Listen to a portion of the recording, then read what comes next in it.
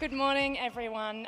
Thank you so much for coming to my talk. I'm very, very excited to be here. I love this conference, so thank you so much for the organizers. And yeah, I'm very excited to take you through a project that I've been working on and helping lead for the last 3 years or so, the Monterey Bay White Shark Project.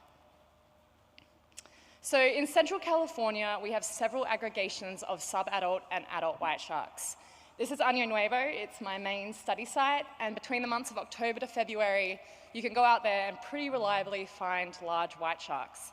That island is a sea lion breeding colony, and on the other side, on the coastal side, it's an elephant seal breeding colony, so a pretty strong predator-prey relationship here. We've been studying here for over 20 years. We have a lot of data, we've answered a lot of questions, but also answering some questions leads to more questions. And as the case with white sharks, we also have public safety concerns. So this is a little map of Monterey Bay. This is Lovers Point. My research station at Hopkins I can see Lovers Point from there. And 4 years ago, within just a month, we had 2 bites on humans at Lovers Point. This resulted in some increased state funding and the development of the Monterey Bay White Shark Project. So this is a multi-institutional, multidisciplinary project. It's led by my boss, Professor Barbara Block at Stanford, who's been collecting data on the white sharks for over 20 years. But we also have Dr. Dan Costa from UC Santa Cruz, who's been collecting data from the sea lions and elephant seals for over 20 years. Corey Garza from the University of Washington, who has some drone expertise for surveying the pinniped populations. And then we lastly have Jason Scorse from the Middlebury Institute, who has used all the information we're learning for a big public outreach and education campaign. And then a number of techs, students, postdocs, and staff helping along the way.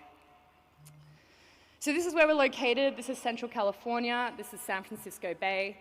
Año Nuevo, the Farallones and Tamales are known as what we call the Golden Triangle. We have a lot of white sharks there. But more recently, we've found some juvenile aggregations in Monterey Bay itself, in very close proximity to the adult aggregations. As part of our project, we focus on these bottom aggregations, and then the California White Shark Project focuses on the northern sites, but we share data and deploy tags as a collaborative team. So what are our questions? So number one, what are the population trends? Are they increasing? How many sharks are there? And we do that through collecting the fin IDs. So each fin ID is unique, like a fingerprint, so we can do mark recapture studies. Our databases are becoming incredibly large, so fortunately AI came along and is starting to help us with that process. And we also collect genetic samples to look at effective population, ecological effective population sizes. Secondly, we look at long-term movement trends. We do that using pop-up satellite archival tags and acoustic tags.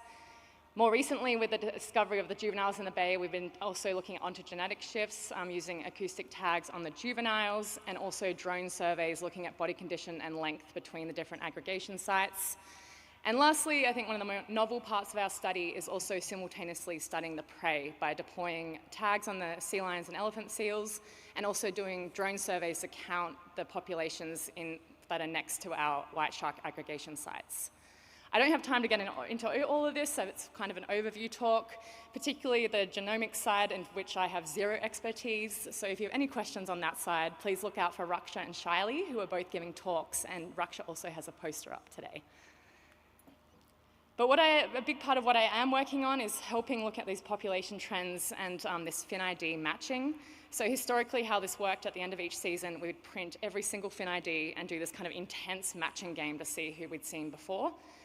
Fortunately, as I mentioned, computer vision came along, and we've co-developed this Shark Matcher program with a really talented master's student from UC Santa Cruz, Fabrice Kerman.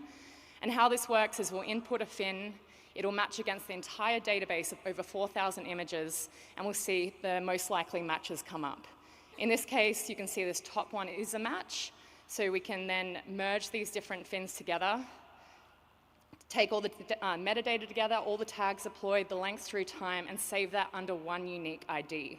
So we have over 1,000 sharks in the database. This has saved my life. It's saved me so much time. I love it so much. And the next steps will be to opening it up to the wider white shark community to input their own fins, use it to help them out, and also incorporating the population model into it. So at the end of each season, instead of having to rerun all the stats ourselves externally, just kind of have a button and be like, how is the population trending this year based on our additional data? Our long-term data efforts, tagging efforts, have shown that these animals are migrating offshore. They actually spend the bulk of their year offshore in a place we know, the White Shark Cafe. But as a part of this project, we're more interested in what's going on at the coast. So acoustic tagging comes into more useful here. So at the beginning of the study, kind of phase A, we use all the existing data to look at the trends between the different demographic groups, so the males and the females, the adults and sub-adults. But this was largely based on just 4 receivers from over 20 years and just those sub-adults and adults. So we had that question now of what is going on more broadly through the coast and what's happening with the juveniles. So to do this, we expanded our array from just 4 receivers to around 32, kind of clumped into sites here, led by efforts by our postdoc, Dr. Evan Burns. And then we've started tagging the juveniles. So as part of our PhD student, Alexandra DiGiacomo's thesis, we've been incorporating and looking at the shifts from the juveniles to the adults. So we have them here ordered from juveniles to adults.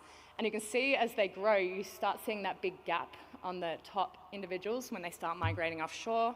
You can also see that color change from those bluer sites when they're being detected largely in the bay to the red kind of colors as they start moving off to the aggregation sites. In terms of the predator-prey overlap, this work is led by PhD candidate George Colasso from Dan Costa's lab. We've started pairing all that acoustic receiver information with what we're learning about the pinniped population. So this is done at a really fine scale. So on Año Nuevo Island, we have camera traps looking at when the sea lions are departing for their foraging migrations offshore and when they're most dense on the island. And then also more broadly at each of these acoustic receiver sites, we're doing drone surveys every month to count all the pinnipeds there. So look at matching up those populations. Again, computer vision comes in handy. Some of these aggregations number in the 10,000s of sea lions, so counting those every month by eye is a little too much. So we've been counting them with these methods. And lastly, a part of this project I've really enjoyed is we've been doing a lot of education and outreach. I think last year it felt like I was on tour giving a lot of talks. We're going to breweries locally in Monterey Bay. We gave a talk to the old retired men's club of Carmel, which was really fun. We developed a new website. We have a YouTube video produced by a local producer, Kip Evans, which has now over 250,000 views on YouTube, which is insane. If you're looking to be entertained, go read the comments section though. We have a lot of females in our lab, and the men watching YouTube don't like that. And that film is also showcased at the Monterey Bay Sanctuary Center in Santa Cruz. So it's played every hour, every day, and lots of school groups go through, which is really great. We developed some new social media pages. We got an undergrad from Taylor Chappell's lab, designed us some beautiful logos, and we're also forming some new baseball cards. So for each shark, we name them, and then there's a little stats card for each shark, which is really fun. As I mentioned, this is a really broad overview. There's so much more in this project. If you're interested at all, please come and find me or anyone else on the team that is here today. But a lot of funders, a lot of people, and yes, thank you so much for listening.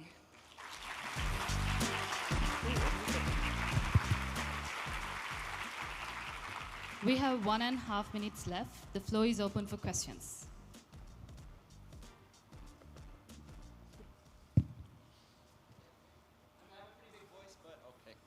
Is this thing working? Awesome. Thank you so much for your presentation. That was wonderful. I especially appreciate what you mentioned about outreach, so my question is based on that. It was, how do you approach particularly interested parties for the first time in a way that builds trust and makes them feel like collaborators? I think doing that part is really integrating them at the very beginning of the project and helping co-design the project. So from the very beginning, we had that MIST team come on board, and we went in there and we had long interviews. They recorded and learnt a lot about the sharks first, and then came up with a strategy of the best way to share that information, what would the public be most engaged in, and they also did some interviews with the public as well in the best ways they think they'd engage with science. Awesome, thank you. No worries. We can have one more question.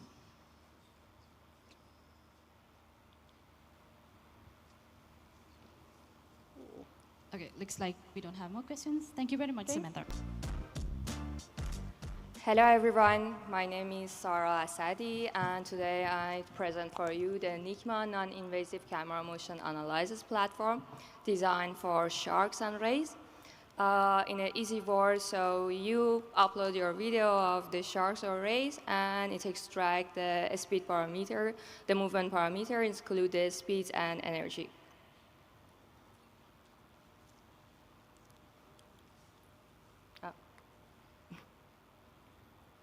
Sorry.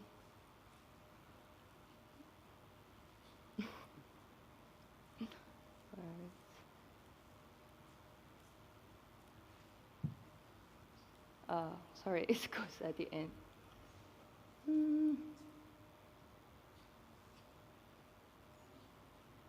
Could you bring it from the first slide? Yeah, thank you. Okay. Why shark study is still as difficult? The shark study is not difficult because we don't know that what we measure about the sharks, but it's about that it's difficult to access the animal.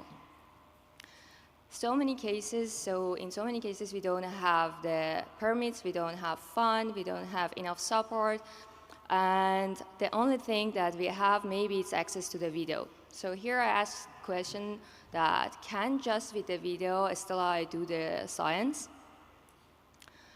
The question is not the can video replace tagging, but it's that can video give us a reliable data just out of a short or non-invasive method. But why just video? Because they are widely available. The tourists collect the video when they go diving. The divers always collect the videos. The scientists even work on the other species, so they collect the videos. And it's non-invasive, doesn't need any experience for collecting, and it's cheap. You just need a camera. So I test my idea that it's really video working. So when I was during my PhD thesis, so I was working on the coral, so I just saw a whale shark in the Abu Musa Island in Persian Gulf, and I collect the video and I tried to test it. It was a short video, just 24 seconds of the whale shark, and I tried to find a way. I searched on the internet, find a motion tracking software that you can find it everywhere online. I upload my video, I did some tracking step-by-step, frame-by-frame manually, and then use the Python and coding and extract the speed, the distance, and at the end, so I calculate the relative energy out of it. And the result was interesting. So the result was on base of what I saw, and also as I knew it for the whale shark, so they were matching. But then I started to validate it, and it was surprisingly they matched to all the literature and the tagging data that already it was reported for the speed and the energy, and the behavior that it was, for example, what I saw, the sinuosity was showing the straight line of the swimming, that it was matched to what also I saw during the dive. And so I thought, okay, so it seems that it's working. So I published a method that maybe the others also can use the same workflow. But still something was wrong. Because, okay, it wasn't anymore just an experience, it was really a method, but it needed to be improved. Because the method that I used, so it was designed for the terrestrial animal, specifically for the giraffe and the elephant that they use it in the Africa for tracking them.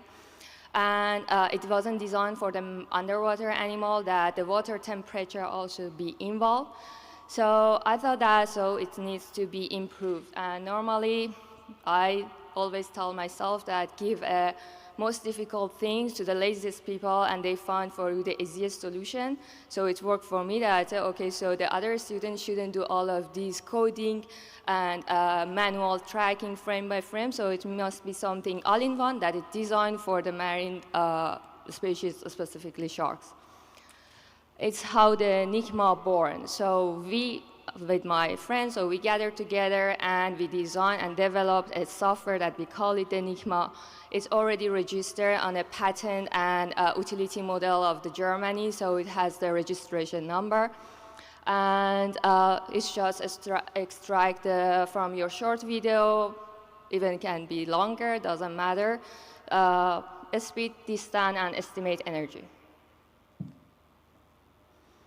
And the workflow is so easy. The processing, you just upload your video, you just indicate on the body of your target animal on base of the measurement that you gave it, and the software starts to tracking, and at the end you have a 2 graph for the speed and energy, and also you have the frame by frame Excel sheet, and also the summary of all of the data that you need.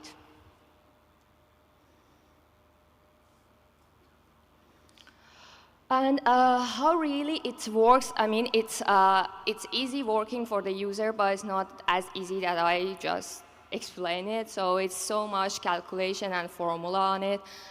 We frame by frame follow your animal, so we turn it all the pixel to the meter as a scale that you gave it to us.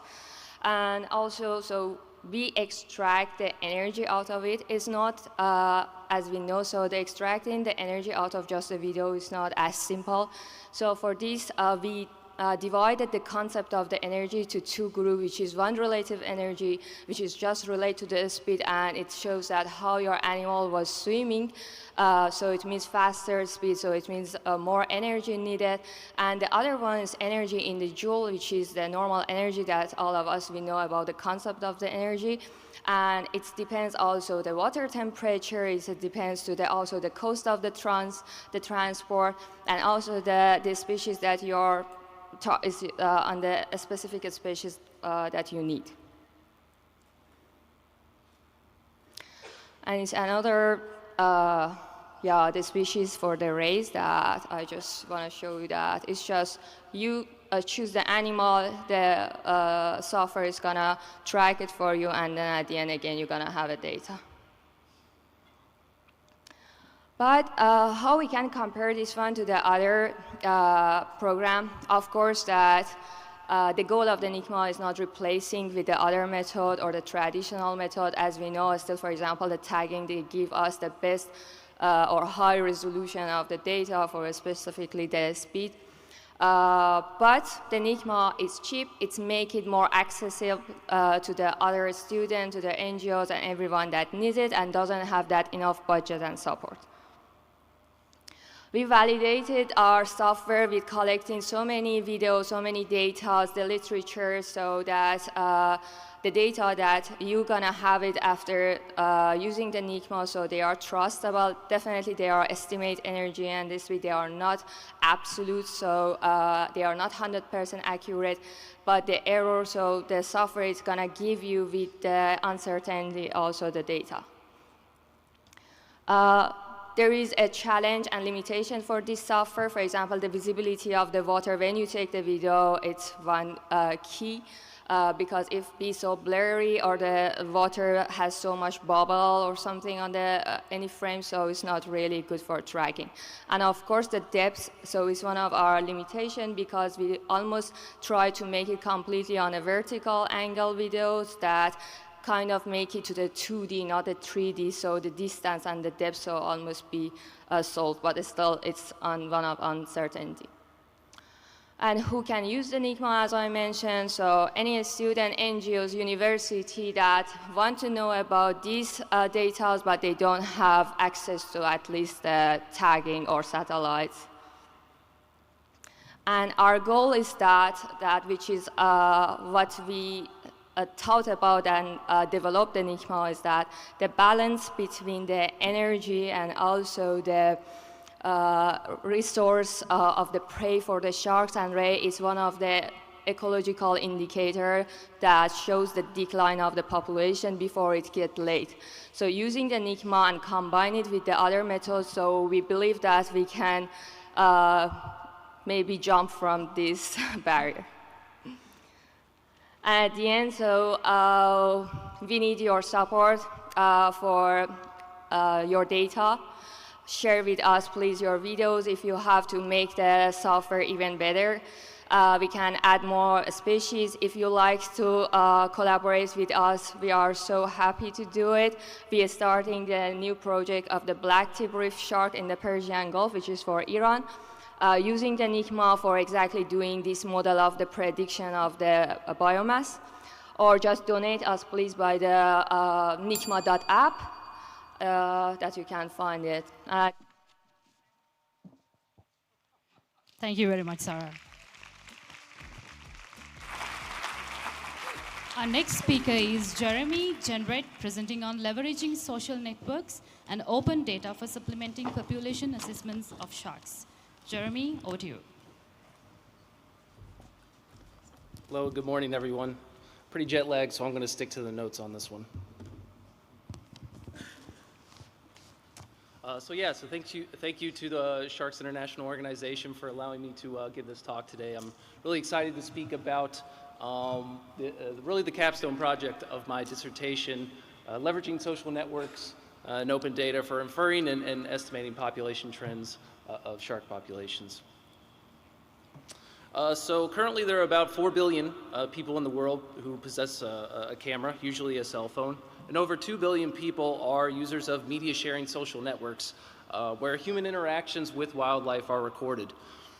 This media is accessible at varying levels depending on social networks, given the social network, but this gives us the opportunity to collect a massive number of shark encounters for the use of estimating population trends. However, social media posts are often unstructured and variably tagged, making it challenging to interpret ecological trends without programmatic and statistical methods. So given the caveats that we know about networks, we developed a strategy to mine posts, assign taxonomy, location, and date, and validate this information. Then we used a regression approach to predict population trends in regions with long-standing histories of shark research for the purpose of calibrating and refining our models. And so all this goes to answering the questions, how can we interpret social network trends biologically? Can these trends support or supplement traditional population assessments? And can they even provide a novel perspective on population health? So we evaluated 4 primary platforms based on how many raw observations they contain, the accessibility to those observations and user activity, and the quality of metadata such as location and date. Instagram leads the pack with over 2 billion users worldwide and shows the most observation potential, but access and metadata is severely limited by privacy restrictions and other policies. Flickr is used primarily by photographers and contains a lot of posts and spatiotemporal information, but a lot of this metadata can be imprecise. iNaturalist is especially promising. It offers a large number of observations, rich metadata, and verified observations where multiple users can come to a consensus on the species. The Global Biodiversity Information Facility aggregates many shark sightings, but only a fraction of those actually contain associated images. The data is easily accessible, but the observation effort and metadata vary widely across surveys. So this figure here shows how we turn those messy posts into structured observations data labeled with taxa, time, and location. The black dots are filtering steps, and the green dots represent metadata that's already available on the platform. From Instagram, we scraped a sample of popular shark hashtags. From Flickr, we use search queries in 56 different languages to capture global sightings. From the other 2 platforms, we were able to source all shark observations directly from the platform. Next, we use our AI classifier called the Shark Detector, now with a companion R package, to filter images based on taxonomy. We use Google Maps geocoding functions to parse the text of Instagram posts because precise spatial information is usually kept private. Then we removed posts geolocated inland as they are likely mistakes or too imprecise. We removed aquarium sharks. We removed reposts of previous sightings. And finally, we validated the remaining pool of posts so each record has defensible ecological information. iNaturalist and GBIF records have been verified by experienced citizen scientists, and so we accepted these at face value. So in total, we sourced over 5.4 million posts. We identified nearly 1 million posts containing an image of a shark, 700,000 as naturally occurring, meaning they had correct spatial information and were not reposts or aquarium posts. The The majority of human-validated images comes from iNaturalist and GBIF, as we expected. While we were able to filter Instagram and Flickr images substantially, we need citizen scientists to check these more rigorously. So the distribution of sightings is global. Overlap of all platforms occurred around popular tourism sites such as the Caribbean, the Maldives, and the Oceania region. But next we need to demonstrate a simple statistical method for predicting or modeling shark abundance trends over time. And to do that, we chose several case study regions in this upcoming paper, but for the purpose of and sake of time of this presentation, I'll just show one. The Bahamas region is a highly studied region for shark populations and gives us the opportunity to compare our trends with historical assessments. And so to model abundance, we crowdsourced all observations from in the region, not just shark sightings. And so this is important for reconstructing total observation effort. We used a negative binomial model because count data can be variable and contain a lot of zeros.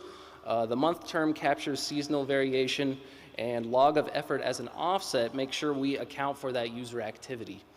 The year variable captures a linear long-term trend as well as interannual estimations as the points. And to make predictions comparable across time, we standardize them as sightings per unit effort, or SPUEs, with a fixed effort to show a biological rate of change and not just the fluctuations of social network posting. So the advantage of this approach is its scale, right? Here we show in the Bahamas, we capture relative trends actually for 12 species. 3 of these are not shown for the sake of space. But spatially, the bulk of sightings occur around the northern Bahamas as well as the Florida coast. And temporally, shark sightings increase across all shown species, likely reflecting the strong protections imposed in the area. In 2011, there was a nationwide declaration of a shark sanctuary in the Bahamas. This reduced fishing pressure and allowed or created conditions for shark populations to recover over time. About 50% of all observations are nurse sharks, where, as well as when standardized, we see strong overall increases in relative abundances for silkies, black tips, bulls, and lemon sharks. However, these trends still might reflect some artifacts of increased user intensity throughout the years as iNaturalist grew in popularity. For Flickr, we need to interpret these trends a little more cautiously because not all of the sightings have been validated by a human, okay? So that's pretty important. So for each plot, I've appended the accuracy of the shark detector to classify that particular species. We see a little larger error margins and more mixed trends here as you would expect with non-validated observations that might not as be indicative of decreasing population abundance. But we have over 30 years of survey data that exists for this region. Long-lining, commercial bycatch trends, and baited camera surveys make up the majority of assessments. I cherry-picked these 6 species because they represent coastal, reef-associated, and highly migratory species across varying conservation statuses. And when we compare our trends with these studies, we see strong agreement with iNaturalist. However, contrasting nurse shark trends may point to detectability bias rather than true population changes. iNaturalist may represent this species a little more consistently, while competitive photographers from Flickr might grow tired of taking the same image of a nurse shark swimming around, similarly to a tiger shark. And so this may be misrepresented over time within Flickr. But iNaturalist trends agree more strongly with the North Atlantic bycatch analyses from 2012 and 2021 and agree to a lesser extent with those independent long-lining and BRUV surveys. And we show similar trends for rare and endangered species as well, but more data and bias correction should probably be implemented for them. So in conclusion, we sourced millions of raw posts and structured them into occurrence and effort data sets. We built a framework for developing population trends at scale and providing a blueprint for other regions and marine protected areas. While we controlled for basic biases, more work needs to go into separating the specific caveats of Flickr and Instagram especially, and holding their metadata to a higher standard. Ultimately, we demonstrated a way to handle big data and create those ecological perspectives that can be immediately considered by conservationists and managers for driving policy. And that's really my hope for this tool, is that it will be used by managers such as NOAA or conservationist organizations such as the IUC and Red List for evaluating population benchmarks. So with that, I'd like to thank those that supported this project. I want to thank my collaborators, the Virginia Tech Advanced Research Computing Center, and for sponsoring my attendance to this wonderful conference. Thanks to Saltwater Inc., Virginia Tech, and NOAA. And if there's any time left, I will take a question. Thank you very much, Jeremy. Now I would like to invite Edward Lavender, who will present statistical tools for tracking Elasmobranchs and advancing conservation. Edward, the floor is yours.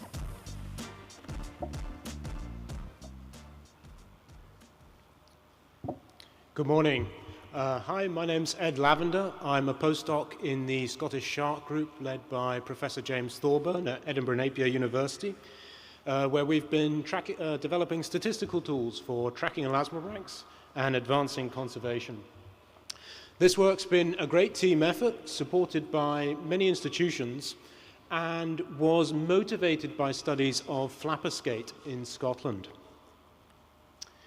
This is the world's largest skate species. They were once distributed across much of Western Europe, but were extirpated from parts of that range by commercial fishing and are now critically endangered. In 2016, a Scottish marine protected area was established for flapper skate, and an acoustic telemetry system was set up to monitor skate in the area. So we had an array of receivers that could detect acoustic transmissions from tagged animals swimming within range. For flapper skate, other technologies like archival tags were also deployed in tandem with mark recapture angling. So our goal has been to use these indirect observations to estimate Elasmobranch movement trajectories. This is the crux of animal tracking. Almost everything we're interested in, including movement, space use, residency, habitat selection, social interactions, and so on, depends on probabilistic estimates of individual location through time.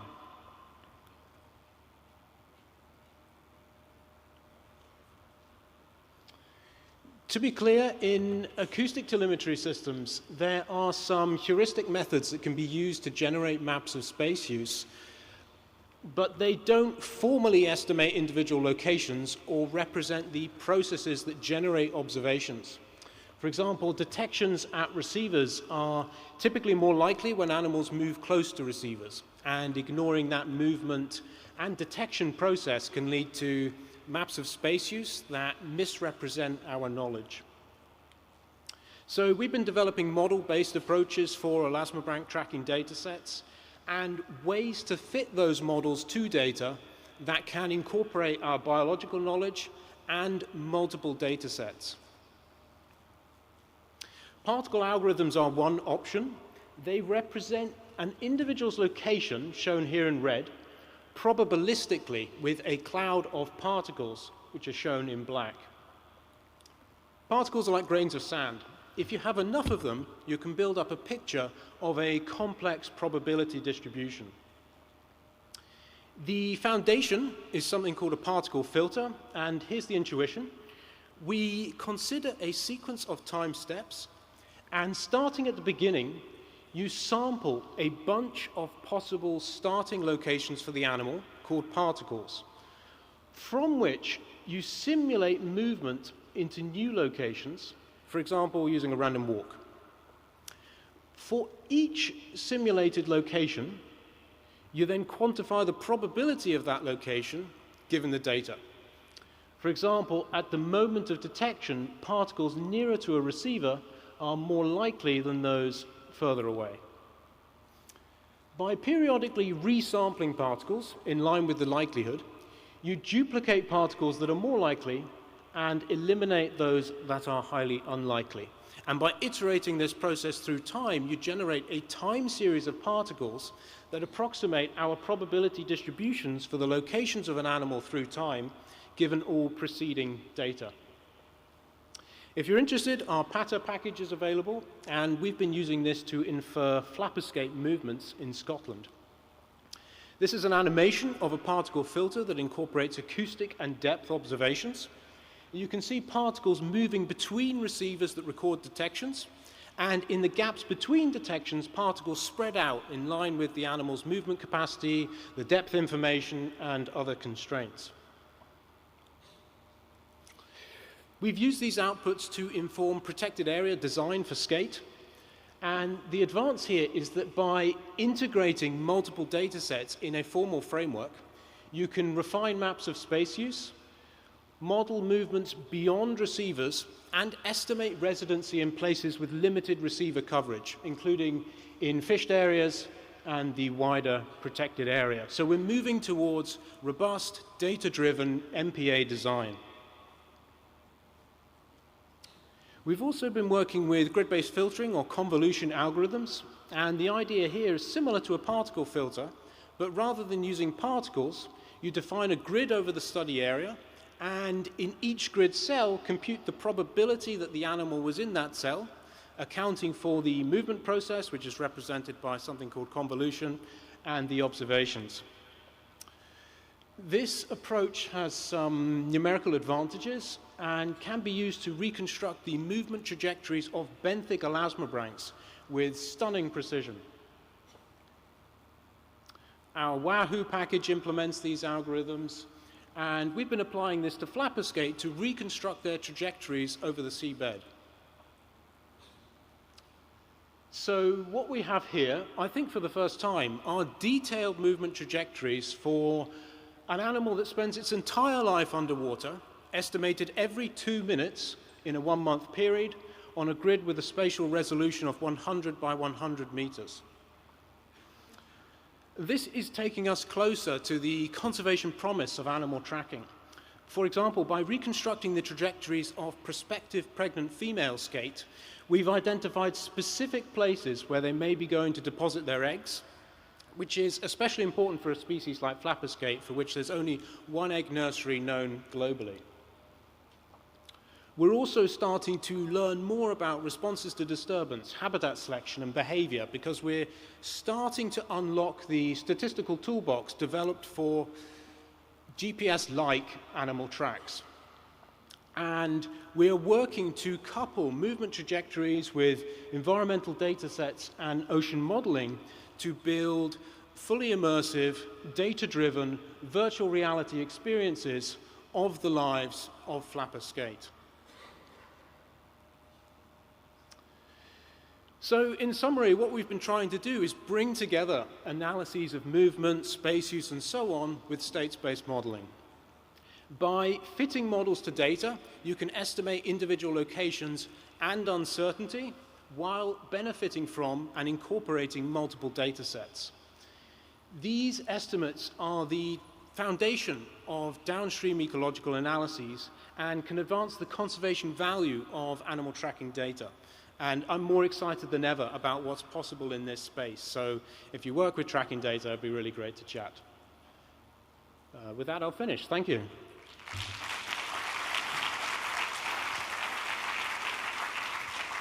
Thank you very much, Jeremy. We can now open the floor for questions.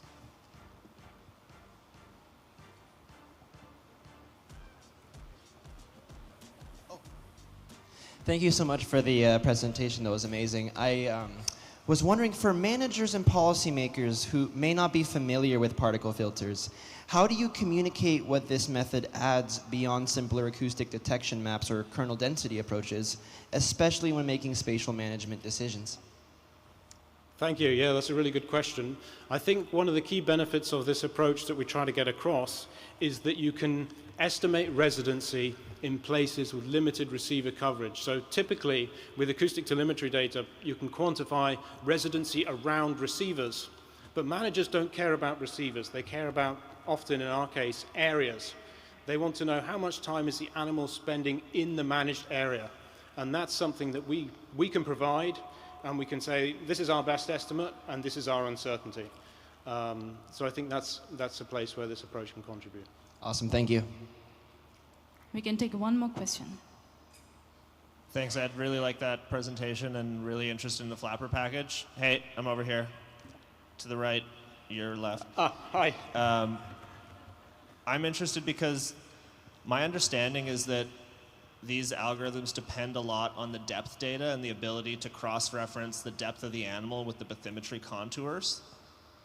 Do you think that this is extensible to other situations where you don't have a benthic animal that's on the bottom, and can you use the particle algorithms to estimate space use for animals that are, say, pelagic, and the depth information will provide you no additional information about where they are relative to the receivers?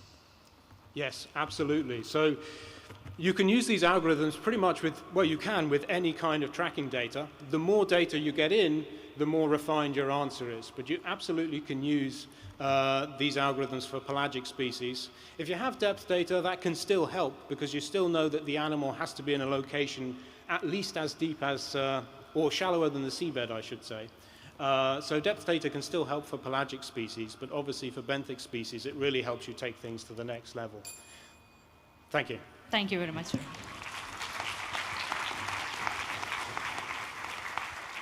Our fifth speaker in this session would be Chloe N. Roberts, presenting Expanding the Capabilities of Stable Isotopes and Fatty Acids for Quantitative Diet Estimation. Over to you, Chloe.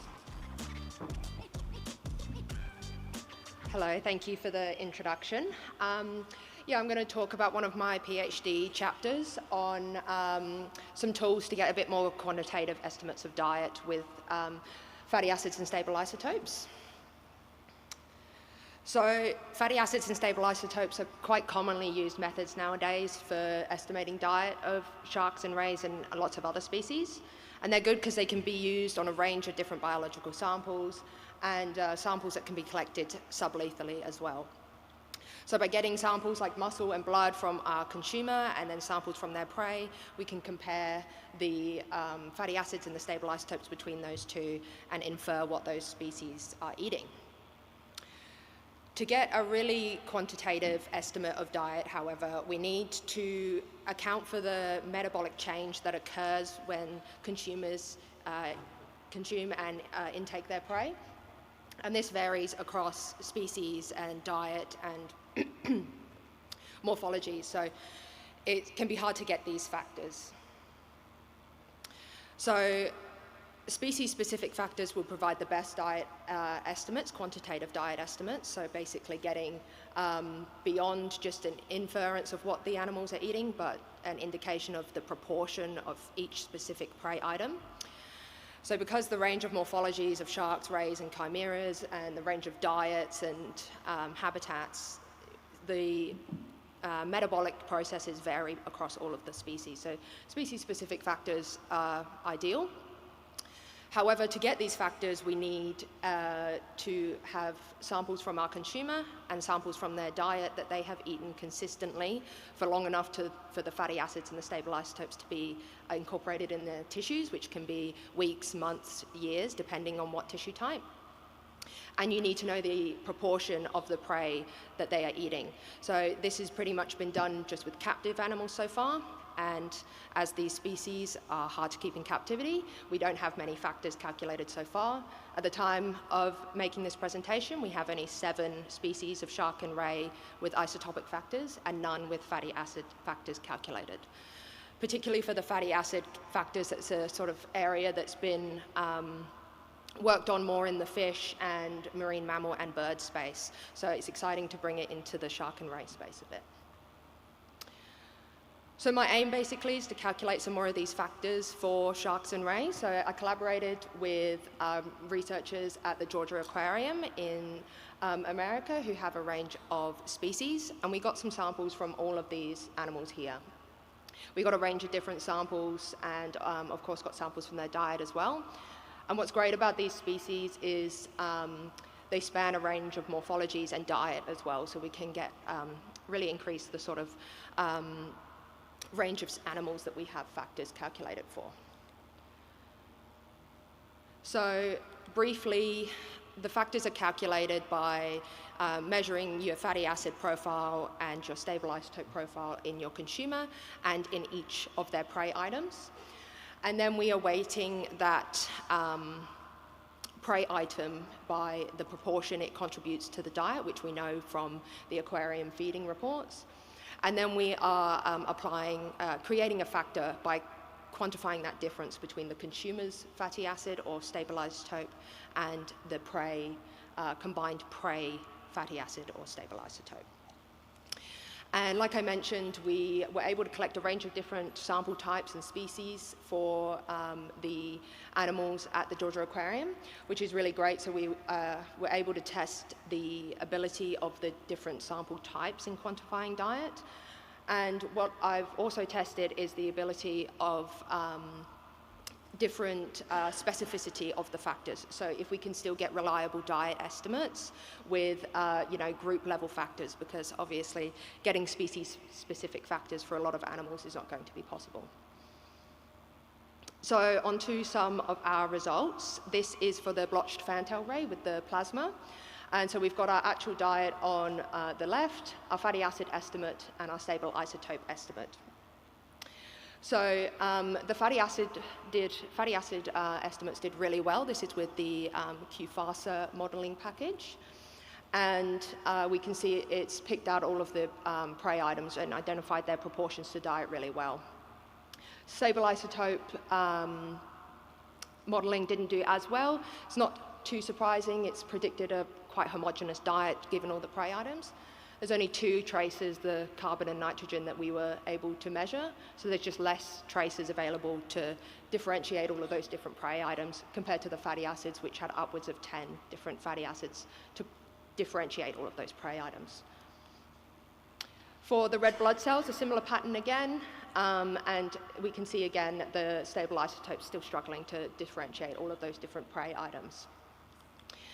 For the whale shark, which is a species that has much less diversity in its diet, fatty acids did the best, but we can see the stable isotopes are doing a bit better with those lesser prey items.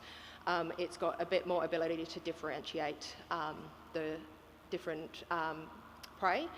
We can see, however, it's struggled to differentiate between the 2 species of krill. It's not surprising, given they're likely isotopically similar.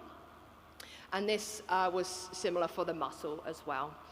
It doesn't mean that we can't use stable isotopes for the diet estimates. It just means we need to think about how isotopically distinct our prey items are and potentially group those similar prey items together to give the models more power in differentiating those similar prey species. So like I mentioned, I wanted to test group level factors as well. So all the previous stuff has been with species-specific factors. This is with group-level factors, so this is the average of the whale shark factors and the lesser devil ray factors that have a similar diet. And unsurprisingly, it hasn't done as good a job as the species-specific factors, but the fatty acids have still done a really good job in distinguishing those top 3 prey items, which is great considering the limitations on the model here. The stable isotopes is, again, struggling to differentiate between those 2 similar krill species. However, if we were to group those together, it would definitely have a lot more power in differentiating those. So a blotched fantail ray with group level factors. So this is the average of factors from all of the rays that we collected samples from. Again, we can see the models are starting to struggle a bit now. Obviously, this animal has a lot of variability in its diet. And with the limitations of the non-species specific factors, even the fatty acid models are starting to struggle with this. So like I mentioned, what we can do is group those similar prey species together when we don't have our species-specific factors. And we can see the fatty acid estimate has done a lot better job here once we've grouped our species together. When we're grouping these prey species together, we want to make sure that we're doing it in an ecologically relevant way, not just grouping things together that will make our data look nice. so there's lots of things to consider with all of this. So given this is a very sort of new area, particularly the fatty acid stuff to the shark and ray space, I wanted to give a few recommendations and things to think about. Definitely want to see more of this stuff happening, but we definitely need more studies on captive species to get more of those factors, to understand how the different tissues, different species, and even the same individuals within the same species might vary in factors based on different diets as well. So yes, more captive studies are definitely needed. To advance with this research, I would recommend that if anyone wants to sort of investigate using these quantitative diet estimates, using morphologically and ecologically similar species to what you can find. Tissue-specific factors are very important. You can't apply muscle to, say, liver due to the metabolic changes in those tissues. And also collect spatially and temporally relevant prey to your consumer.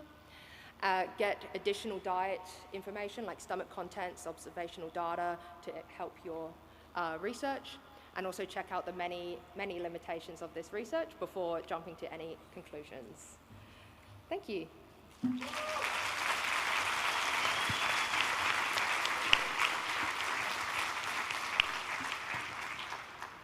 Thank you very much, Chloe. Now I'd like to invite the last presenter for the first part of today's session, Naima Andrea López, presenting advancing remote monitoring of scalloped hammerhead sharks using human-in-the-loop drone analytics. Naima, the floor is yours.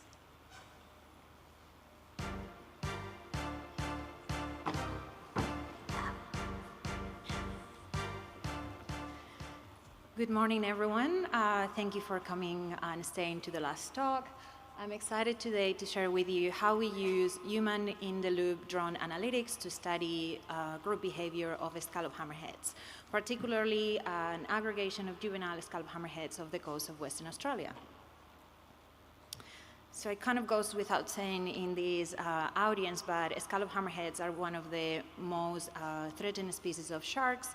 They are globally listed as critically endangered, and as such, they are also part of multiple international agreements such as CITES under Appendix 1, CMS Appendix 2, and most recently Appendix 1. And that means that, understandably, most of the conservation approaches or actions are in relation to reducing the mortality and limiting the trade.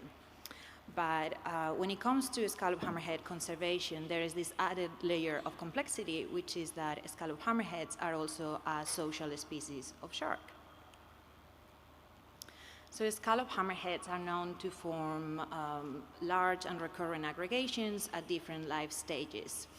And the group dynamics of these aggregations is still poorly understood, let alone how humans might be disturbing these group dynamics. So what we ask is, can we study the hammerhead grouping behavior from a non-invasive and remote perspective? And also because we want to see if not just a small disruption of their grouping behavior, but the repetition of these disruptions might have potential detrimental effects over time. So for the last 6 years, I've been monitoring and studying recurrent aggregation of juvenile scallop hammerheads off the coast of Western Australia in Perth. And we've looked at, with drones, and we look at things such as the occurrence throughout the summer season when we see them, also the relative abundance, the group structure, and the area has been also recently delineated as an ISRA. So what we're doing now, we're using all those videos that we have and asking questions about group behavior. So we team up with the University of Montpellier, with the David Muyo Lab, to develop 4 stages analytical workflow where we start training a detector. So the first step of the detector training is we allocate shark detections that they are reviewed by a person, and we use it to train and improve the model. So once we have the detector trained, we apply these to our drone videos across all of the frames, and then generate what is called oriented bounding boxes, or those yellow boxes that you can see in the phase 2. Once we've allocated O-box or oriented bounded box to each of the hammerheads, then we run the model over the whole video across all the frames and track all those boxes as each individual shark. And importantly, the human in the loop is that at every step we have human validation, and also on post-processing before we extract any positional and oriental data. So we extract body size from that O-box. We also extract centroid of the aggregation, centroid of the animal, multiple points within the body of the shark, group radius, and orientation angles. So once the tracks are validated is then when we derive the behavioral indicators from the orientation and spatial or positional data. So we quantify cohesion as how closely grouped together are the sharks, and we estimate these from their body size and the group radius. And if you can imagine, you're a highly cohesive group if most of all the sharks are grouped together, and a low cohesive group if there is more dispersion or more space among the sharks within the aggregation. We also quantify polarization or directional alignment as how similarly sharks move. How similarly sharks move. So a group would be highly polarized if they are all swimming in a similar direction, and low polarized if there is a more chaotic direction swimming. We also quantified body orientation chains, or BOC, and this metric is basically looking at how rapidly an individual shark is changing in movement direction through time. So if I'm shark A and I'm swimming in this direction in frame 1, this direction in frame 2, this direction in frame 3, I have a high BOC value, and if I stay pretty much in the same direction for multiple frames, I'll have a low BOC value. We are also working on extracting tailbeat frequency for all of the sharks within the aggregation to use it as a proxy for energy expenditure. And we are using segmentation-based analysis, but we're still refining the method on that. So using this metric, what is allowing us is going from basic detections using drones and manual identification of each individual to being able to quantify collective behavior of social species of shark. So with this data, then we ask, is group behavior changing over time, and what happens if there is a disturbance event? So today I'm showing just the preliminary data of a particular video when the disturbance event is the presence of jet skis. So I don't know if you can see the colors. I cannot see it there, but so what we did is we used GAMS to model the behavioral indicators over time as a smooth function of time, and then we used the disturbance phase, so either before, during, and after, as a categorical effect. And what we found is a strong temporal structuring of cohesion and polarization, and BOC was very dynamic and not, it didn't reflect as a function of time or disturbance. So what this means is when the jet skis came into proximity with the sharks, the cohesion of the group significantly dropped, meaning the group became more dispersed. And interestingly, the polarization also dropped significantly, so that means that they were a bit less, significantly less aligned. So the overall message is that although drones have been around for a few years now, helping us to better understand sharks and shark behavior. It's only now when we add AI and human validation that we can look at group behavior at a scale and resolution that we didn't think it was possible. So that's very exciting.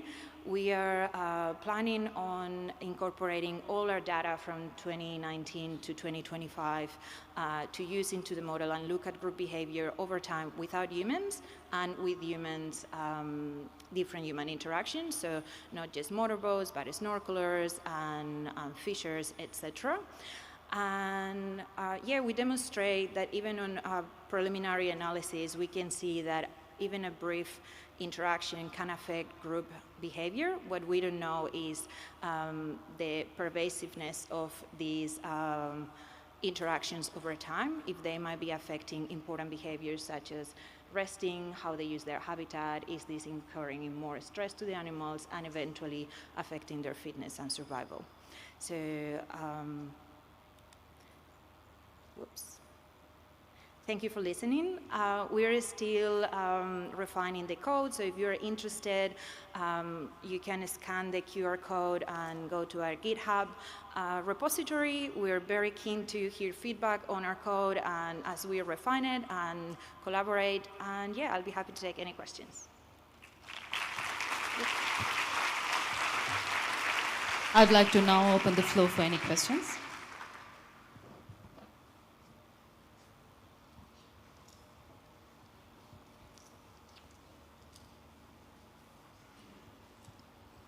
Thank you. Thank you for your talk. I just wondered if the drones themselves cause any disturbance to the sharks, and if they do, how do you account for that in your analysis?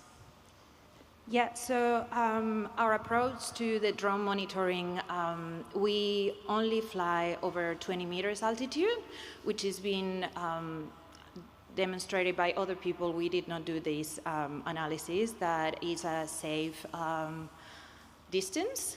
We also, on the first year, we also flew as low as 8 meters, but just to get a few days, just to get some estimations of body size. But we don't fly that low anymore. So the videos we are using are trying to capture the whole aggregation, not particular individuals. So they go from 20 to 60 meters altitude.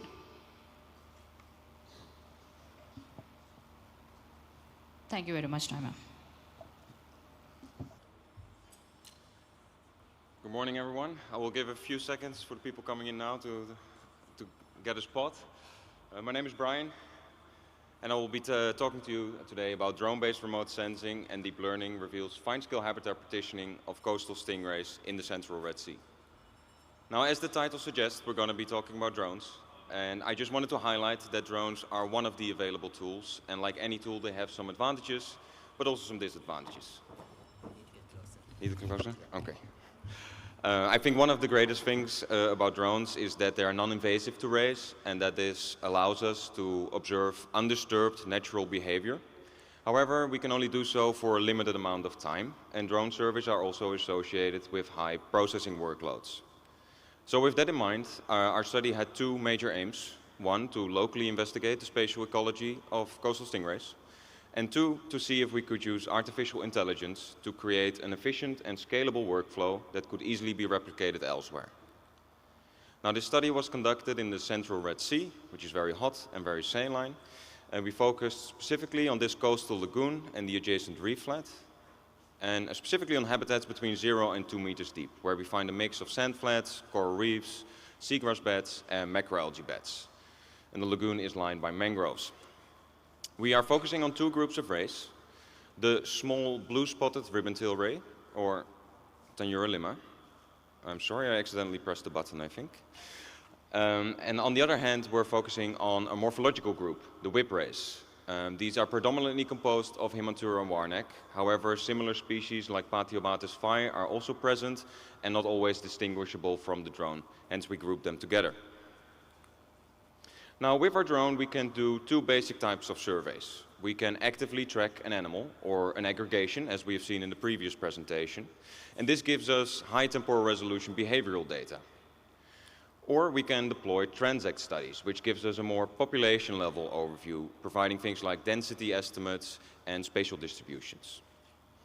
Now, these two survey types provide highly complementary ecological knowledge, And I hope to show you today that it also has a methodological synergy. Because particularly the transect surveys are associated with a high processing load. Do a few surveys with a drone and you quickly accumulate thousands of images. And in the case of transect surveys, you do not know yet which of these images contain array and which do not. So does this image contain array? I had to answer this question for 30,000 images, which was kind of horrible, I won't lie. So this one does, right here in the corner. The blue spotted rays are very tiny. Now, of course, there's an obvious solution here, artificial intelligence. However, to train an effective artificial intelligence model, we need a proper training data set. And that is where the tracking surveys come in. So what we did is that we subsampled our tracking surveys, annotated those images on a platform called RoboFlow. We then created some Python code that cropped out only the annotated region of the image. And we do this because the full-sized image is too large to be used at full resolution in an artificial intelligence model. Even on a supercomputer, this causes all kinds of memory issues. And downscaling would lose too much resolution. So using these crops, we trained a YOLO-based object detection model. And once that achieved sufficient accuracy, we applied it to a sliced version of our transect images, again to avoid the same memory issues. Finally, we incorporated the step of manual validation to really get the best accuracy possible. And this worked really well. Manual validation only took 30 minutes to 1 hour per survey, where manual annotation would take over 10 hours. Not only was the AI-assisted workflow more efficient, it was also more accurate, detecting overall 97% of all the rays we found, compared to only 76% for human annotators. If we look into that data a little bit more closely, we see that it's indeed these small blue-spotted rays that cause this difference. If you have to look through 30,000 images, it's just really easy to overlook them since they only occupy about 1% of the full image. This is already very zoomed in, and you can see how difficult it still is to spot them. Now, using the AI model, we analyzed all 30,000 images, and we find these spatial distributions. What is immediately obvious is that Tanura lima, the blue-spotted ray, is much more abundant than the whip rays. But we also see spatial partitioning at a super small scale. This whole area is only a few hundred meters. They could easily swim across in 10, 20 minutes, and still we see this difference. Tanura lima is more abundantly found within the lagoon than on the reef flat, and specifically in this area next to the mangroves. Here we find a very shallow sand flat, while the whip rays are predominantly found on the reef flat. This is more exposed, slightly deeper, and we observe that they selected macroalgae beds specifically. If we then switch to our tracking surveys, we can see how these species use these areas. And in both groups, we saw a lot of foraging activity, where swimming was constantly interrupted with the rays staying stationary in a single spot, moving around on the substrate. However, they don't do so in the same way. Where we observed a lot of excavation feeding in Tanura lima, then digging into the sediment, we almost never observed this in the whip rays. The same pattern emerges from our transect surveys. And we see that it's actually the sand flat next to the mangroves where all the digging by Tanura lima happens, indicating this area specifically as a key foraging ground and a hotspot for ray-induced bioturbation. With that, I've come to the end, and I hope that I've been able to show you how drone-based tracking and transect surveys are highly complementary, both ecologically and methodologically. That AI-based inference can be both more efficient and more accurate if you have good training data and are intentionable about how you size your images. In terms of ecology, we have seen that coexisting stingrays divide the habitat at sub-kilometer scales, with Tanura lima selecting mangrove-adjacent sand flats where they feed through excavation, while the whip rays occupied reef-flat macroalgae beds where they fed non-disruptively, likely on surface prey. Overall, we saw at least 9 different Elasmobranchs species using the area, increasing the number by 3 from previous records, including the critically endangered Halavi guitarfish. With that, thank you very much for your attention. I would be open to answering some questions.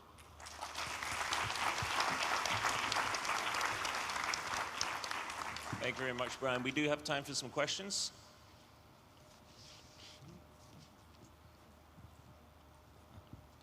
Hi, thanks for that talk. I'm over here. Here. Yeah. You have kind of a fairly hard AI problem because you have sort of low contrast between your species and the bottom and that sort of thing.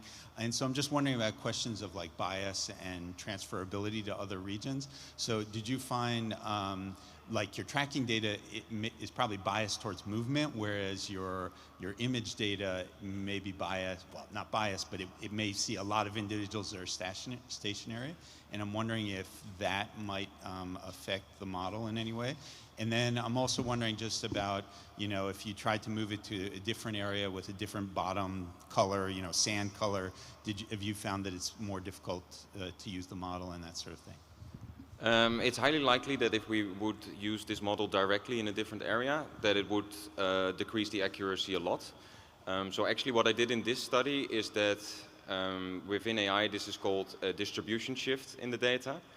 And I'm actually minimizing that by using the same drone in the same area at the same altitudes in my tracking surveys as where I will do my transect surveys. So would you want a model that is applicable in many places? You would sort of need to do the opposite thing and collect very variable data that you're going to annotate. But if you want to quickly be able to deploy a model in your specific area, then using tracking surveys in exactly that same area can be very beneficial to quickly train an accurate model for your specific case study. All right, thank you very much, Brian.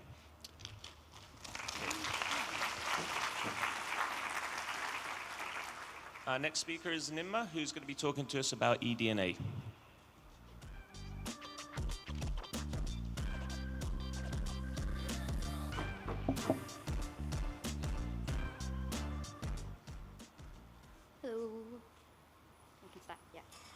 I'm Nimna, and I'm going to be talking about the use of eDNA for monitoring Elasmobranchs fisheries, artisanal fisheries mainly.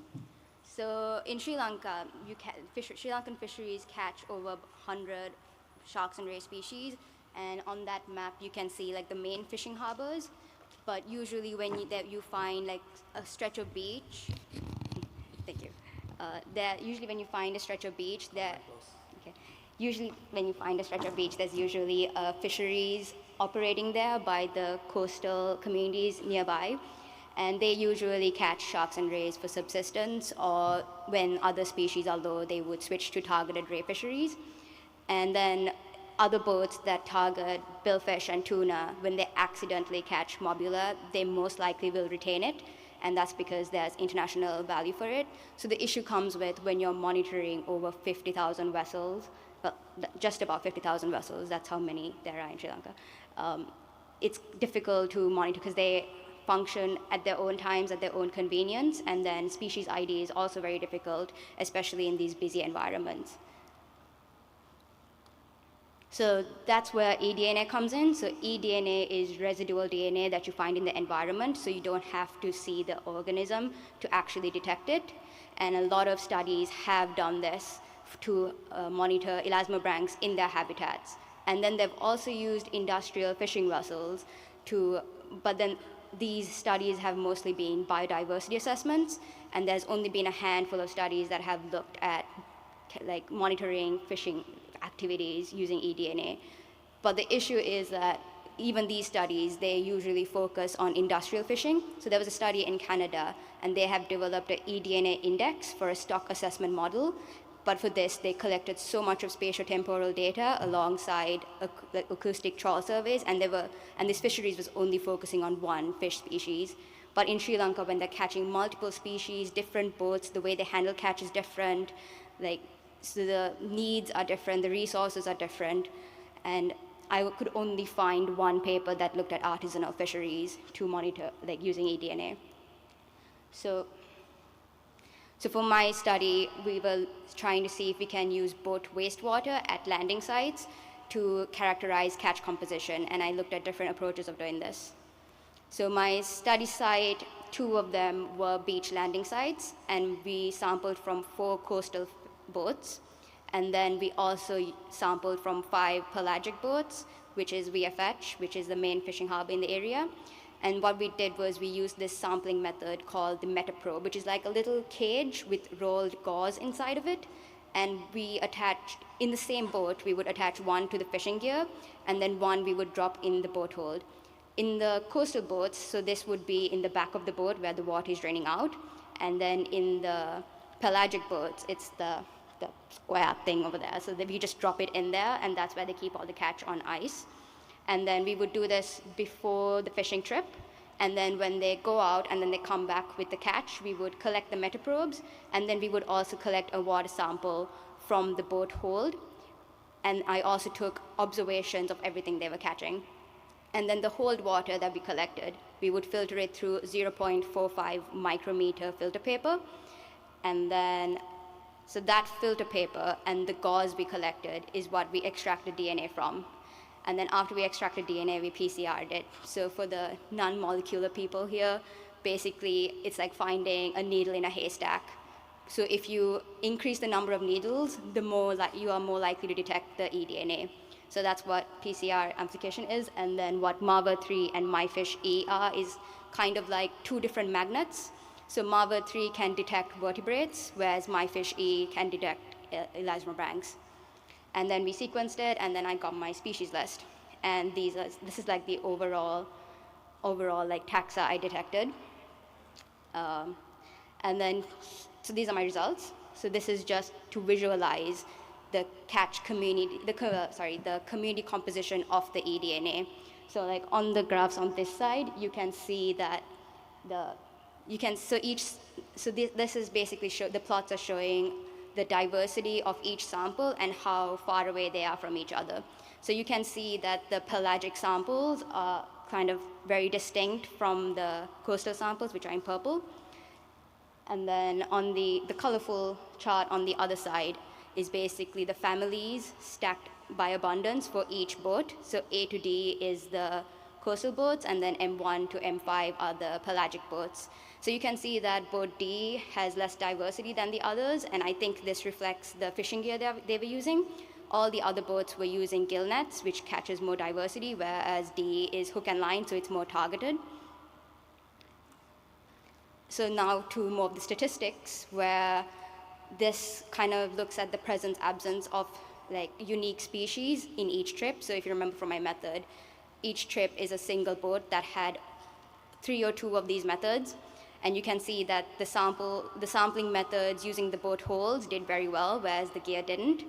And the issue with the gear metaprobes was that they were a bit difficult to coordinate with the fishers, especially on the pelagic boats and the hook and line. But the hold and the boats then they matched 90% of the time with what I was observing, what they were catching. So this is looking at all the Elasmobranch species in 2 of the boats that I collected from on 5 consecutive trips. And the stars are showing where I actually observed the shark or ray species on the boat. And then blue to yellow is reed abundances of reed abundances of what was detected by the eDNA.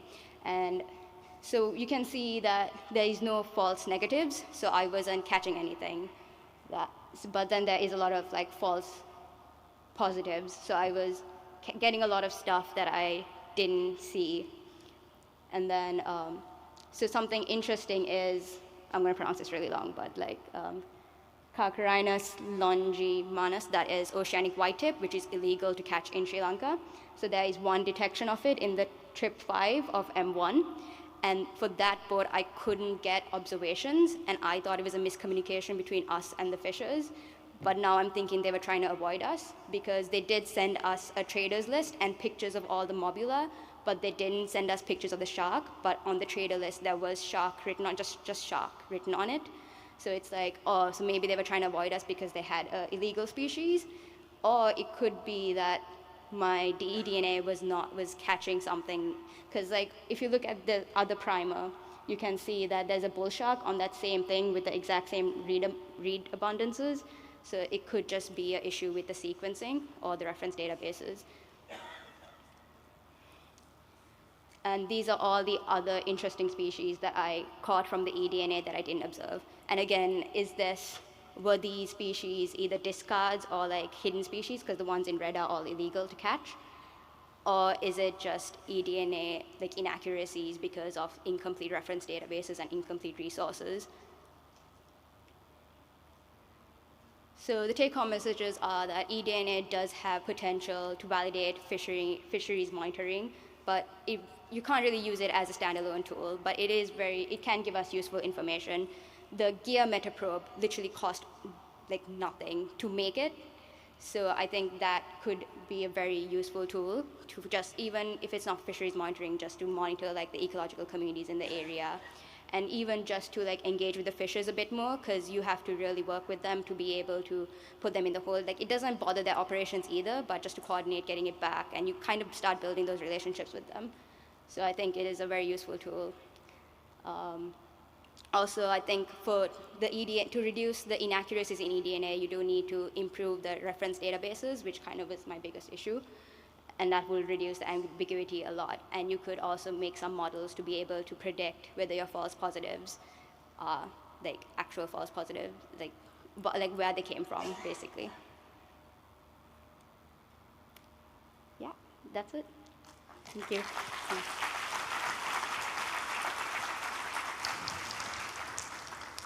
Thank you very much, Nimna. We have time for a very quick question. Hi, thank you for your talk. Have you considered that maybe your false positives could be either the hull is contaminated from previous fishing trips, right? So yeah. You might not have seen the oceanic whitetip, but they might have caught it before, yeah. And you saw some traces because it was not yellow, it was 10 yeah. Or it could be also water from the surrounding environment that got into the hull. So it's, how can you consolidate those two potential sources of DNA? Yeah, so one part of the study was we were trying, so that's why I had multiple trips from the same boat, but so like the 5 trips was the maximum I could collect with the time I had, which I think wasn't enough. So that's what something we were trying to do, to like collect across things. And then for the coastal boats, we did wash the boats. So we tried doing that, and then we collected a control. But again, we just didn't have enough across the things. And then they also use gill nets, so they catch a lot of species. So I couldn't really find an index species to like be able to like check how much the carryover happens across the trips. So that is something that could be done in the future if anyone is interested in this. I think it should be done because that is important. And then also the contamination from the water is something that to consider. So something I didn't include it here, but something I did notice was that the boats that had less species richness was getting more false positives. So I think the less catch richness there is in the boat would like increase the primers like binding to other things. So I think there is potential to like model that sort of interactions. Thank you. Okay, our next speaker is Nick, who's going to be speaking to us about shark count.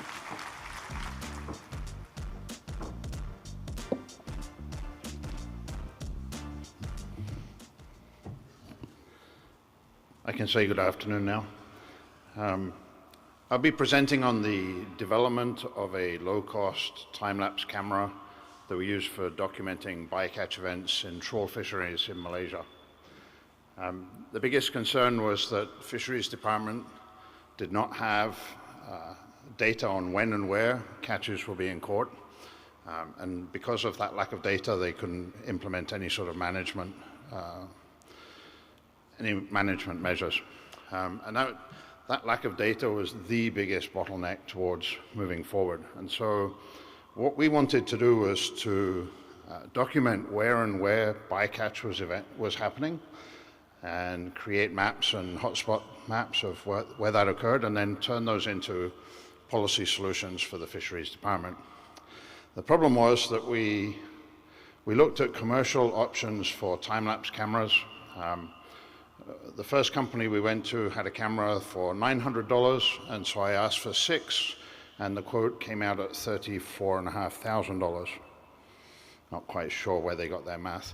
But it was ridiculously expensive. It was never going to work. And Company B had a process where The data had to be uploaded automatically using their proprietary Wi-Fi system to their cloud system, and apparently when the boat came back into port, it would automatically happen, and it never did. And so about 2 months after buying 6 of these cameras for a stupid amount of money, we ended up using them as paperweights. So how hard could it be? We built our own. So what would you need? Well, you need a power source. You need, obviously, a battery to store energy. You need a mini computer to drive the processing. You need a camera. You need somewhere to store all the data. A GPS module, obviously, because that'll tell you where the actual bycatch occurred. And then for all the voltage geeks who know that their phones charge on 5 volts, you know that all that has to happen on 5 volts. Now, I'm going to say that this took a lot. Let me say that again, a lot of trials. It wasn't straightforward. And a couple of the images here are really good ones. So the top left image shows a bracket that we printed on a 3D printer. And we put it out on the boats, and the heat just melted it. Yeah, that didn't work at all. Then we had these circular cameras, as you can see in the 2 right-hand images. And those worked quite well. Not as well as we wanted, and they were expensive, and they were difficult. We did move towards this ball joint, which worked really, really well. But finally, we settled on a regular electrical conduit box, you know, for electrics outdoors. They're waterproof, they're cheap, they're easy to play with. And so this is what SharkCam ended up looking like at the end of the day. And inside of it, maybe. Yeah, there we go. So inside of it, there is a mini computer, a Raspberry Pi. There is a voltage regulator, which drops the 12-volt power from the solar panel down into 5 volts to drive the whole system. There's a GPS module that tells us where and when things are. There's a 1 terabyte SSD drive to store all of the data. And basically, you've got a solar panel that charges a battery that has a power lead going to the camera, and you can see on the bottom right what the cameras look like right at the very, very top of a trawl vessel mast. And this is a typical image, this one obviously from nighttime, but you can see across the top this date, time, latitude, longitude, and this is how we detect the bycatch. I'm sure just as our first speaker did, you can see exactly where that hammerhead juvenile was. Quality of the images changes. At daytime, it's much, much nicer than nighttime. You can see there's bright hotspots from the lights from the vessel. But it still gives us information on where and when these bycatch events are happening. Now, the cameras are taking a photograph every 5 seconds. And for those of you who are really, really good at instantaneous math, that works out at just over 17,000 images a day. We, at one point, had 35 cameras out there running, 24 hours a day, blah, blah, blah. You can see that over the 3-year period, we collected 7 million usable images. And those all got processed by interns, sorry, and staff. And those images were then culled so that we would know where these bycatch events occurred. We then started working with a Wildlife Protection Solutions, a nonprofit here in the US. And they started working using those images, the annotated images, to develop an AI model. And so that, just in literally the last week, was finalized. And you can see here in this image how that picks it up. Now, this is not picking up individual species. It's just telling us out of those 7 million images, which of those images should we look to find a bycatch event. At the moment, it's working at about 88% effective. We're hoping to raise that to 95% because all you geeky scientists know that a 5% N P equals 0.05. That's the other 95. And so if we can run in parallel the AI model while we're looking at the actual images, and particularly to find the images that the model is missing and trying to find out why it's missing them. Remember that in your heads, you can all picture the silhouette of a shark or a ray, It's easy. Close your eyes, you know what they look like. But what does a shark look like when it's bent half upside down and half buried by catch? It becomes very, very difficult to identify. And so we're not after being able to identify the species, we're just after being able to identify the bycatch event itself. I'm just going to leave you with a couple of final thoughts. And in Malaysia, it is not possible to put human observers on vessels. It's a cost and a space logistic that will never be broken. And so electronic monitoring looks like it's going to be the solution to determining what's happening across fisheries in Malaysia for a long time in the future. The data that has come out of this has led to the first ever time area closure in Malaysia to protect sharks and bottlenose wedgefish. And Liana and KC, who are here in the audience, they will be presenting on Friday, so make sure you catch all of the real outcomes of the work we've done with this. We still need to develop a good on-off switch, which would help us minimize the number of images and increase the amount of time between having to go and service the cameras so that we don't fill up the SSD drives so quickly. And this sort of system could be easily adapted to, you know, 1 or 2 person pangas or wooden boats or you name it. It would just need a particular bracket to hold it, and then a waterproof charging system so that as fishers came back every day, those cameras could be charged there and then. Once we finalize the AI system in the coming weeks, that will go public on the ADAX AI system, which means anybody running a time-lapse process like this with imagery similar to this would be able to use that AI system. It'll be public use, open source, so that anybody has access to it. And with that, I will leave you. And if anybody is interested in knowing what they look like on the outside or the inside, I have one with me, and you can catch me after the talk. Thank you very much.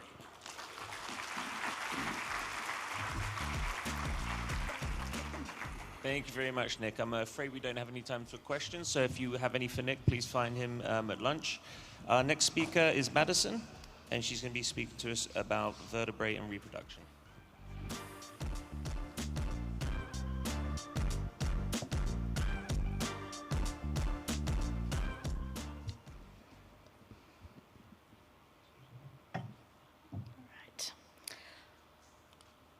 So most of what we know about reproductive history of sharks comes from single snapshots in time. But reproduction is a story that unfolds across lifetime. So how do we connect the dots? How do we reconstruct the story in animals we can't follow across their lifetime? One way to overcome this problem is to shift how we think about sampling. Rather than repeatedly sampling an animal through time, perhaps we sample tissues that themselves record time. And this challenge of reconstructing reproductive histories in sharks does have real consequences. Key reproductive traits such as age at maturity, reproductive frequency, and gestation length are fundamental for conservation and fisheries management because they directly influence population recovery and harvest sustainability. But like I said, in wild shark populations, we generally infer these parameters from single time points. And this is because repeated sampling is rarely feasible. I mean, we all love field work, but it can be time-consuming, logistically challenging, and quite expensive to do. So as a result, we often lack this lifetime reproductive data, limiting our ability to fully understand reproductive patterns in populations. So there is this clear need for approaches that can recover longitudinal information from pretty much a single sample. One potential way to overcome this limitation is to use structures that grow incrementally through time and are known to archive not only environmental information, but physiological information preserved within these discrete growth increments. And when we took a look at the literature in other vertebrates that have these multi-year archival tissues, such as baleen from whales, whiskers from pinnipeds, and opercula from fish, we saw that they are known to preserve hormone profiles, providing a timeline of reproductive change. Shark vertebrae are also an archival tissue, forming these distinct growth increments that are already used to estimate things like age and growth, movement pathways, diet, habitat use. So if hormones are preserved within these increments, they may provide a retrospective record of reproductive activity.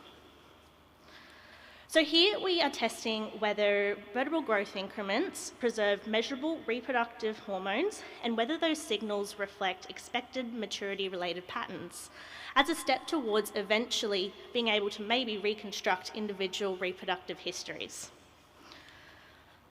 So to investigate this, we aged vertebrae and subsectioned them into increments representing different maturity stages of their life.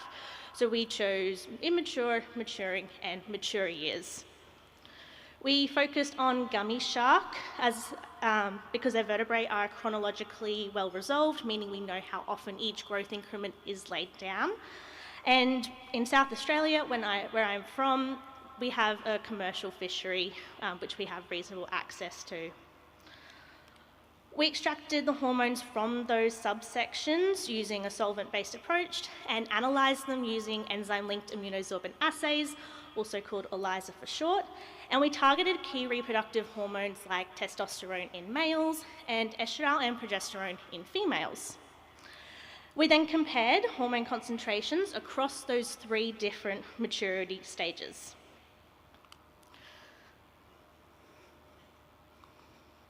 So our first preliminary results demonstrated that, yes, hormones were detectable, and we saw that in the mature years, hormone concentrations were higher than in the immature years.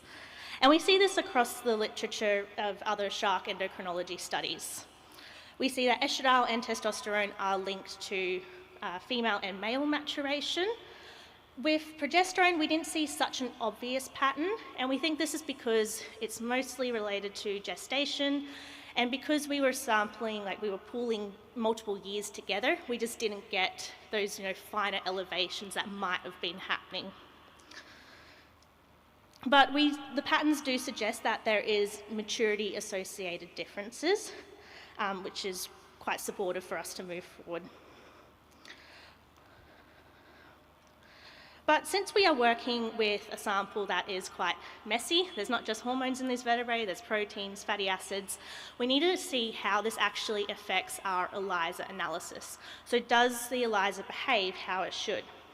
So we've done some validation testing and we found that although our assay was behaving how it should, meaning that we can compare relative differences across different concentrations, there was this matrix interference which actually led to a signal suppression, meaning that we were underestimating our absolute concentrations.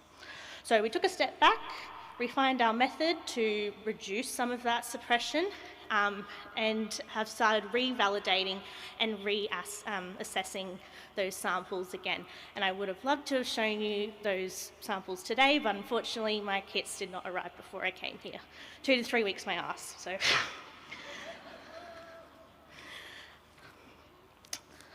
Sorry.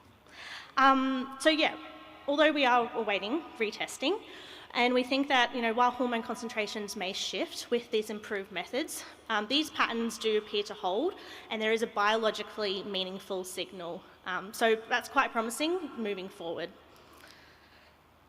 But if we are wanting to, resolve these hormone profiles to an annual or near annual scale, we do need to improve our sensitivity, specificity, and throughput of our method. ELISA just can't do that, so we are now shifting our focus to using mass spectrometry-based approaches, such as gas chromatography mass spectrometry and tandem mass spectrometry. So far we have been analysing hormone standards alongside pooled masses of vertebral increments to see the detection limit of the instruments and determine how our hormones are actually playing in that extract. So while we could clearly resolve our hormone standards down to a detection limit of 5 parts per billion, maybe 1 part per billion for the estradiol, which is pretty good, We were only able to detect estradiol, and this is very exciting. I spent a lot of time on this. So we did actually manage to detect estradiol in our vertebrate sample, which is really exciting. Unfortunately, we weren't able to detect progesterone or testosterone.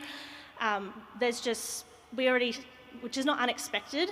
We already know there's going to be those low concentration challenges already using the vertebrae.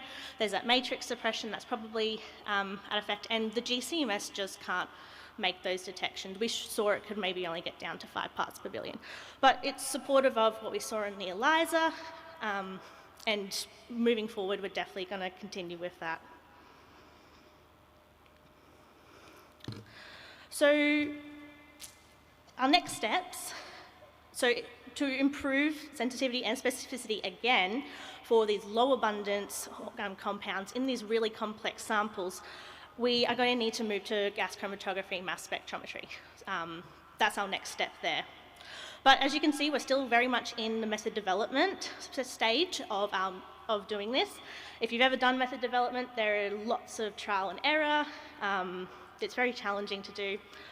But ultimately, we do see this has a potential to provide retrospective insights into the individual reproductive histories of sharks using just a few samples of their vertebrae. And this could be used, this could be used alongside other already established approaches to improve estimates of reproductive traits, particularly in species where longitudinal sampling just isn't possible. But more broadly, it offers a new tool for linking physiology and life history traits, but hopefully this method could be used to unlock the secret sex lives of sharks. Thank you very much, and thank you to OCS for getting me here.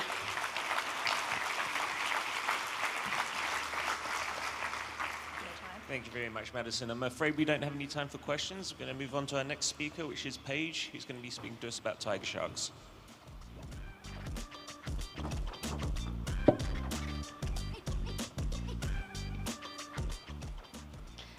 Okay, thanks, Steve.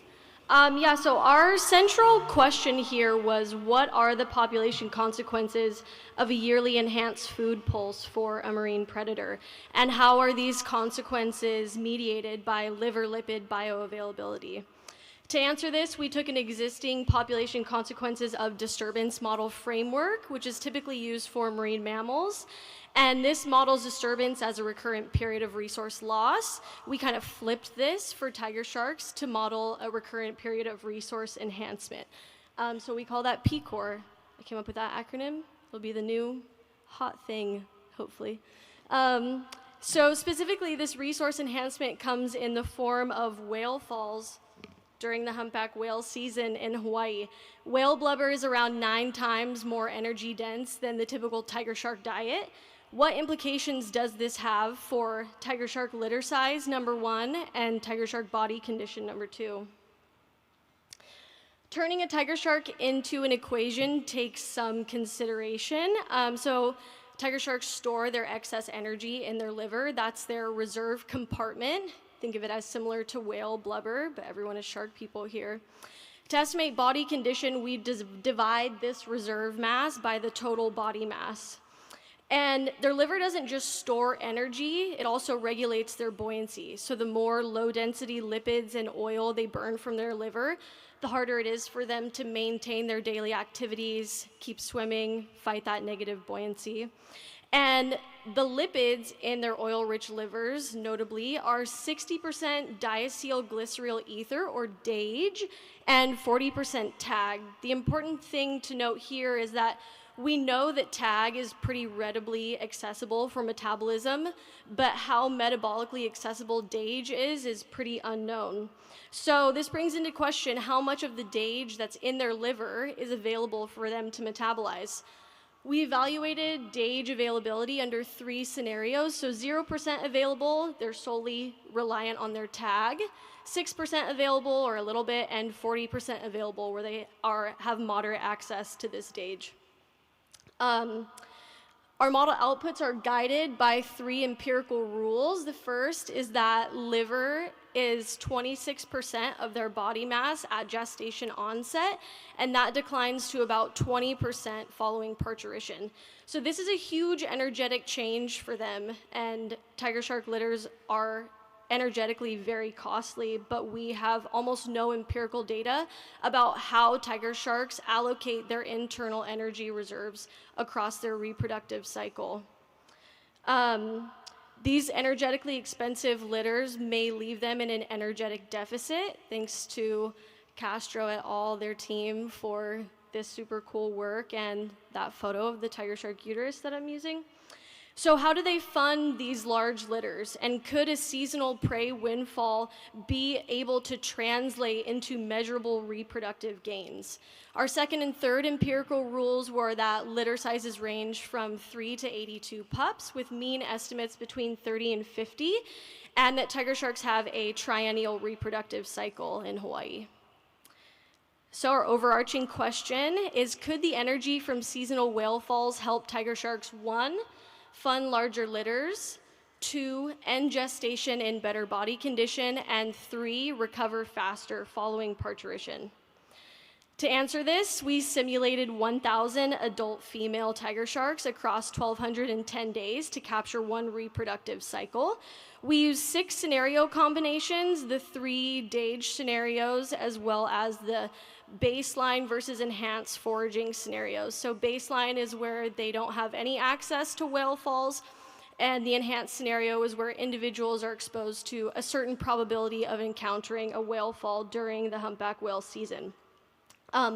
We also did a sensitivity analysis to see how varying the frequency and magnitude of these whale falls impacts tiger shark body condition and litter size. But for simplicity, we did that on only the DAGE 0 and the DAGE 40 scenarios.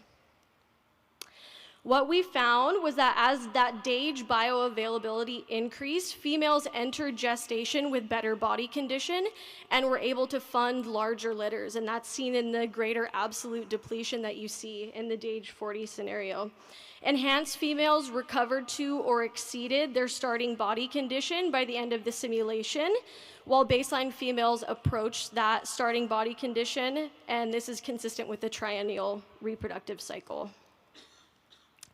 The impact of that DAGE availability on litter size was pretty striking. So you can see that even without whale in the system, the difference between the green boxes, with that higher DAGE availability, females have a much wider reproductive output potential.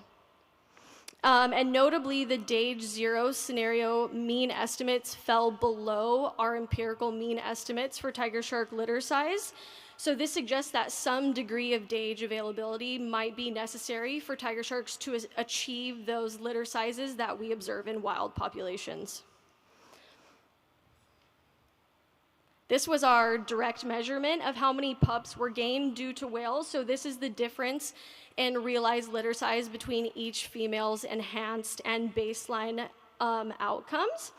This distribution is highly skewed. So while some individuals gain 25 to 35 pups from whales, there are also individuals where they actually lost pups relative to their baseline counterparts. So the important thing here is that this tells us that whale supplementation is not a guaranteed reproductive benefit.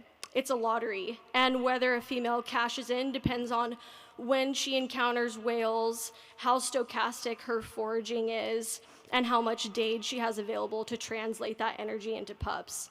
So that stochastic foraging can overwhelm the whale signal for any individual.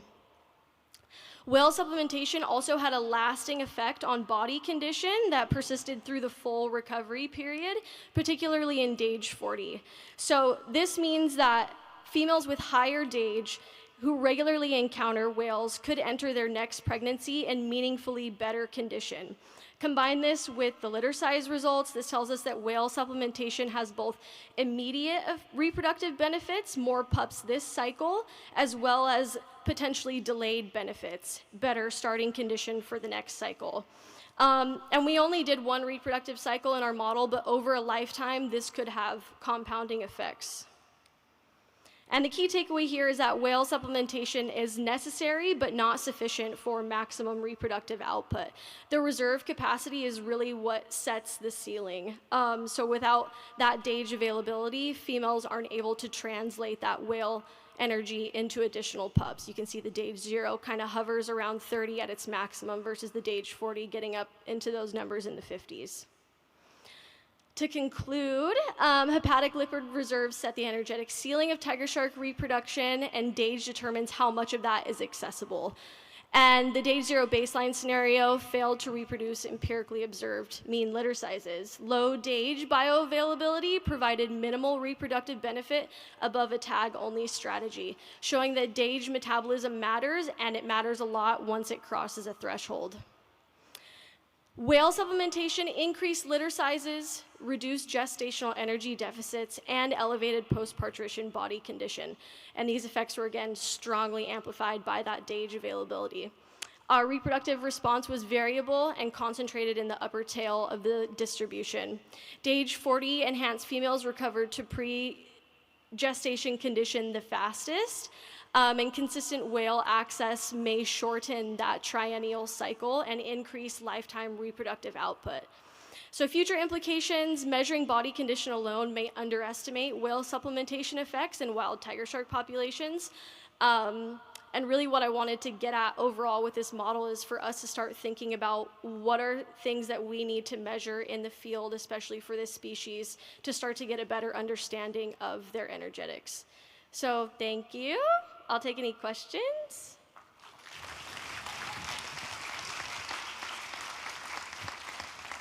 Thank you very much, Paige. We do have time for a quick question, if anyone has one.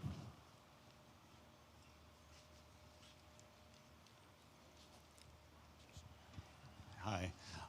So I'm just wondering, so whale supplementation went away last, 50, 80 years ago when whales were overfished to the point of near extinction.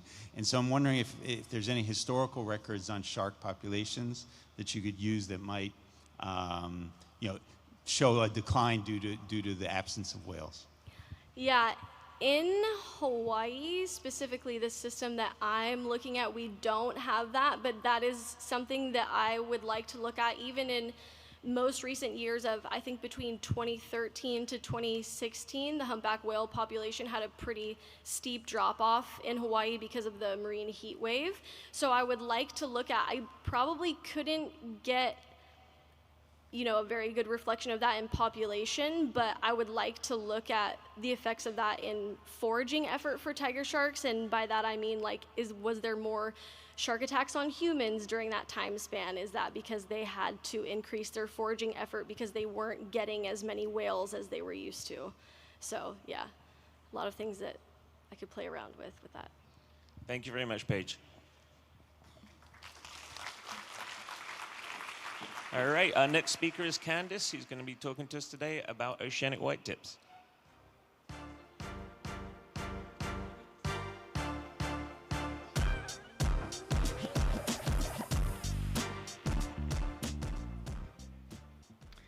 Good afternoon, everyone. It's a pleasure and a privilege to be here. I'm excited to share some of the work that I did for my dissertation, which, extra excitingly, I just found out a couple days ago has been provisionally accepted in marine biology. So the oceanic white-tip shark, as I'm sure we all know, is a circumtropical pelagic predator that was once extremely prevalent throughout its global range. However, unfortunately, like many of our cartilaginous friends, this species has experienced severe population declines over the past few decades, largely due to overexploitation.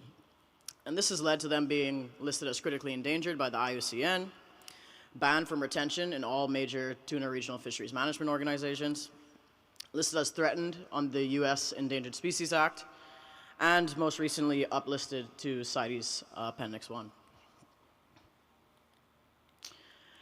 And because of the highly mobile nature of oceanic white-tip sharks, it's very challenging to get an understanding of their population using traditional scientific methods like longlines. And so because of this, much of what we know about this species comes from fisheries-dependent data. And while this data is great and useful, It can have a few problems, for example, poor identification, which thankfully for oceanic white-tip sharks is not really a problem, as well as the under or over-reporting and sometimes small sample sizes can lead to inaccurate population estimates. And then also in some places in the world where there are not great observer programs, or there cannot be, like we just heard about in Malaysia, or commercial fisheries don't exist, you can't get the data this way. And so this kind of sets the stage for my project, which is a fisheries-independent assessment of oceanic white-tip shark relative abundance using the non-invasive and non-extractive method of pelagic BRUVs. And this work took place in one of the last refuges in the world for oceanic white-tip sharks, the Bahamas Shark Sanctuary, more specifically in the offshore waters of Cat Island. And there you can find a phylopatric population of oceanic white-tip sharks, typically found between Tartar Bank, which is a shallow water seamount on the western edge of the island, and Columbus Point, which is an area that is home to pretty abundant teleost prey species. And understanding the population of white-tips in the Bahamas is pretty important because it sort of acts as a barometer for what's going on for this species throughout the wider Western Atlantic. And as pelagic BRUVs is starting to become much more commonplace in research and throughout the literature, a big part of this work was sort of refining the methodology and figuring out how we can best use this tool for assessing relative abundance of whitetips, both in terms of how we deploy these tools and also in terms of the abundance metrics that we use.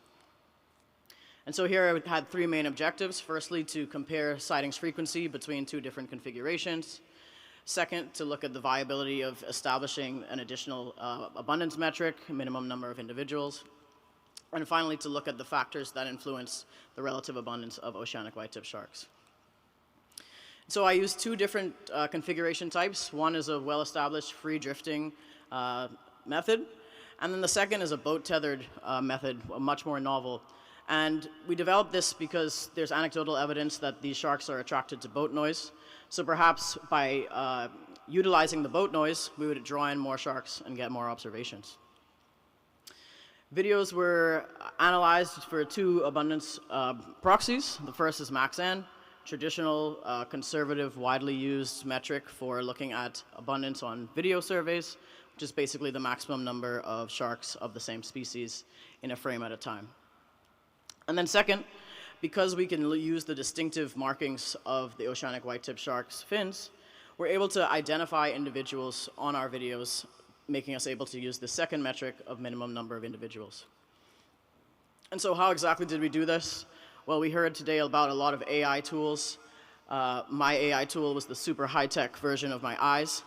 And we watched videos repeatedly to get the best screenshot that we possibly could. And when we were able to get both sides of the fin, we could sort of name that individual, which is great because it helps us create this catalog of the known animals in this area.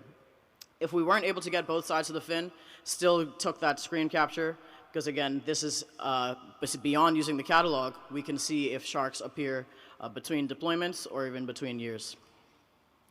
When the possibility of identifying via the fins was not an option, the presence or absence of other external identifiers like tags or foul gear, as well as sex, was used to differentiate individuals.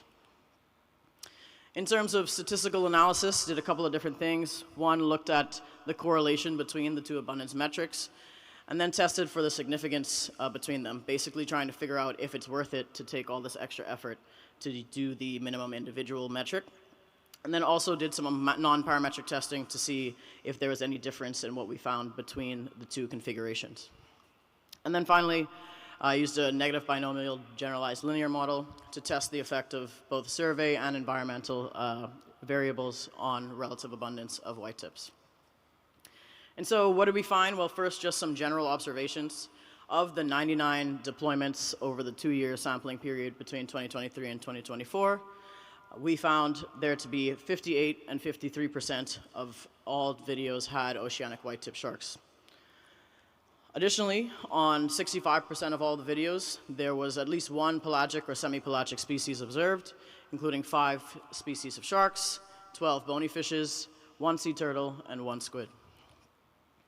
In terms of individual observations, here you can see 12 resites I won't get into the nitty-gritty because this is not the exciting part, but we were able to identify 50 unique individuals over the course of the 2 years, where there was 12 individual resightings between deployments. But most exciting was that these 2 sharks were both seen in both sampling periods. And this is super exciting because as a critically endangered species that leaves the refuge of the Bahamas Shark Sanctuary and interacts with fisheries and faces mortality risk, it's super exciting to see them return. And so in terms of the 2 metrics, we have max N on the X and minimum individual on the Y. You can see that there's a pretty strong positive correlation between them. And this makes sense because about 87% of the time, including when no sharks were seen, the values agreed completely.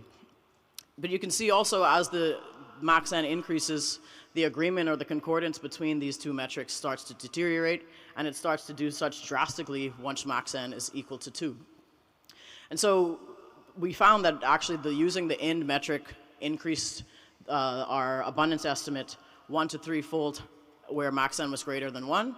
So probably it is very much worth it to use this IND metric. In terms of drifting versus tethered, again, we thought that because of boat noise, we might get more sharks. Long story short, we did not find that. So ideally, we'll do whatever method is great for you. And then lastly, in terms of the factors influencing relative abundance, of the 10 variables, only 2 were found to have a positive effect, and that is both sight and wind speed. And these things kind of make sense because sight, especially Columbus Point, like I said, has that abundant teleost prey species, so it's probably acting as a feeding site for this shark. And then finally, increased wind speed was both increasing the area covered and the bait plume dispersion, allowing for sharks to be drawn in over a larger area. And so all in all, this study found that pelagic BRUVs can serve as an effective fisheries-independent monitoring tool for oceanic whitetip sharks. Second, as I mentioned, either configuration is viable, so you can choose what works for you based on your logistical, financial, or other constraints. And then finally, and excitingly, this metric of minimum individual can be discerned from video surveys, and it's a variable metric.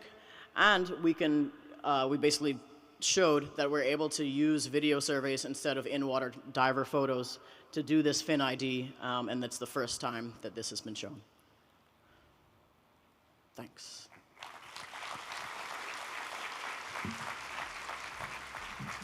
Thank you very much, Candace. Next speaker is Hilary, who's going to be speaking to us about uncertainty in age estimations.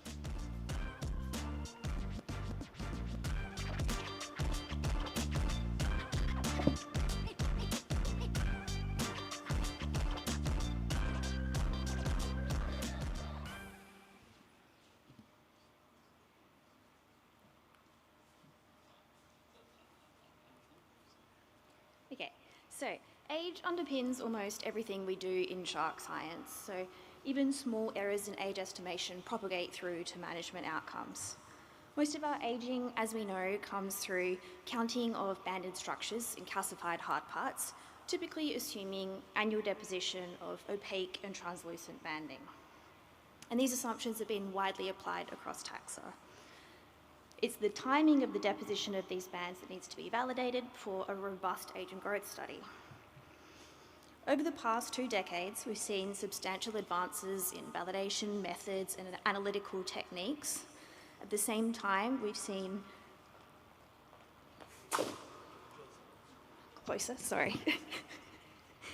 At the same time, we've seen growing evidence to say that band deposition is not always strictly annual. And other influence such as growth or physiology may be influencing this.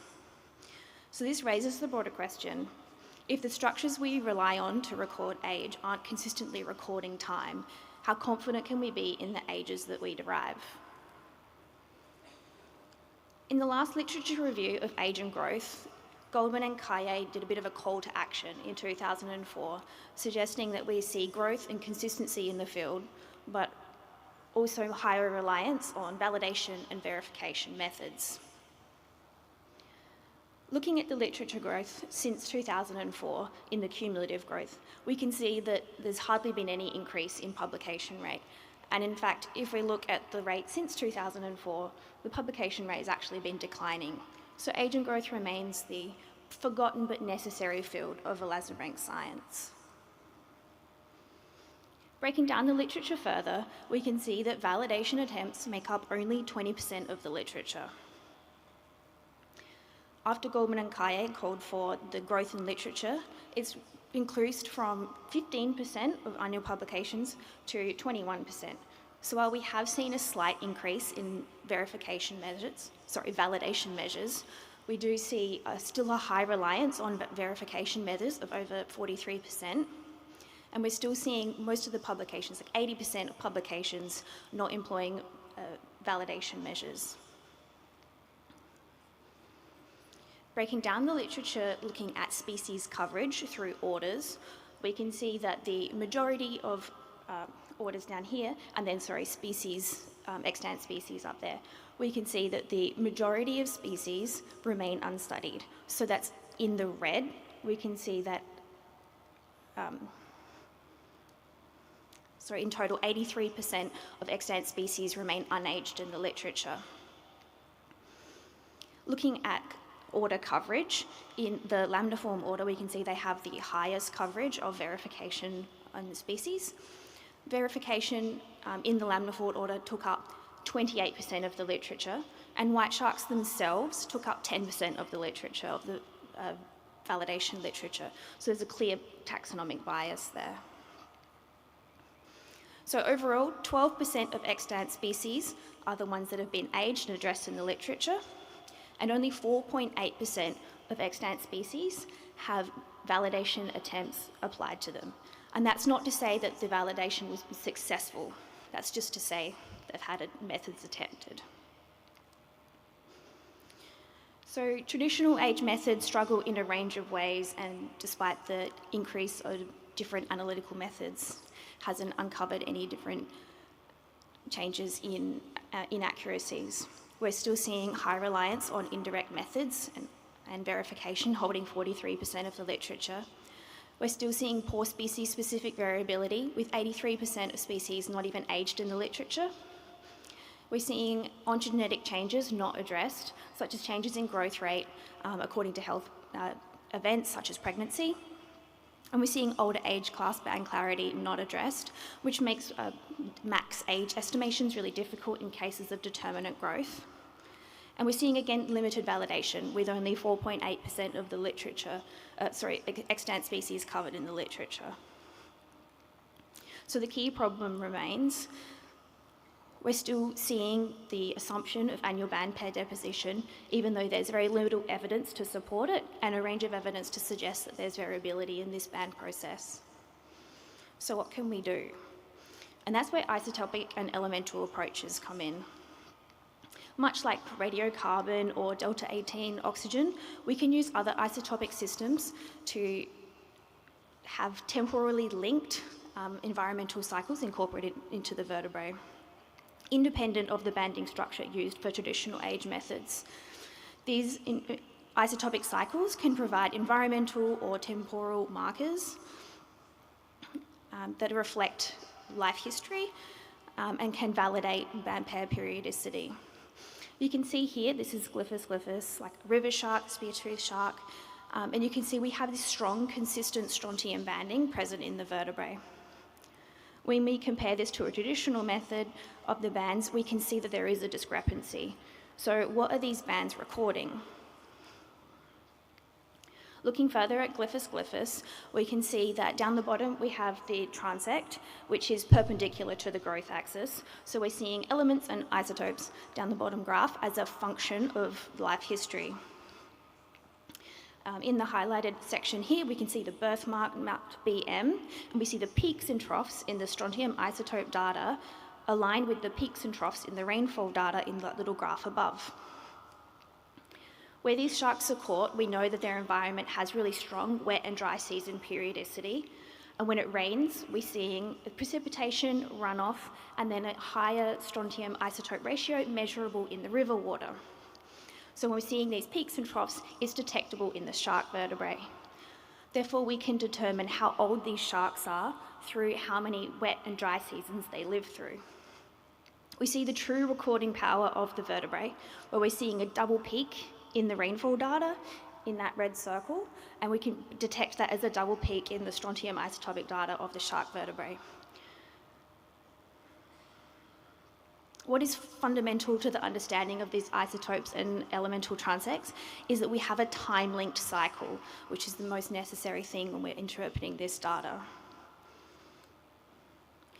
So we have lots of strengths and weaknesses implying geochemical toolbox. The strengths being that it's an independent validation tool that doesn't rely on the periodicity required for traditional band pair counts. And we can incorporate life history attributes as a reference along the transect. The implementation is logistically easier than mark recapture methods, and we can develop alternate proxies for modern reference chronologies, like if you're looking at lead or sulfur data. Limitations include that the analytical interpretation and complexity is high, and it requires a baseline of geochemical knowledge to interpret. And the cost, it can be costly, and the instrumental analysis required can be lengthy. It's limited in migratory species, and particularly highly pelagic species, where the environmental markers aren't changing like we are in the riverine system with the strontium. And these structures are not always temporally resolved. So what does this mean for aging? We're calling for minimum standards in validation, like minimum sample sizes and sex and size representation. We want appropriate use of indirect methods such as verification, and where possible, multi-method approaches and multi-proxy approaches. And the focus areas including older age classes for max age determinations, understudy taxa, and deep water species. Thank you for my...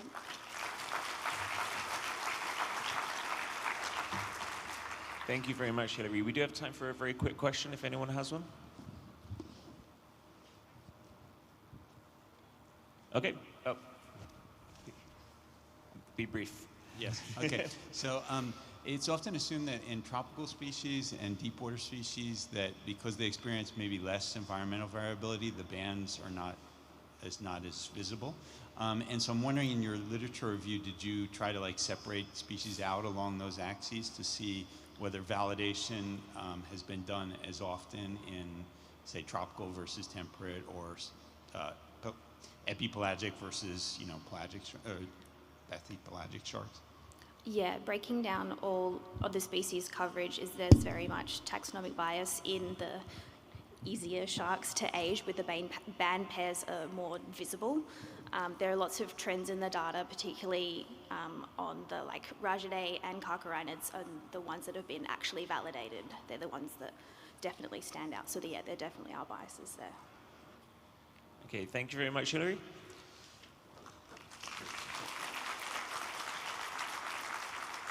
Our final speaker at this session is Lillian, who will be speaking to us about estimated metabolic rates.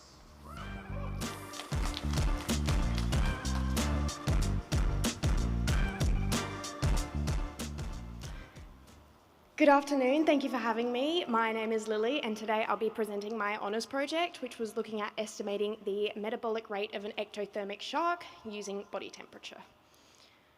So quantifying metabolic rates in animals, and indeed sharks, has provided a lot of useful insight into not only their physiology, but also their behaviour and their broader ecology. Given that metabolism is the conversion of materials and transfer of energy, we can use that to realise how many resources they have available for their biological processes. Now, it's very difficult to quantify the metabolic rates of these biological processes independently, and so scientists will often use a proxy to quantify the metabolic rate of the entire organism itself. And luckily, a lot of these processes rely heavily on aerobic pathways, and so oxygen consumption has been used as the traditional proxy to measure metabolic rate. And so how do we do this? Well, in sharks, we place them in a sealed chamber and we measure the decline in oxygen saturation as a function of time. And this has worked really well for a lot of animals, but when we apply it to sharks in particular, it does come with some limitations. So for example, it lacks transferability to the marine environment, and a lot of the species that we love to work with are often very highly mobile, and a lot of them are often incredibly large. And so we're trying to come up with a way that we can measure metabolic rate that doesn't rely on oxygen consumption or laboratory techniques. Now, given that a lot of the energy generated from metabolism is given off in the form of heat, we're exploring whether the rate of heat production can be used as a new proxy for the rate of metabolism in sharks. And now, assuming that the shark is ectothermic and that the water temperature is lower than the body temperature, we can assume that there is no heat exchange happening with the external environment. And so that means that we can use that rate of heat production, or rather the increase in body temperature, as a new proxy because there won't be any of that heat exchange. And so by taking the difference between the water temperature as well as the body temperature, we can plug that into a heat exchange model and use that to estimate the metabolic rate. And I'll explain a few more of the details in just a second. So I needed to collect oxygen consumption data as well as that body temperature data to validate this method. And so I introduced to you the humble Port Jackson shark, which is found down in southern Australia where I am from. And they do really well in capture studies. And so I had to, step one, design a respirometer. So much easier said than done. And yeah, I designed this mobile apparatus using tools from a hardware store. And that allowed me to move the respirometer between different tanks that we have the Port Jacksons in. And it allowed me to manipulate not only the temperature, but also the oxygen saturation in the water by controlling how much water was flowing into and out of the system. So that was step one. Step two was to use biologging temperature sensors, so an external temperature sensor as well as the internal one that is inserted into the dorsal muscle of the shark. And then step three was to conduct these trials. We used a technique known as intermittent respirometry, and that's where you cycle through those static and flushing phases, and that allows you to not only replenish the water, but also remove metabolic waste, and that allows you to repeat the process and get more estimates of metabolic rate from oxygen consumption. So analysing our oxygen consumption data, we took the average of 4 slopes from one trial and we plugged this into our standard equation, and that also accounts for background respiration as well as standardising for volume of the chamber and time. And this is just a snippet of some of the data that we got here. They're not all the same, and that's just because we saw expected trends that you'd expect to see with mass and temperature. And then analysing our body temperature data, we took the difference between the ambient water temperature and body temperature, and that's what we input into our heat exchange model. And we optimised this to fit the data, and that produces that T0 coefficient on the end there, and that describes the rate of change of body temperature. And then that is what we plug into that second equation, and that was proposed by Nick Payne and his colleagues in their recent publication in Science to estimate metabolic rate from body temperature. And that also accounts for mass as well as the specific heat capacity of tissue and the energy equivalence of oxygen. And so those values are displayed there in pink. Now you will notice that they aren't exact with those ones that we saw from oxygen consumption, but we're not so focused on the individual trials just because it's such a highly variable area of study. And so we're more looking at the trends that we see overall from all the trials, and I will get to that in a second. It is important to mention that we went through multiple phases of data exploration to even come to these values. So first we analysed body temperature data of the same windows as we did for oxygen consumption data, but we found that because the heat exchange model is a differential model, it does improve the fit if you include more temperature fluctuations. And so, yeah, we decided to analyse the whole 350-minute trial instead of 60-minute slopes. And then we also realised the importance of temperature correction factors. So that's the calibration of your external versus your internal temperature sensor, because even discrepancies as small as one of them was like minus 0.007 degrees Celsius had an impact on those results. So yes, very important, especially for Port Jackson sharks as well, just because they are so small. So already to begin with, they have a very small difference between the ambient water temperature and their body temperature.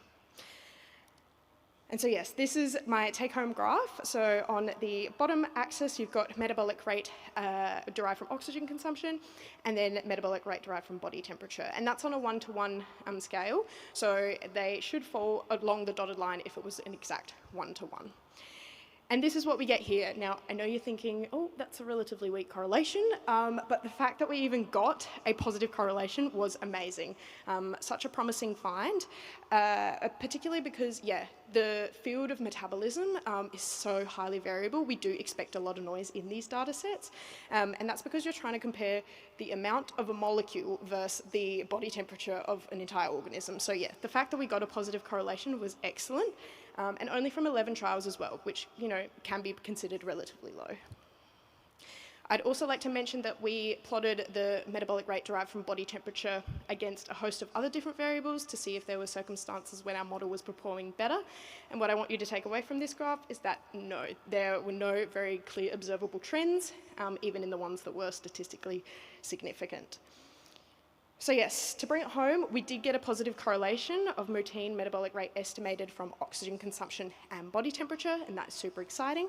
However, it is still in the preliminary phases of investigation, and so we are currently conducting more trials and over a range of orders of magnitude of mass, as well as trial duration and temperature fluctuation, to really tease out some of those correlations and see if they are truly significant and understand the mechanisms of that model better.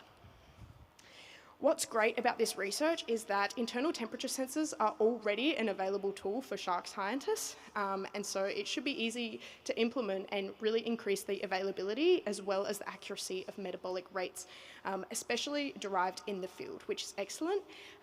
Especially for sharks, they move through very strong thermal barriers, and so yeah, that does facilitate those differences between water temperature and body temperature, making them the excellent study for this method. And hopefully to just overcome the limitations of traditional respirometry, particularly for those large and highly mobile sharks that we love. So thank you for listening. If you do have any questions about how to build your own respirometer, then yeah, come chat to me. Thank you.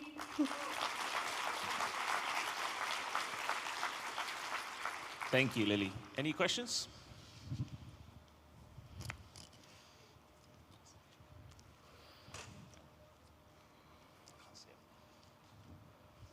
Yeah, thank you for your presentation.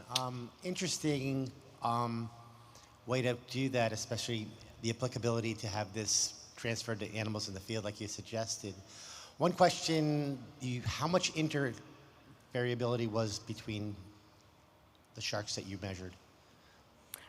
Quite a lot, but that is something that's very common across a lot of studies that are on metabolic rates of sharks. So yeah, there's so much variability within the shark species themselves, and then also different species as well. So Do you think when you increase your sample size, it might bring it down a little bit? You can tighten up the variation, and I definitely get it. There's a lot of individual variability, but do you think this increased sample size will perhaps make that correlation a little bit stronger? Yes, that is exactly what we're hoping, and we're hoping to expand the range so that as we get increased measures of metabolism, that it will really tighten up that correlation, especially down the bottom. Thank you. No worries. Thank you very much, Lily. Thank you. Hello. Oh, it's me. Sorry, I was waiting for that to come on. We're just letting everyone know we're going to start in about 5 minutes. So do stick around. We're just letting people grab their lunch and come on in. Thanks, guys.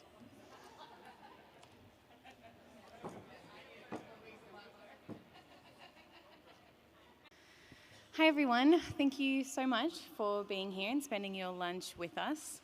We're going to continue the deep water shark theme that we had this morning and talk a little more about our gulpers, implementation, but more broadly about the deep water shark initiative too. We have 5 speakers. We have 5 speakers today, we do, who are going to be covering a range of different topics on this, and Britt will really set us up with a beautiful intro. So I'll read out Britt's bio. For those who don't know, Britt Finucci. Britt is a fisheries scientist with over 10 years experience working in the deep sea environment, and Britt has led some of the most important research and papers to enhance our knowledge of deep sea sharks. She is a fierce advocate, as many know, for chimeras and other deep sea chondrichthyes. So all yours, Britt.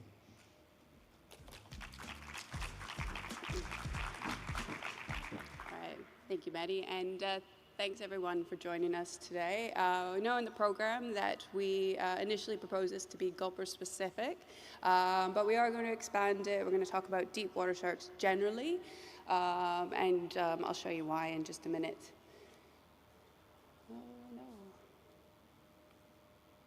Right, so let's start off with the basics here. What are we talking about when we're talking about deep water sharks? What we are referring to are any species of shark, ray, or chimera that spends most, if not all of its life cycle at depths greater than 200 meters. And these species are generally described as slow-growing, late-maturing, and long-lived. Obviously, a lot of sharks kind of define those categories. These characters are even more extreme in our deep water species. And these characters translate into a lot of our deep water sharks, rays, and chimeras have slow productivity when it comes to their life.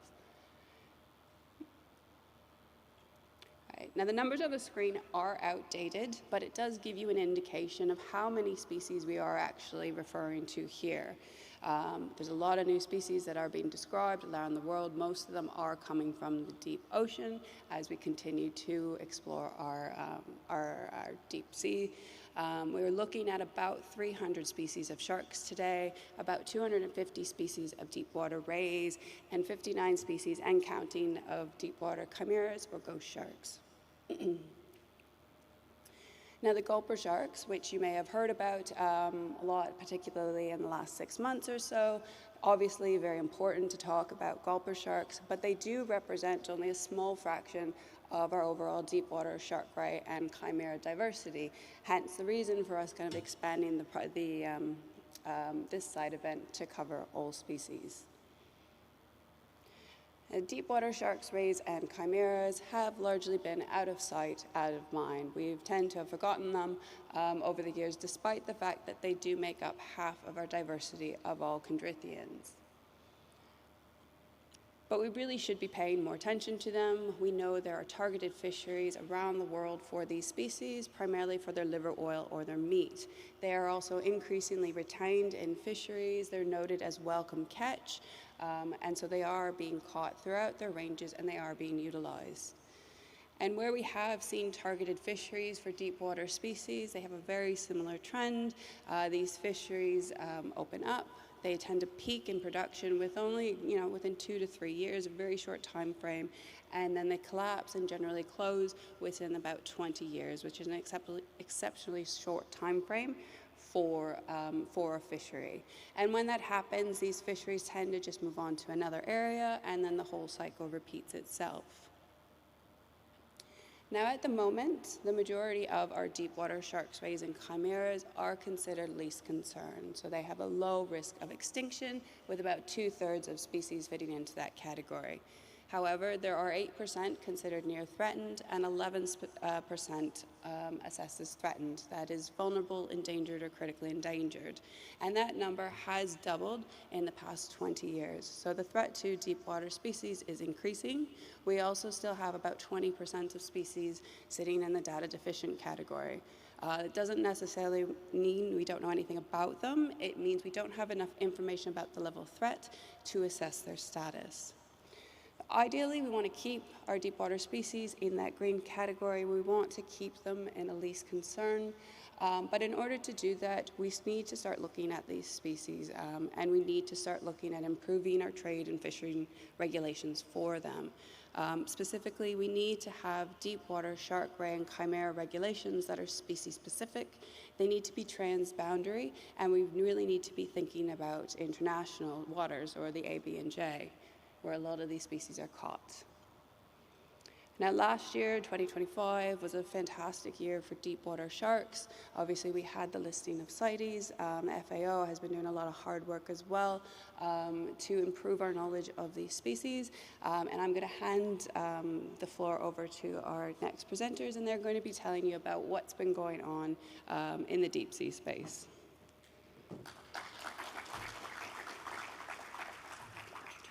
You good? Oh, I need to introduce you. Oh. All right, so our next speaker, many of you know the lovely Cassie Rigby. Cassie's a researcher, is with JCU in Australia. She has worked in marine fisheries and as a conservation scientist, working in shark fisheries and management research across governments, academia, and NGOs for over 20 years. And Cassie obviously brings a very large wealth of knowledge for deep sea sharks and fisheries. Thank you, Brett. So I'm going to bring us back to the gulper sharks very briefly. And I'm going to talk about gulper sharks and CITES and how you can help your governments improve the information and what is needed for these animals. So some of you may or may not know what CITES is. It's a convention on international trade that looks to ensure that any trade in a threatened species that's threatened by trade is sustainable and legal. So gulper sharks are highly threatened, although Britt pointed out that a lot of deep water sharks are least concerned. Nearly all gulper sharks are in the threatened category, and some of them are highly threatened, and that threat is really due to the international demand for their liver oil. And their liver oil is used in a range of products, but mostly in cosmetics. Actually, you might not know that your lipstick and your sunscreen and your face creams often contain squalene, which is the product from liver oil that is sought. So CITES was a really appropriate measure for these species, and we put forward a proposal, and it was accepted in October, November last year. The Convention of the Parties was held in December, and we were very happy to see them adopted with an 86% vote, which was exciting. It meant most countries supported the listing of these animals. They're listed on Appendix 2, and the implementation has been delayed for 18 months. It's the first deep water species listed in CITES. This is actually the first global conservation measure for a deep water species. So the delay was to allow countries time to develop tools to implement the listing. And Appendix 2, the trade must be legal, and it must be shown by an exporting country to be non-detrimental to the survival of the species in the wild. So an NDF, I'm going to use the term NDF. So you can help your countries because you need data for your NDFs. And I'm just briefly, what you do need to know is about what's considered in an NDF is essentially the vulnerability, the intrinsic biological vulnerability of the species, its conservation status, such as its red list status, what fishing pressure is on those animals in your country, and what trade pressures are on those countries. So CITES is about international trade, and the liver oil trade is definitely an international trade. And what existing management measures exist in your countries to mitigate the impacts of those pressures. Now, NDFs can be simple or complicated, and they use a precautionary approach. So even if you have minimal data, you can still complete an NDF. It's a living document. So an NDF helps you, if you don't have much data, you go through to the end, and likely with little data it may be negative, but then you can highlight what information you need, and you can revisit it in a few years' time with more data. And if an NDF is positive, it usually comes with conditions like ongoing monitoring. Now, I've just got a little bit of highlight there for the eNDF, electronic NDF tool that Blue Resources Trust, who organised this conference, they developed this tool, and it's a great tool to use. It really simplifies the process. I can vouch for that. I've done quite a number of Australian NDFs with Colin Simpfendorfer, and they've really made a great tool. It started a long time ago. Sarah Fowler was involved and had a paper version, and they've kind of converted that into an electronic version. So it's an easy tool for countries to adopt. And just more specifically, the type of data, if you're at fisheries or landing sites in a country that collects, that fishes gulper sharks, we really need basic data. There's biology, maturity, pups, maximum size, age and growth, a hard one, but pretty essential, and genetic samples. We're trying to establish if there is, well, genetic samples are needed. Fisheries catches, species-specific catches, and discards. Like Britt talked about earlier, a lot of them are discarded. We need to know what's being discarded by weight. Are they targeted? Is it incidental catch? And at vessel and post-release mortality, as Britt pointed out earlier in her speech, talk in Sharks in the Dark, is really important. And then trade, so that we need information on the domestic as well, because that can indicate how much is being caught. And international trade products and volumes, they're mostly, like sometimes the liver oil's processed a little bit in country and then some sent somewhere else and refined. So the trade routes, we are working on trying to define the trade routes. So any information that can contribute to that is going to be really helpful. Any exports. And finally, management. What gear are they caught in? And do you know if the gear is selective? Are there any catch limits? Are there any MPAs? And safe handling and release. So that's just it for me, keeping it short and sweet, just saying how you can help your country manage these species. Thanks very much, and I'm going to hand over to Maddie. And who's introducing you? Oh, sorry, handing over to Monica. Sorry. Thank you. Thank you, Cass. Just so everyone knows, if you're in the back of the room, at the front of the room are some gulper shark identification books that you can nab. And if you stick around and ask questions, we might entice you with a gulper shark pin as well. So next up, we have Monica Barone, who is a shark specialist passionate about species identification and an expert in management and conservation measures. She works as a fisheries resource consultant for the FAO statistics team, managing the ASFIS list of species for fisheries statistic purposes. Thank you. Thank you. I have to go home. Okay. For who of you were not present at the session this morning, I'm working as a consultant for the Deep Sea Fisheries Project. We are talking about deep sea fisheries in the ABNJ. We were talking tomorrow about how to reduce the complexity or trying to improve data collection in these fisheries for a certain species. So during a workshop conducted last July, we tried to have a selection of the species based on their widespread distribution, meaning because we are interested in following a sort of global improvement inside all the RFMOS area of competencies. And so a realistic identification probability. So we try to select those species that you cannot see, you cannot really avoid to identify, because there are some characters that are really typical. And then we wanted to have representation of important order, families, and genus and genera in the group, and also, if available, data were another criteria for selection on this list. So when you look at the where these species are distributed in the RFMOS area of competence, you will see that at least 7 should be present. And so this was a bit tricky for the selection on some species, especially in the GFCM area, where differently from the other areas, there were not enough deep water species that were the same than in other areas. And then we selected also a couple of Batiraya, albomaculata, and multispinis because they're present in the Southwest Atlantic part, where we know that there aren't any RFMO, but it's an area where it's a very high productive area. Then what we would like to do with this species is producing some identification tools, helping with the assignation of the codes. And our idea is to try to go in a sort of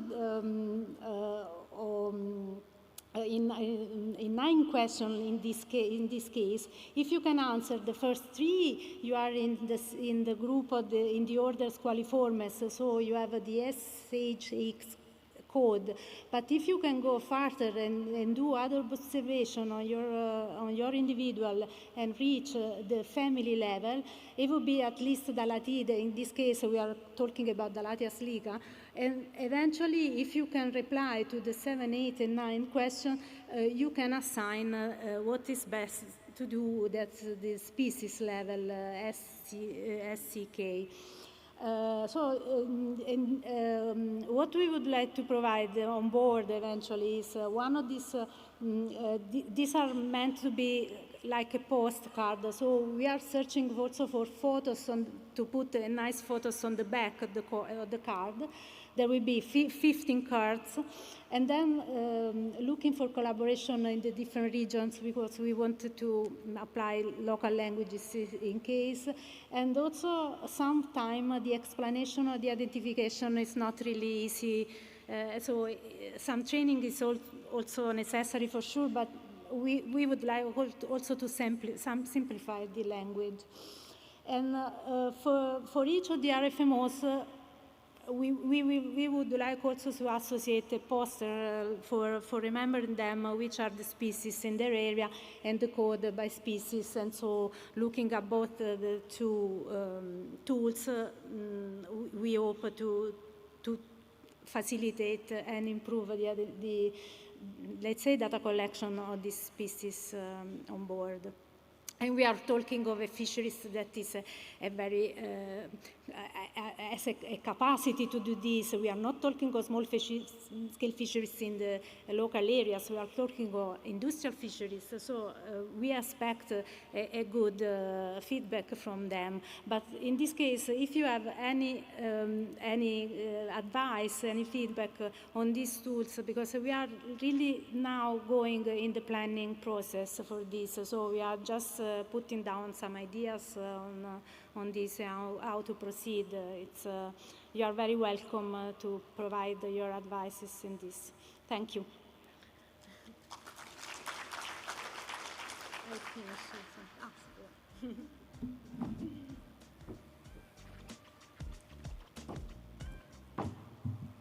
All right, up next we have Maddie Green, and Maddie is a molecular, oh my God, I can't speak anymore, I've been done too much speaking.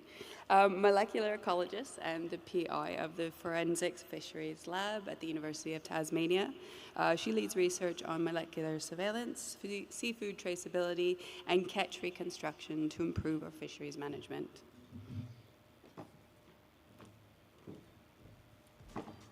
Thank you, Britt. Okay, so it's my job today to really talk about the kind of tools that we're developing for these deep water species of interest.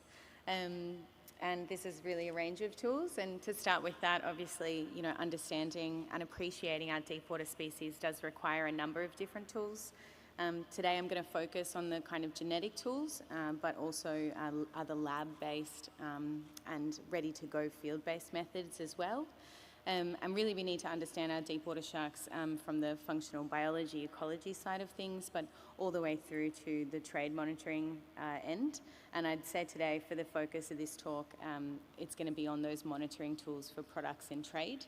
And so again, this is for all deep water species, not just gulpers, but there'll be some gulper specific things.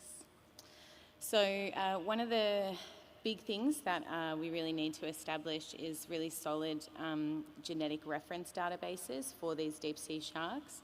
I saw a lot of talks in the deep sea session where there was a suggestion of using eDNA for monitoring, and that's really positive, but we need to make sure that we have the reference sequences there available so that if you collect that DNA and you run into it, when you do your metabarcoding, you're actually able to positively ID that.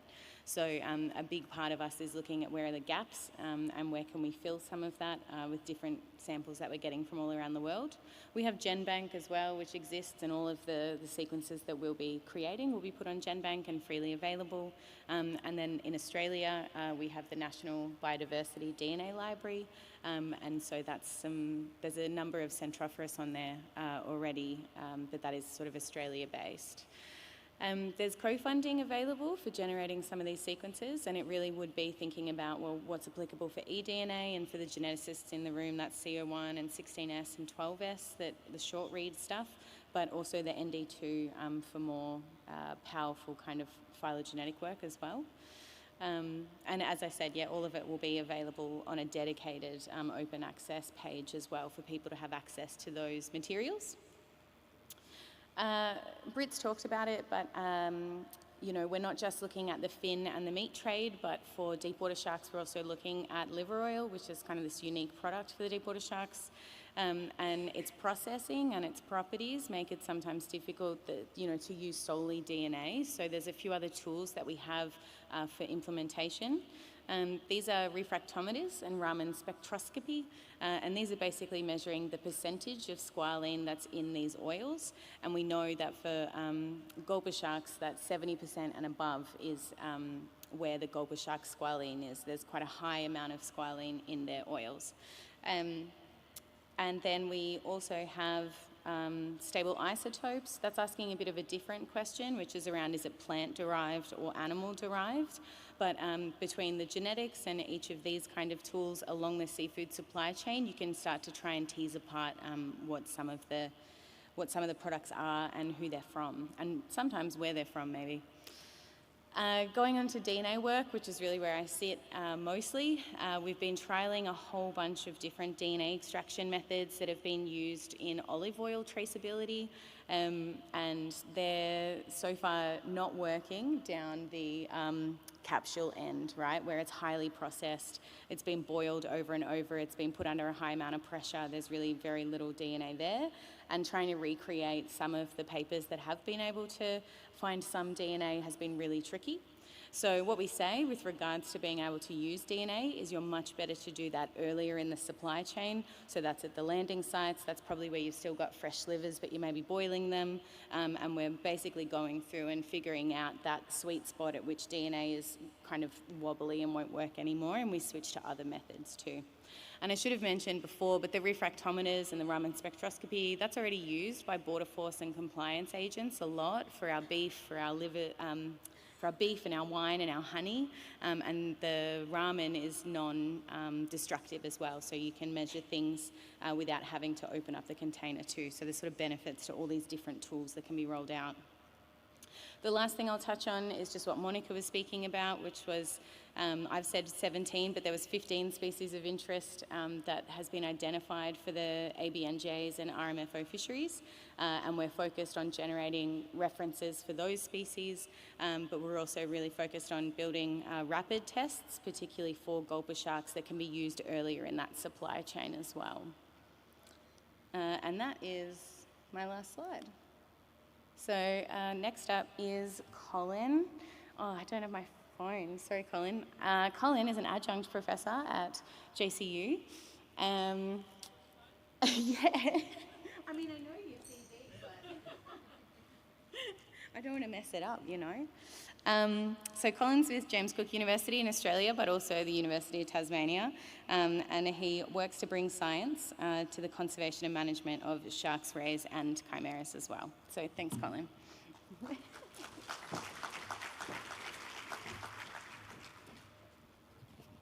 Thanks. I'm the last person up here to talk to you today, so we will have a question and answer period, so think of all your really curly questions and save those up. But yes, I'm just going to try and wrap this up, bring this together and talk about a few of the challenges and some of the opportunities that exist in the deep water shark space. Don't press that button.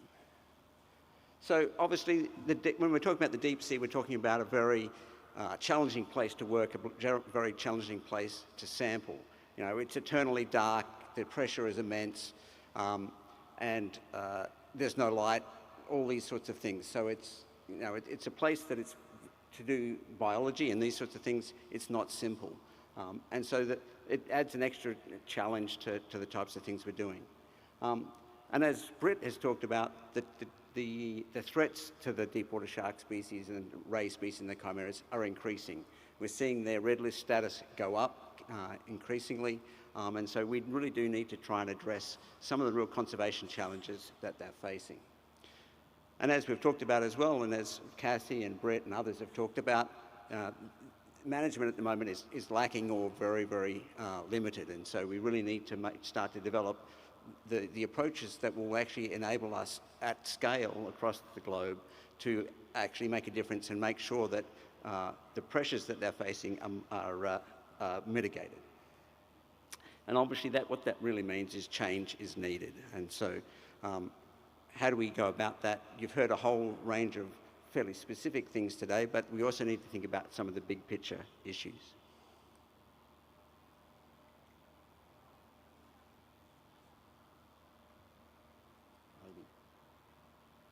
Helps if I press the right button.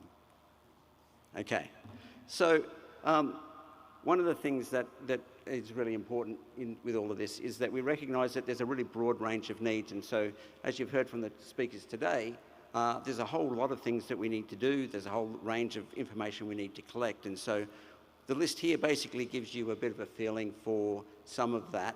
This is by no means comprehensive, but it gives you a feel for, if you're a researcher out there, if you're interested in deep water sharks, these are some of the things you can start to think about, look into, and start working on to start providing some of the answers that we need for these species. So in the real research sort of end of things, biology and ecology, the real fundamental building blocks of some of our understanding. But then, in the more functional sort of space, things like post-release mortality is becoming a really important issue. If we protect these animals and they have to get released, do they survive? Or, and how do we maximize that survival with handling guidelines and those sorts of things? The ability to do stock assessments obviously is critical to understanding how do we manage fisheries. Do we need to have catch limits? How do we go about some of these things? Obviously, some of these species, while many of them are taken as bycatch, some of them are taken as target species. And so for those things that are targeted, how do we actually set catch limits that will actually enable sustainability, given that we know that they have very limited productivity? And Cassie talked about this a bit, as did Maddie.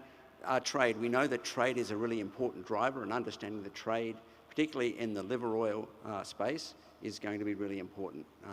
That it follows different trade routes than do the meat and fins, and so understanding, what are the trade hubs, where is it going, where it's being processed, all of these sorts of things is going to help us understand where we can start to make interventions in a conservation sense. And beyond that, those more research needs, obviously there's a whole range of things you've heard about. Maddie talked about forensic tools that enable us to do things like the trade, investigating trade in liver oil. Developing ways to manage fisheries better, making sure that we have policy in place that really enables us to make sure that we're working towards sustainability and protecting those things that are the most vulnerable. Obviously, trade management. Cassie talked about the CITES listing for gulper sharks. That's obviously a very new thing. It's going to there's going to be some real challenges in implementing that. We're obviously working towards trying to make sure that happens in a sensible and smart type of way. And increasingly, obviously, we may see additional species CITES listed that will add to those complexities. And the other one, and Maddie touched on this briefly, and that is there are alternatives to shark liver or to shark-derived squalene. There are plant-based sources. There are sustainable sources, and also synthetic approaches to producing squalene. And so, how do we go about convincing people that we actually should transition from animal-based to plant-based products? We understand very little about how we would go about that, but understanding people's attitudes to these products, how they see the importance of animal versus plant products, all these sorts of things can be really helpful. Maddie mentioned that squalene's very common in makeup, for example, but there's a whole range of health products as well.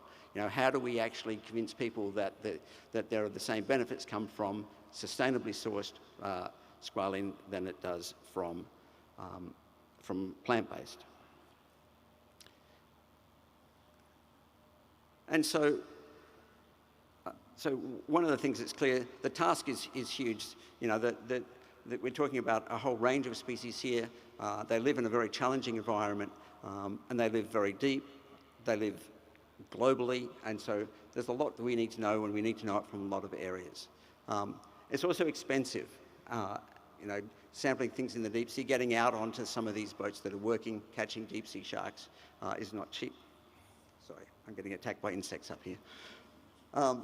And the task is also multidimensional. It's not just about biology, it's just not about ecology, it's about policy, it's about management, it's about trade, it's about developing tools, it's forensics, all of these things. So it's not just we need biologists, we need people from all range of disciplines to start working into this space.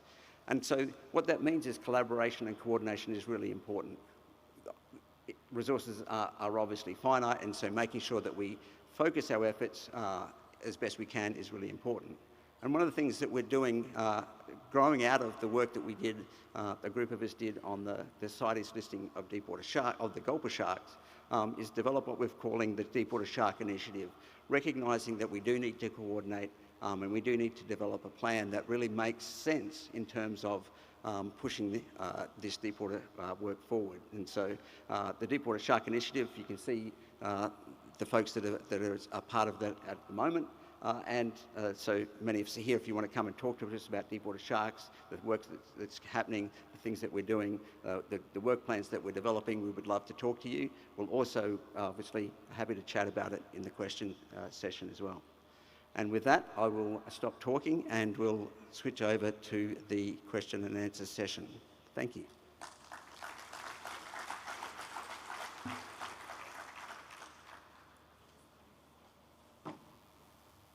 We'll have a brief pause while we move the furniture.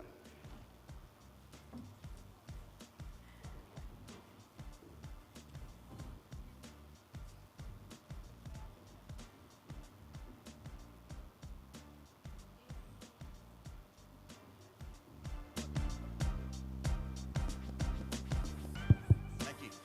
So what Maddie was trying to say is we like people to ask you questions, and Maddie has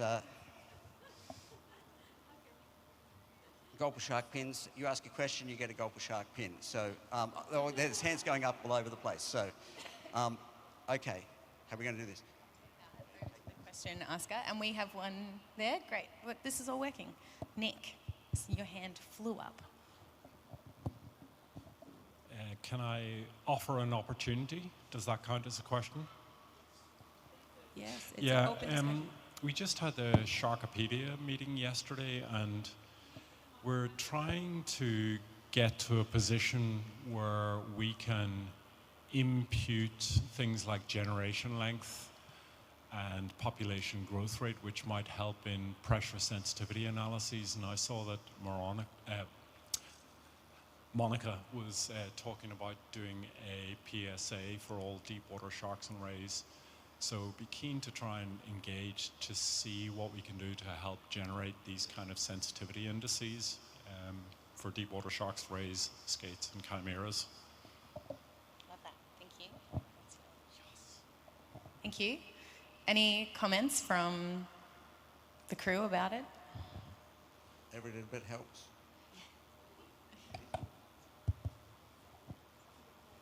Okay, next up. Yes.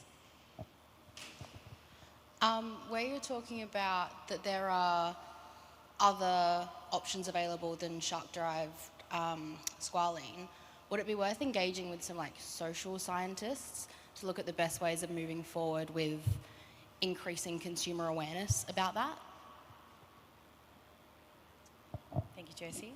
Yes, and as part of our kind of work program. Okay. Oh, there we go. Yes, definitely. As part of the work program that we're kind of thinking about now, looking at behavior and changing behavior with regards to, purchasing products and such is on the agenda. That's obviously not with our realms. We are not social scientists, but our colleague Glenn Sant, who's with Traffic, they are much more experienced in that realm, and that is an avenue that we are exploring, yes. Yeah, I'd just like to say something about that plant versus shark squalene. It started quite a while ago in Europe, actually, that they realised they really should shift from using shark squalene in cosmetics, for example, to plant-based. And there's been quite a movement on behavioural change in Europe, and a lot of companies will advertise that they are not using shark squalene in their products, and people are recognising that. And in Europe, there's been a massive shift, and in America as well. not entirely to 100% plant-based, but it is already underway, and we definitely, that's a really important part of this whole kind of realm of work.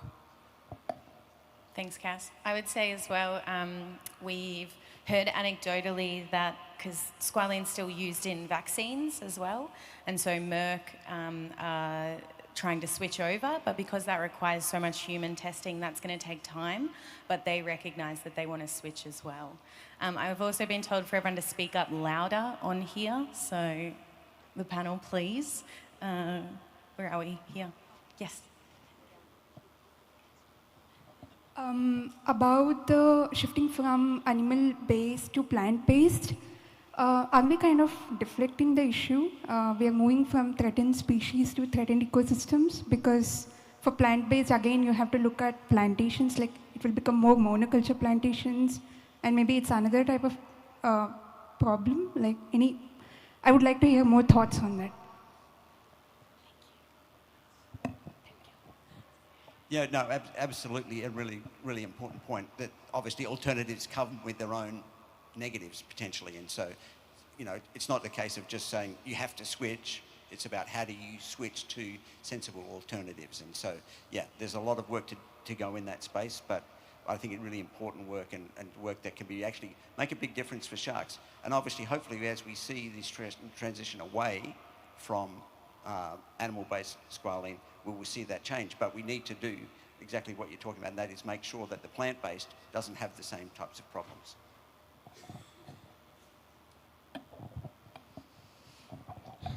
Thanks. Great session. I came in thinking or looking at the genetic DNA work, which is pretty cool, and I had the thought, to what degree do we need to know what species are involved? Which is a bit of an ironic question, but so does the DNA have enough resolution to actually give you information about the higher level taxonomic orders, and are those higher level taxonomies sufficient, do you think, to enact some sort of conservation? Thanks. Thank you. Do you want me to take this one? There's your pin. Yes, we can get a whole bunch of resolution from DNA, and actually Sushmita Mukherjee had a great talk about stock assessments and what level of species ID you need for it to be important. And in some of that sensitivity analysis, it came out that just knowing your family is enough to be able to do a vulnerability assessment on species. So it's not that we need perfect species ID, but that when we get better resolution, family and beyond, we can tease apart more of the impacts of the fishery. Anything to add to that? Yeah, so from Asadi's perspective, obviously, so that's why we went for the whole family. That's why we decided, 14 out of the 15 gulper shark species are in the trade, and some are more threatened and used more than others. But it was easier and it's simpler for everyone from an enforcement perspective to use the whole family. And gulper sharks, why they're highly threatened is they have the highest value squalene of any of the deep water sharks. So it makes enforcement, that fact makes enforcement easier, and going for the whole family makes monitoring and border control easier as well, yeah. Questions? Yes, in the blue.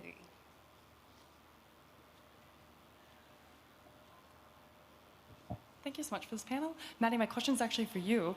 I was wondering, with the genetic data you're generating, is it whole genome sequencing? How many individuals are you doing for each species, and how are you identifying the specimens you're working on? Thank you. It really is a mix.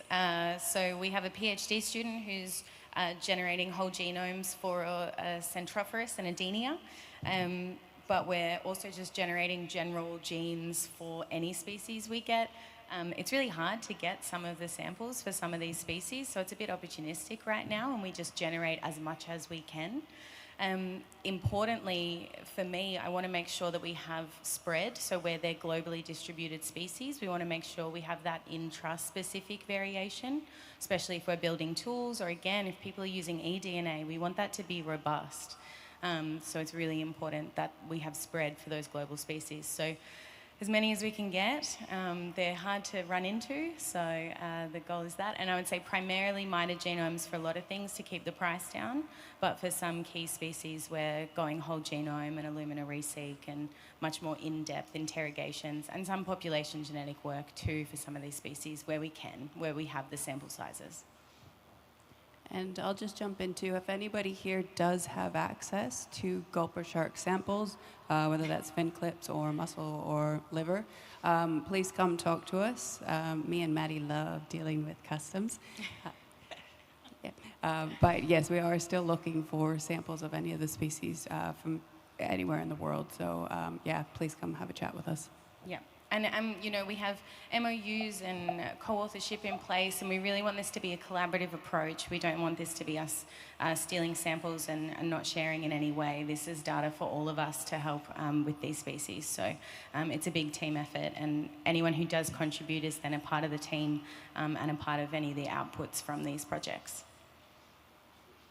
To Sush? Sush? Oh, sorry, Sush.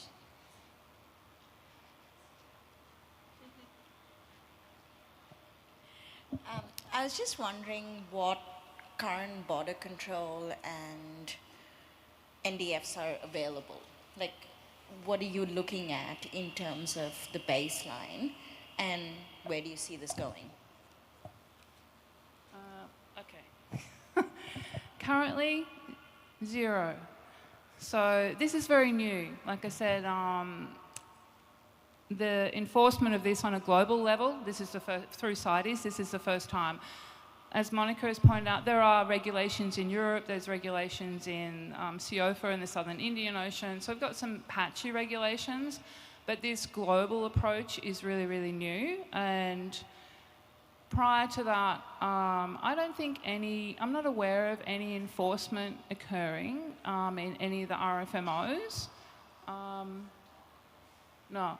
So what we're starting now is we want to help people develop the tools for gulpers to start with, and then as hopefully other species fall under enforcement, international enforcement regulations. But yeah, and NDFs, are you aware of any NDFs in the RFMO space?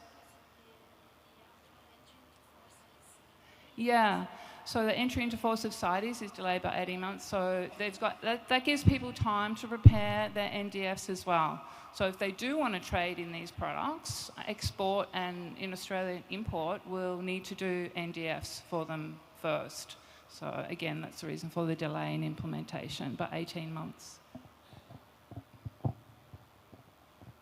Yeah, Sushan, listening to that question, one of the other things I think that's going to be somewhat challenging, particularly in the liver oil space, is that, you know, we've had amazing work done in places like Hong Kong with looking at fins and looking at actually what's in there in the trade and what's actually continuing to be traded or not traded because of things like CITES regulation. We don't have that same opportunity at the moment in the liver oil space because we don't understand the markets, we don't understand where we would do that surveillance, or even if we have the tools to do that. And so, you know, a lot of the work that we're focused on at the moment is actually trying to develop that understanding so that we can actually start to do that, because we know that there are some real challenges in that space, and I think it's really incumbent on us to try and work out how we will go about the types of things you're talking about, because you know, without that we're going to really not know how successful, you know, things like CITES, you know, sort of regulations are.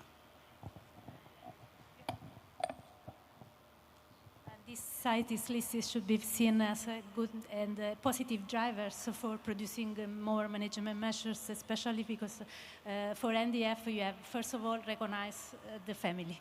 Secondly, you have to follow the trade of the liver, and we don't want to waste the carcass at sea. So let's see something similar about shark fin, shark liver of these sharks, and try to stimulate the management measures, avoiding this discard at sea. This is my point. Yeah, thanks a lot for the site event, and also a lot for the work you are doing on this research topic. I'm actually working for CITES Scientific Authority in Germany, so obviously I'm very interested in everything that is related to traceability. And My question is actually, do you know anything about the durability of the liver oil and also the squalene? So in that sense, that how long actually this can be stored and then actually used until it is basically traded. Because I mean, usually what we also seen in other shark products is that it's there's a lot of pre-convention specimens in trade, and probably that will be at first the case also for the liver oil or the squalene or anything that is related to that. Yeah, that's a good question. I might let Glenn Sant, who works with traffic, he's been asking that. We're starting to think about that as well, because in terms of stockpiling and pre-convention and this delay in implementation as well. So did we actually have an answer for that? I have colleagues that have liver oil sitting on their office desk for about 20 years, and they reckon it's still good. So the shelf life is probably quite long. Funny enough, this was something that me and Maddie were just talking about an hour ago, having some samples that have been, looking at the tools that we are exploring now, we do have some potential to look at some liver oil that has been sitting around for a while and getting some new liver oil and seeing if there are any differences there. But yeah, chances are this is a rather inert project or product that can, you could, stockpiles is probably a thing.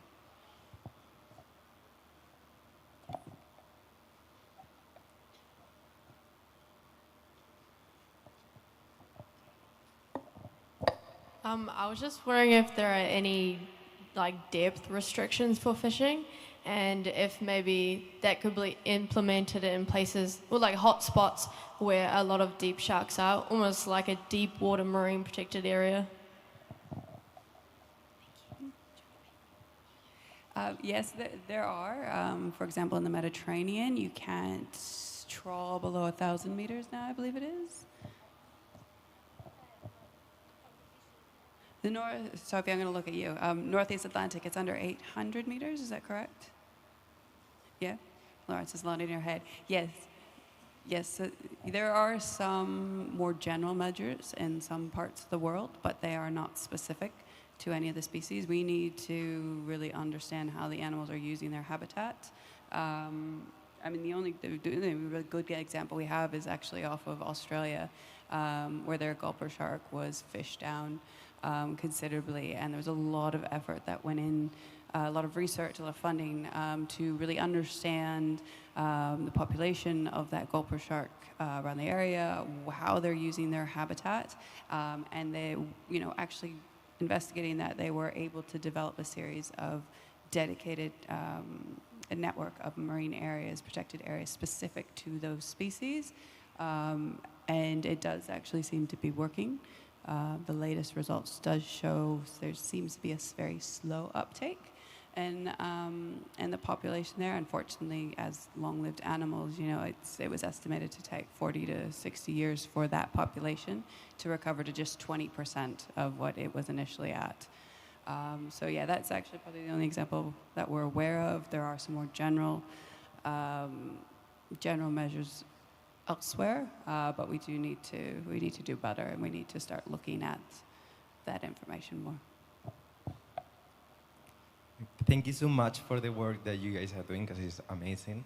And now that the CITES proposal has been accepted, I was wondering, what is the next goal that you guys have in mind in terms of management at these global or maybe local scales? Thank you.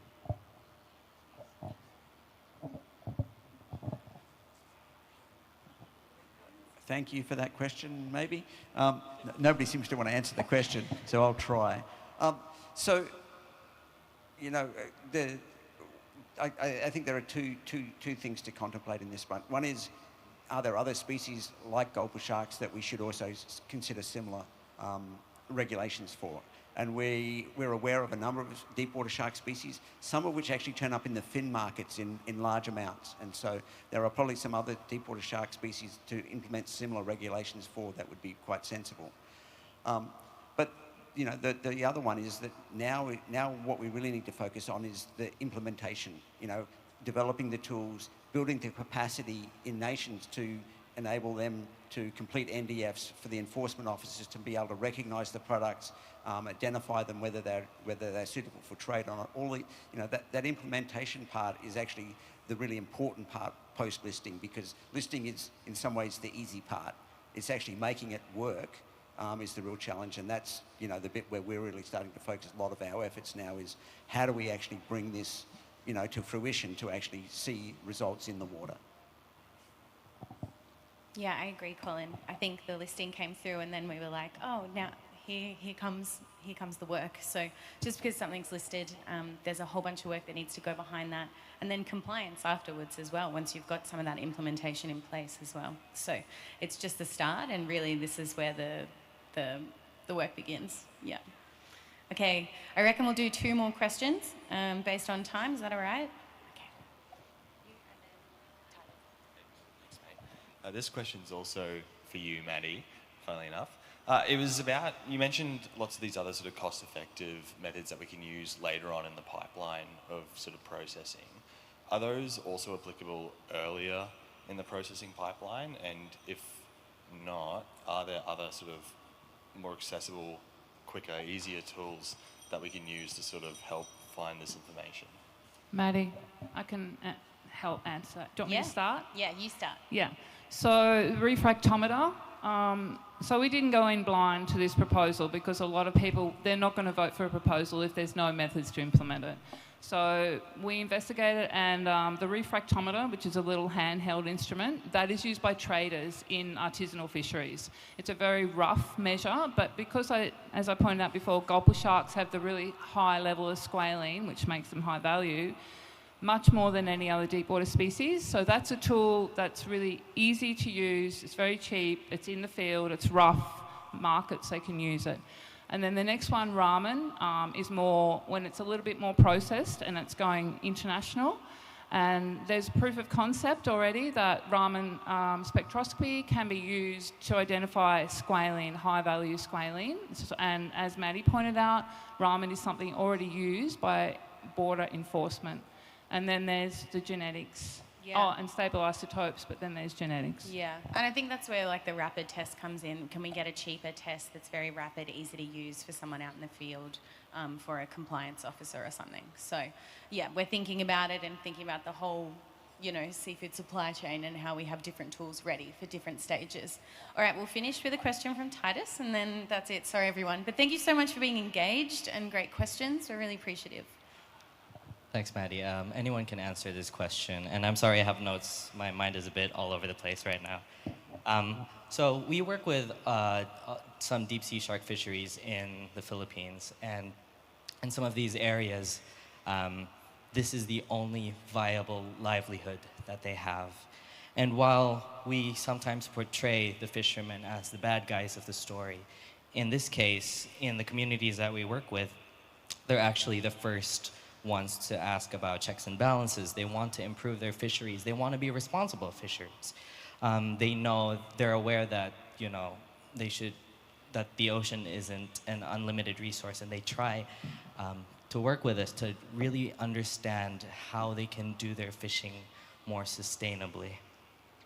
But just a few weeks ago, we had to meet up with this community and talk to them about the new CITES listing. And it was just really heartbreaking for us to see how they're about to lose a fishery that, we've tried to be responsible. Why are we part of the people who are being punished for a livelihood? We just want to make a living. And I think the moment stayed with me because it showed the difficult space between conservation victory and human consequence. Yes, it's great. We protect these species in the CITES listing, but also people are going to be affected with this. Maybe there are some people who should be affected by this, but there are also people who, are also suffering the consequence. So my question is, when a conservation law protects a threatened species, but also removes one of the few viable livelihoods available to a small island community, what responsibility do we have as scientists to make sure that these communities are not left behind? Thank you. Yeah, I'll start answering that. Firstly, like the CITES listing, it does not mean you won't be able to trade them at all. No, it's not a ban, but it just ensures that any trade in the species is legal and sustainable. And there's there's still an option that the Philippines can produce a positive NDF and that they would still be able to trade species. And we're not trying to ban fisheries. We're trying to just ensure that those fisheries are around long term, and that we do recognize these are resources and we do want them to be used, but it needs to be used sustainably. And that will require working with those people, gathering more information so we can ensure that those positive NDFs go forward. Yeah, I'll leave it at that. I think it's a really important question, and one that we need to work on a lot more. There are options around positive for NDFs, but I think working with communities in these sorts of things actually is the appropriate way to go about it. And so it's not about these are very high-level things, but we need to recognise that working with communities, particularly where there are limited options, are really important. And so there are opportunities there to make sure that the options are available to them. So. Titus, I want to thank you for your question and for explaining that scenario to us as well. And it's something we should all be mindful of in the room. I'm going to wrap this up. Thank you so much, everyone. We love deep water sharks, and we hope you guys do too. And we better swap over to the next session. Thank you.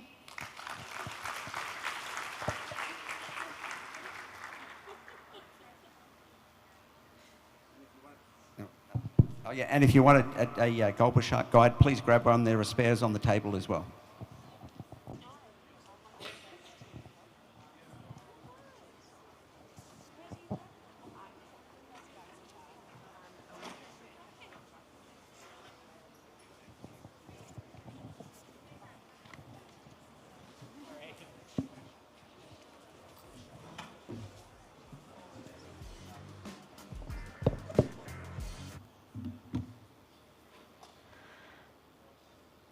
Good afternoon, everyone. My name is Chia-Yun Li. You can just call me Joanne. And today I'm going to talk about monitoring Elasmobranch occurrence and temporal patterns in Taiwan. However, due to the time limit, I probably don't have the time to talk about the temporal patterns, but you are welcome to come talk to me after. So I assume that everyone sitting here has a strong fundamental in Elasmobranch knowledge. So I'd like to take a different angle today and introduce you to Taiwan. So there's over 1,200 species around the world. So where does Taiwan fit in? Taiwan is just here, a really small island. And for those who are unfamiliar, Taiwan is really, really small, but despite its size, we have 187 Elasmobranch species. And that gives us a remarkably high level of species diversity related to our land area. So when we divided Taiwan into 5 regions, the data shows that Elasmobranch species are distributed across all of them, so no region is left out. Beyond that, we have 8 ISRA sites covering a wide range of species, habitat, depth, and body size. And 2 highlights is that worth mention is we have a documented megamouth shark habitat off the East Coast, and a record of whale shark neonate in our water. However, all of these reports and data were mainly fishery data. Fishery data is incredibly valuable. It can tell us about diet, about what's their body inside, age, growth, and population dynamic. But here's the catch. Fishery data reflect what has already happened. What do I mean by that? So when we see a lot of baby shark in the fish landing site, and the first thought for me is, oh wow, there's a baby, it was so cute. But a second later, it was not anymore. It's not a baby anymore. And I saw a lot of pregnant female. Next second, oh, not anymore. And sometimes, and there's another issue is Taiwan's Conservation Administration has designated 71 marine protected area, which cover 8.38% of our ocean across 7 categories. But only one of those is a wildlife habitat, and it's for Indo-Pacific humpback dolphin. I'm not saying dolphin's not important, yay for dolphin, but not a single protected area is for Elasmobranchs. There's something we haven't done enough to prove the government it is really important, right? So, as a shark lover, and who spent like almost 5 years immersed in fishery data during my PhD. And now I'm free from the graduation pressure. So I start asking, are there another way that we can study these animals? And how can we present our finding in a way that capture people's attention? And that's where BRUVs comes in. So as many of you know that BRUVs are a non-invasive survey method, and we use a single camera and then put it in the water for 60 minutes at least. And then we use, and then we calculate the relatively abundance using MaxN. So the objective of this study is to establish a standardized fishery-independent Elasmobranch baseline. And then we want to also compare occurrence and relatively abundance across the sites. However, this is still a really young project, so I didn't actually cover a lot of sites. So the first site is Dongsha Atoll, which is over there. So it's like 450 kilometers away from the main island, and it's roughly an hour by plane. And Dongsha is a coral atoll and located in South China Sea and designated as a marine national park in 2007 and managed as a no-take zone. And then the second spot is Penghu South Island. It's like about 30 minutes by plane. And it's located in Taiwan Strait, and it's also designated as a marine national park. And then the third one is our most recently added site is Green Island. So it's like 30 minutes by boat.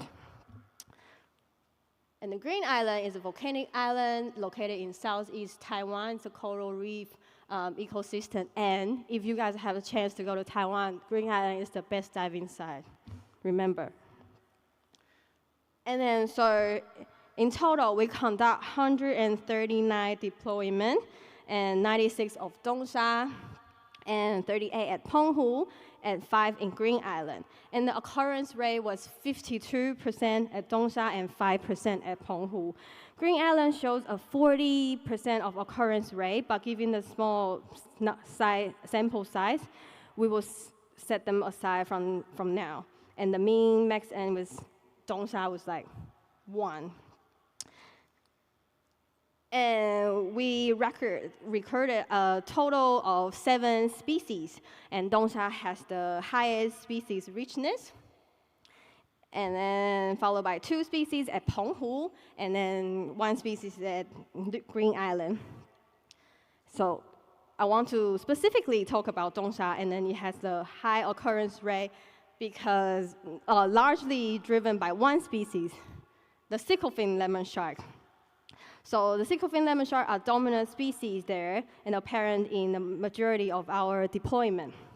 And then, interestingly, it's only in around the island, not in the atoll.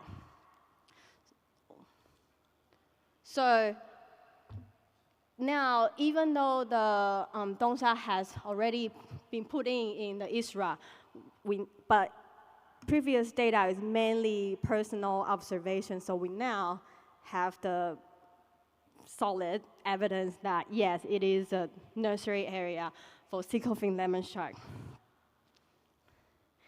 And this raises an interesting question. Both Dongsha and Penghu, they are marine national parks, so why are they have so much large gap in occurrence rate? We think it is because Dongsha was really remote from the main island, and it's also a military site, so the public is not allowed to go in. And then as long as they see any bird, they're trying to trying to ask them to leave.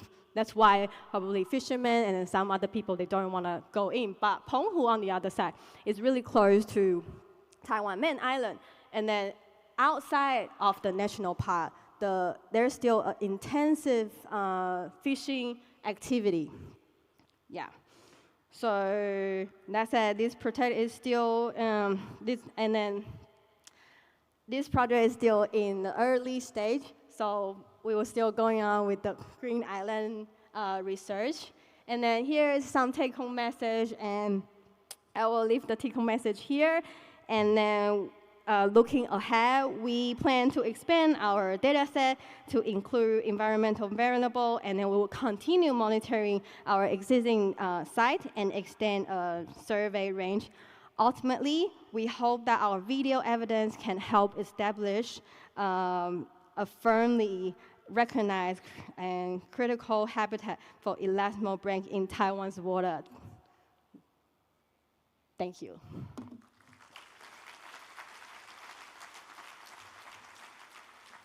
Unfortunately, no time for questions. We are moving to the next presentation by Kenn.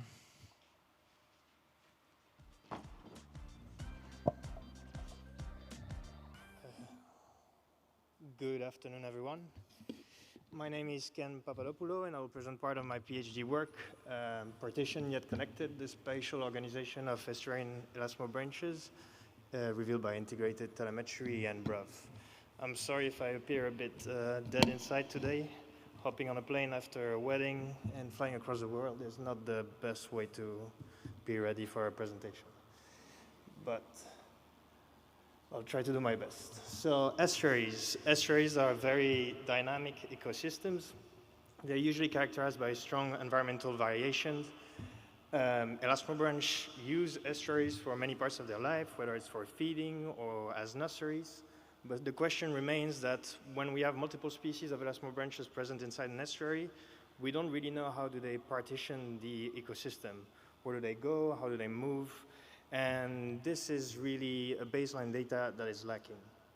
So to try to fill this knowledge gap, we decided to focus our study on the Ria de Vigo, which is an estuary located in the northwestern part of Spain. As you can see, it's very specially structured with 3 different areas. The inner side is mostly shallow water, heavily influenced by rainwaters discharge. The middle area is a transitional zone with usually a high biological peak activity, and the outer area is connected to the continental platform and is influenced by upwelling events. So the last presentation resumed pretty well what BRUVs are, but here you have an example. It's a tripod with 2 cameras. The 2 cameras allows us to measure the fishes. We have a bit of a bait box with some sardines inside, and it's quite an interesting method as it allows us to non-invasively get some information about the local biodiversity and the relative abundance of species present in the study area. So this is the BRUV design. We decided to sample the 3 areas, as you can see, and 2 sampling depth from 0 to 15 and 15 to 30 meters. The first year, we deployed 120 BRUVs in summer and 120 in winter. But spoiler alert, because we saw something happening in the data, we decided to subsample only 50% of the point we had and spread it over the 4 seasons. So we have around about 600 BRUV deployment at the moment. So if you look at the gray bar, you can see already a strong temporal pattern in the detection of the videos that have Elasmobranchs, where in summer we have around about 50% of the video with Elasmobranchs, whereas in winter it decreased to 20%. We also have a spatial pattern that emerged with more video with Elasmobranchs in the inner and the middle part of the RIA compared to the outer part. So in total, we discovered 6 different species of Elasmobranchs, but this assemblage was mainly dominated by 3, the small spotted cat shark, the eagle rays, and the undulate skates. So in the next part of the presentation, I'll mainly focus on these 3. If we look at the small spotted cat shark, we see that it's consistent about, its abundance was consistent across seasons, with a high distribution in the middle area and a bit of the use of the inner part of the area. And it was widely distributed across zone and depth. It was very different for the eagle rays, where we had high abundance in the middle and the inner part, but a very strong seasonal pattern with the abundance completely decreasing in winter. We don't really understand, solely looking at the BRUV data, where would they go? Are they leaving the RIA, or are they just not reacting to the BRUVs? These are some questions that remains to be answered. And the undulate skate is a bit different, with present across all zone and highest in the middle area, but regular use of the inner and the outer area. So already with these 3 Elasmobranch species, we have a bit an idea of what's happening inside the RIA, with strong seasonal signal, an expansion of the abundance of Elasmobranchs in summer, and a contraction in winter. But we still have some question regarding the movement of these individuals. Are we just seeing one population or multiple populations inside an estuary? So to answer this, we decided to use acoustic telemetry. So it's a technique that uses 2 things, the acoustic receiver that you saw first, and then the transmitters. Each fish is tagged with a transmitter that has a unique pulse signal. And every time this fish goes close to an antenna that are spread across the estuary, we have an idea of where they were. So this is a bit an example of the individual we tagged.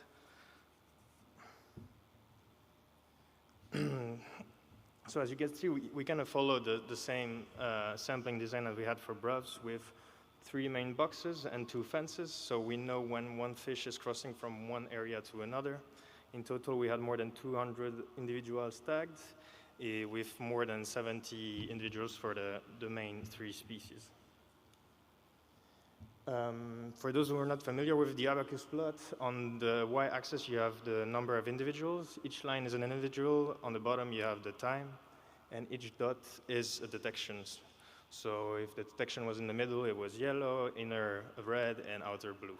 So for the small spotted cat sharks, we can see that where individual was tagged, it remained in this area, the whole study area. If it was tagged outside, it remained outside. It moved in this outside box, but it didn't cross to the inside or in the middle.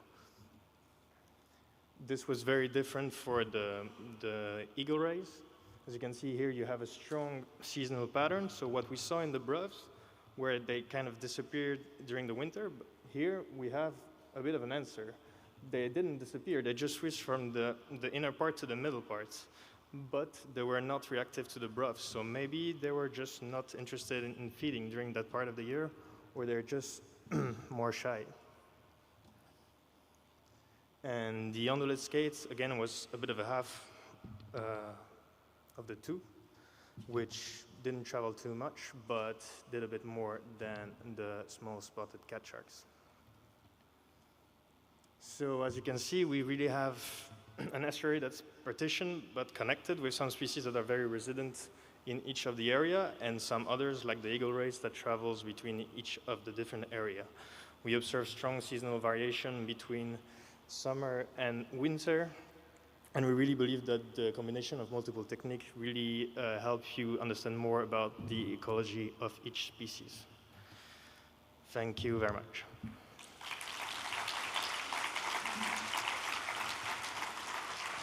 Thank you, Ken. We have time for 2 questions.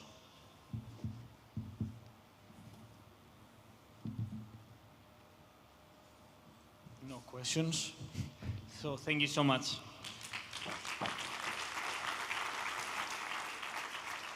So I invite the next presenter is Marta. Seamounts as shark hotspots in the Eastern Tropical Pacific.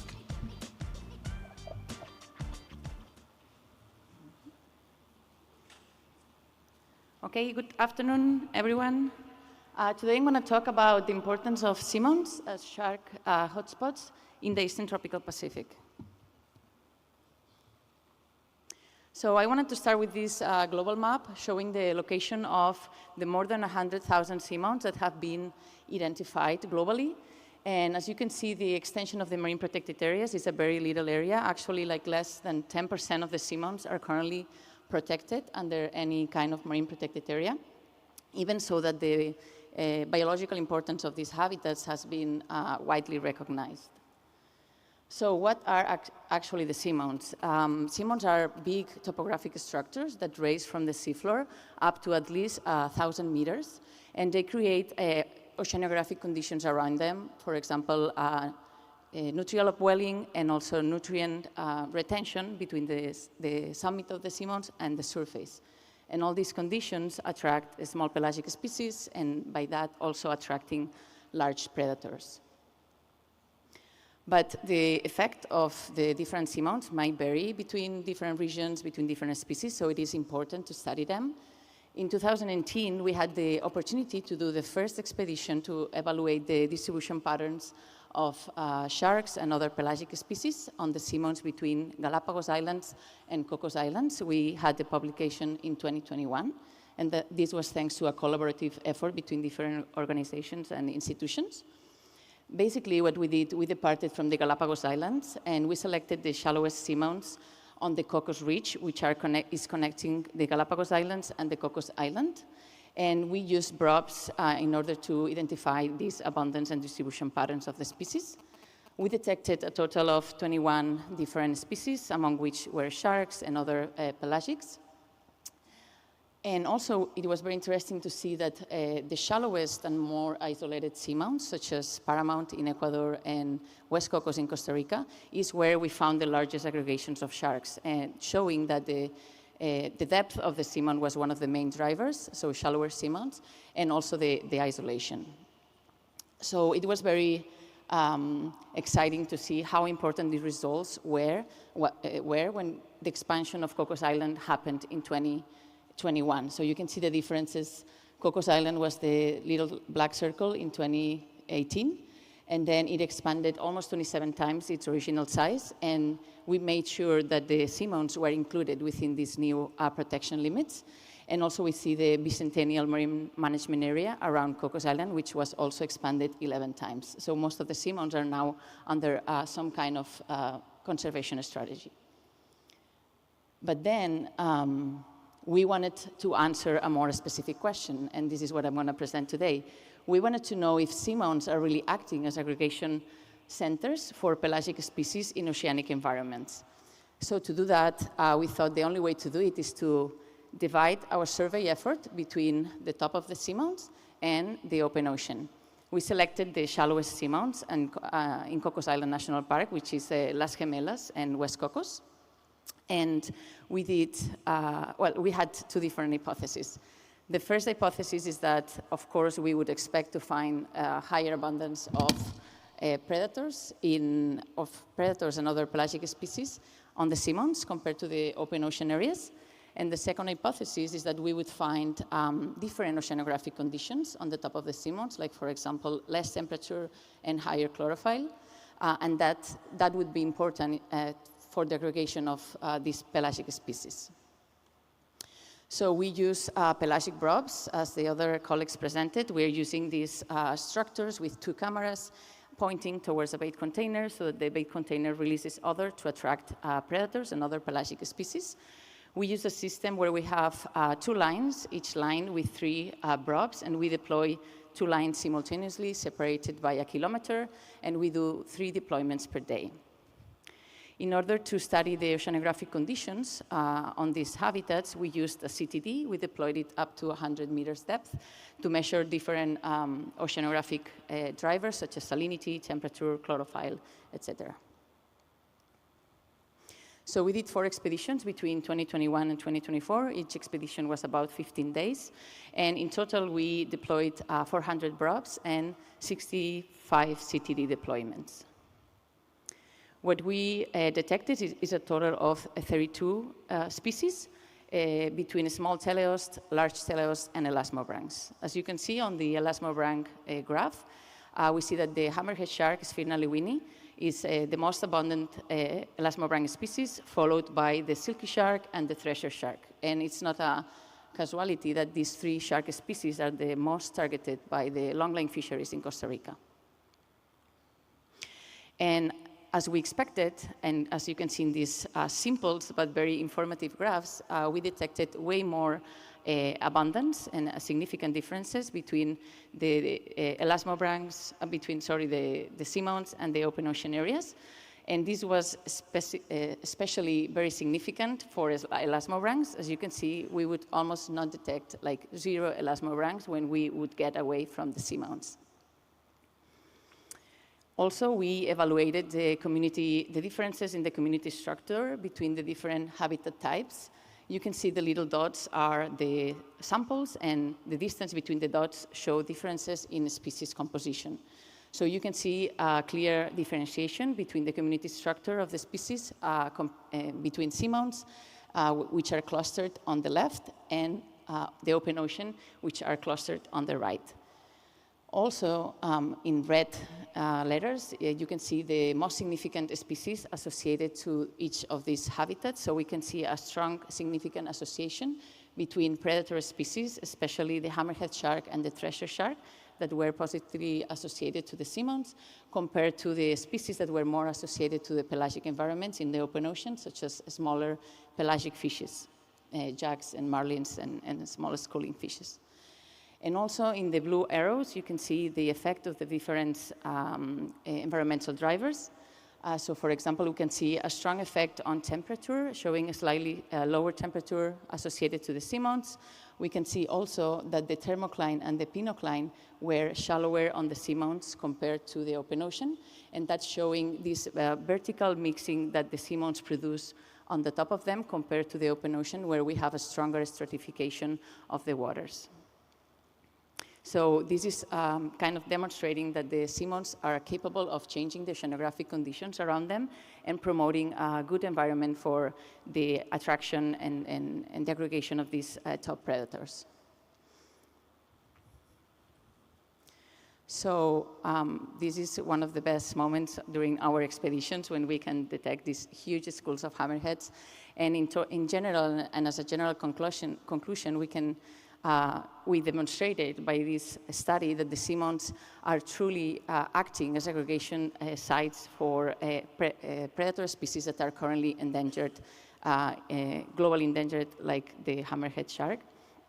And then it's important that we include the protection of seamounts as part of all these global strategies, 30 by 30, BB&J, because really these sites are truly aggregation critical hotspots for these predator species. But our efforts are not finishing here. We are working regionally with the network of scientists in Miramar. We are creating standardized protocols to use pelagic BRUVs in different environments. We are using BRUVs in oceanic islands, in coastal areas, in seamounts, in the different countries of the marine corridor of the Eastern Tropical Pacific, Costa Rica, Panama, Ecuador, Colombia. Also, we're doing that in Mexico. And by that, we are creating baseline indicators to evaluate the effectiveness of marine protected areas and current management strategies. And this is important in order to do more, think about more like regional conservation strategies, not just only localized, national-based conservation strategies. Thank you so much. Thank you, Marta. We have time for one question.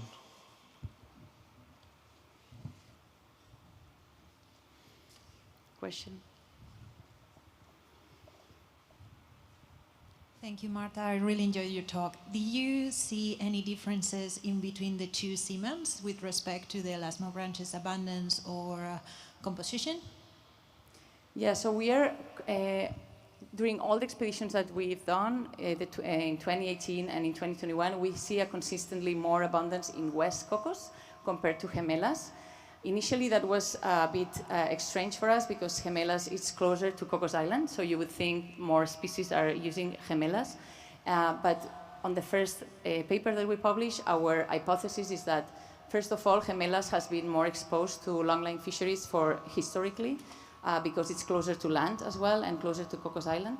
So this might be one of the reasons, but also the other reason is that the isolation of the seamounts is also an important factor. So we think when pelagic animals are traveling and they don't have any kind of like refugia, when they found one seamount, that seamount becomes very important, no? So we are constantly detecting higher abundances, especially of hammerhead sharks in West Cocos compared to Gemelas. Great, thank you. Thank you. Thank you, Marta. Our next speaker is Sojiwa, and she will talk about diversity, abundance, and biomass of Elasmobranchs in Sri Lanka.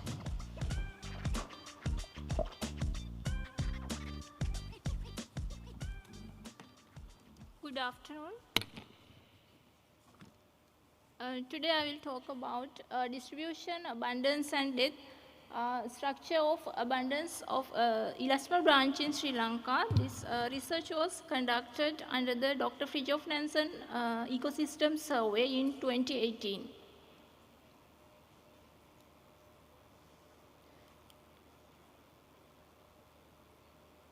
So this is the survey area around the Sri Lankan coast, and this research was conducted from 24th June to 16th July 2018. This was focused on mainly about pelagic species conducted by acoustic surveys and demersal species from the swept area method. So the objective of our research was to assess the diversity of Elasmobranch and analyze the abundance and biomass of them, and to examine the death influence on the Elasmobranch distribution.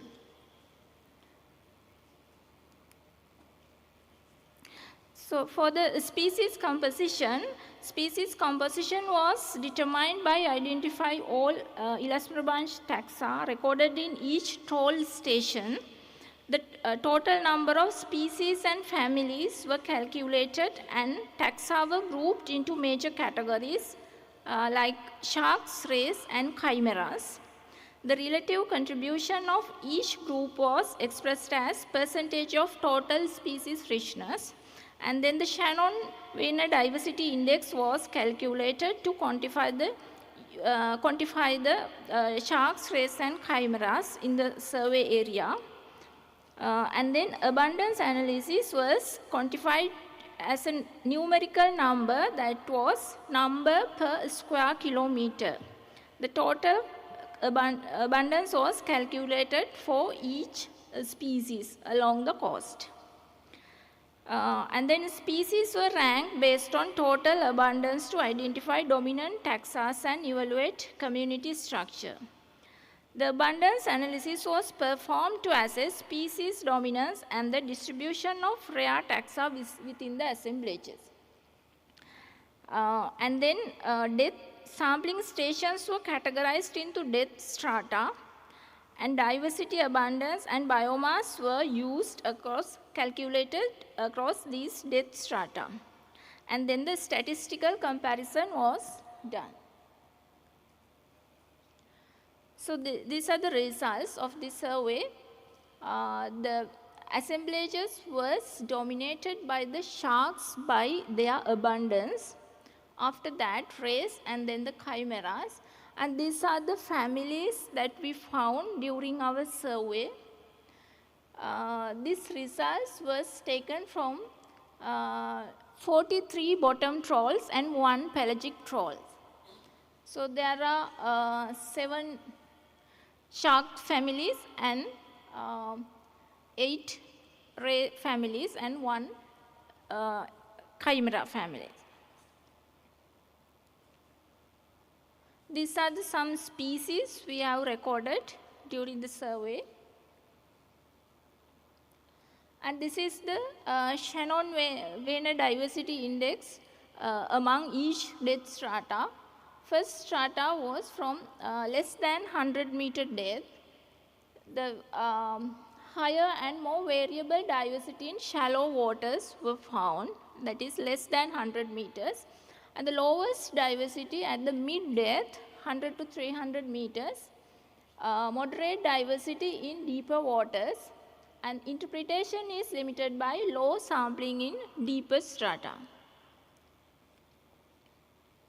And this is the abundance and biomass density pattern of Elasmobranchs within the Sri Lankan coast.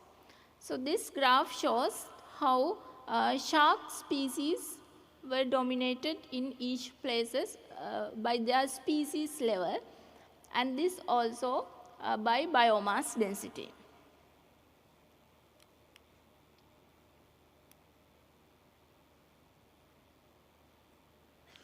So the first graph shows you the abundance density of Elasmobranch is overwhelming highest at the mid depths, which much lower values in the shallow waters and deeper waters.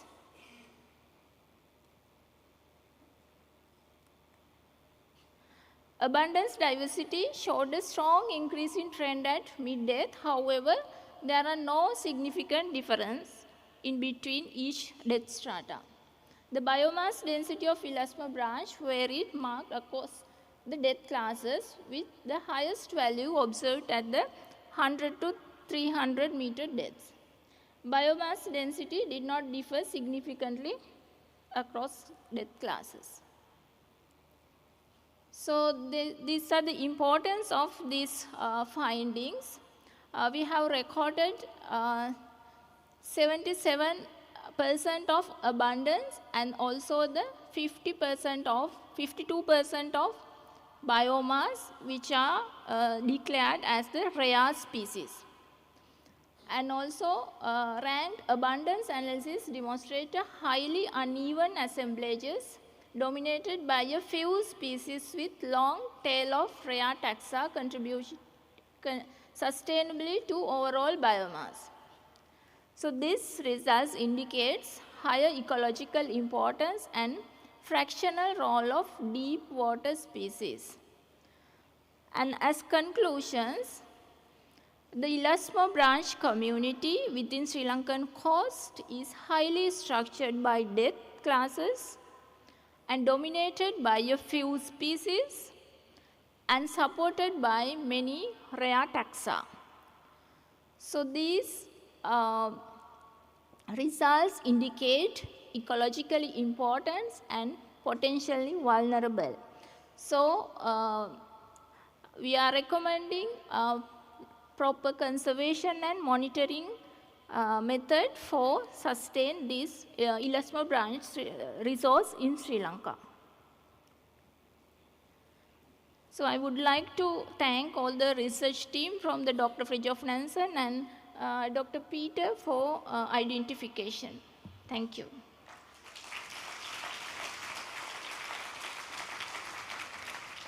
Thank you a lot. We have time for 2-3 questions if we are fast.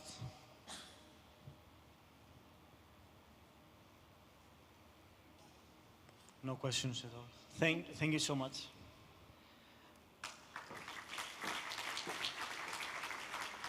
Our next speaker is Naya Simeon about the conservation in a rhino ray fishing nation.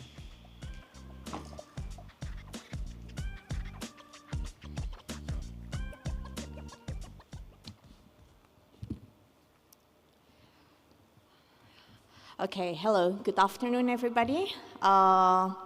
Before I started my talk, I want to share one of my experience.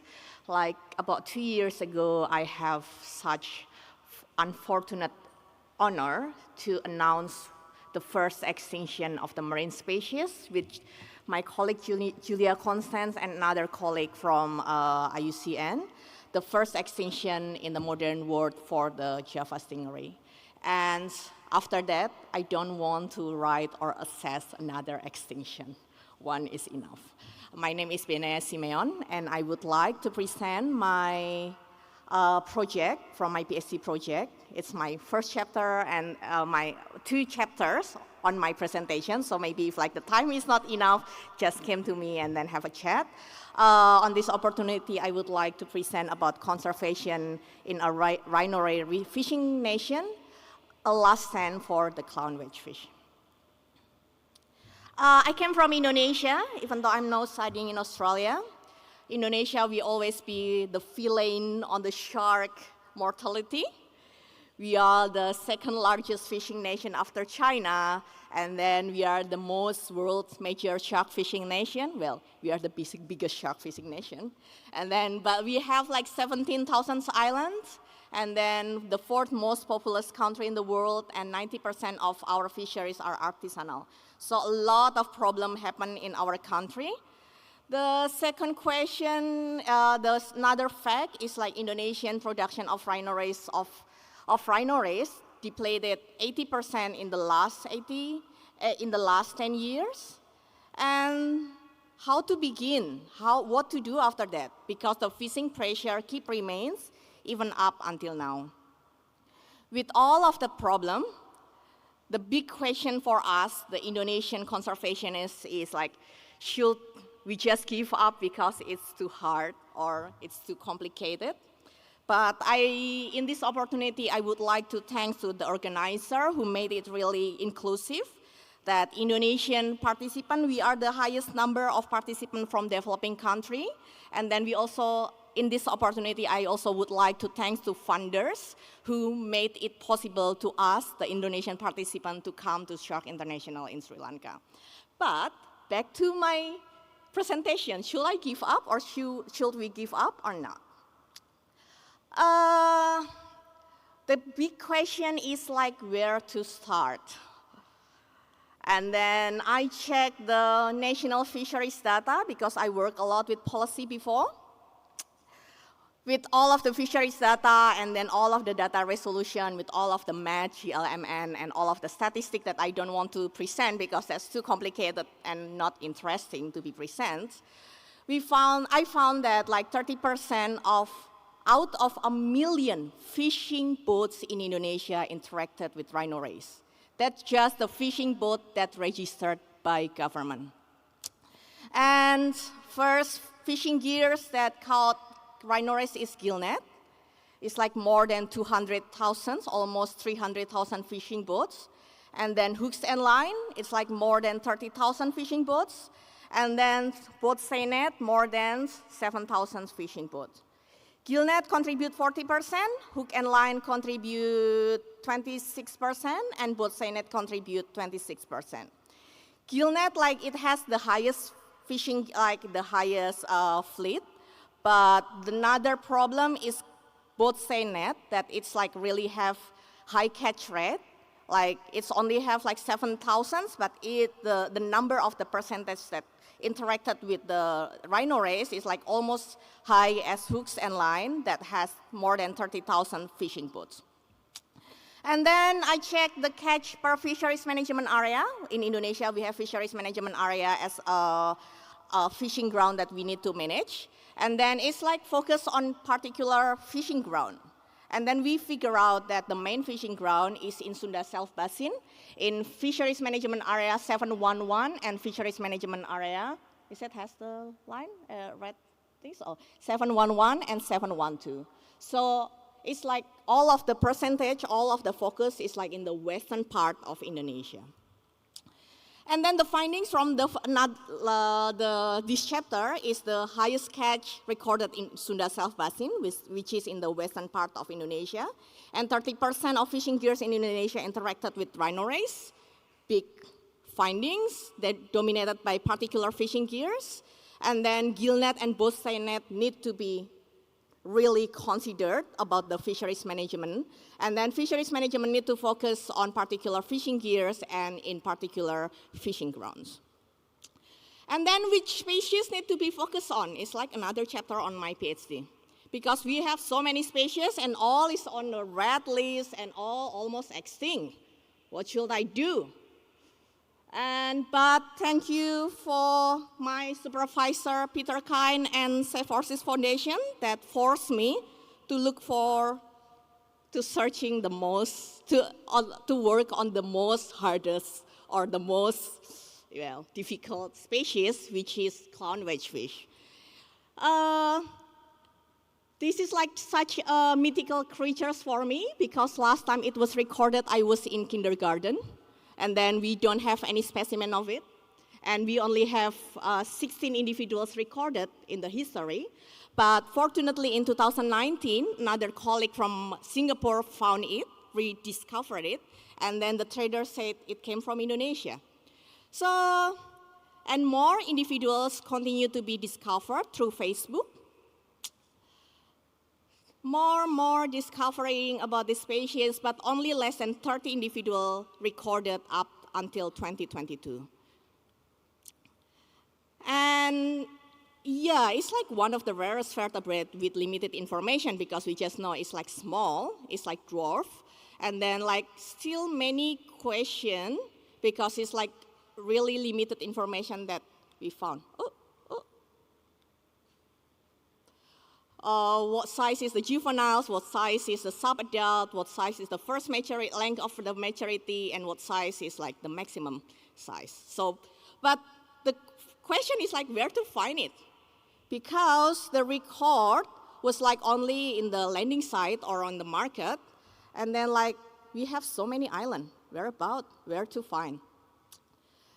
And we do a lot of enumeration in the market through this project, and then we found something like in the corner of the market. And yeah, I went fishing with the fishers, mapped the fishing grounds, and then checked what fisheries interacted with the clown wedgefish. Don't ask, after this, I really got seasick and got viral on the island because, oh, that lady who do like the research, he got like seasick really bad. But anyway.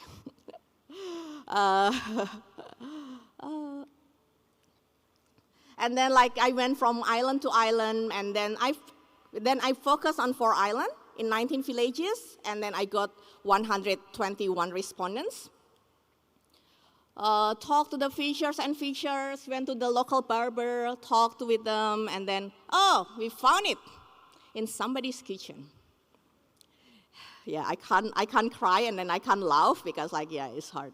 Like it's very complicated between happiness and sadness at the same time.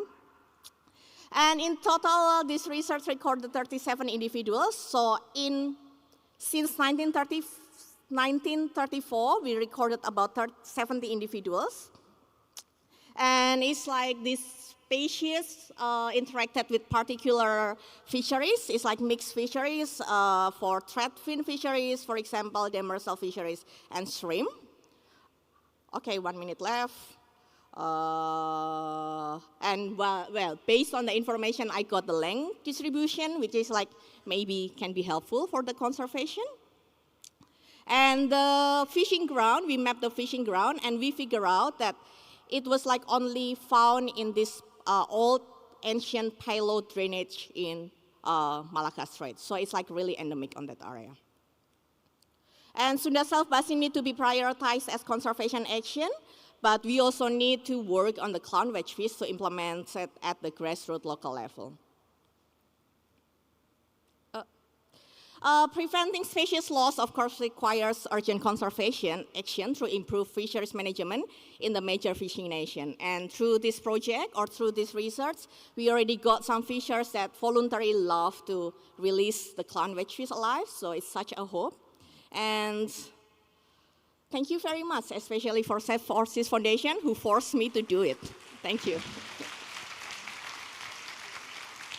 Thank you so much, Naya. We don't have time for questions, unfortunately. Thank you.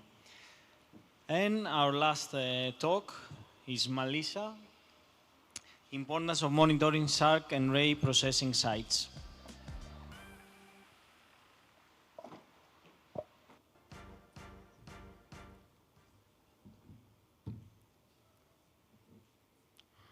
Good evening, everyone, and welcome to Sri Lanka.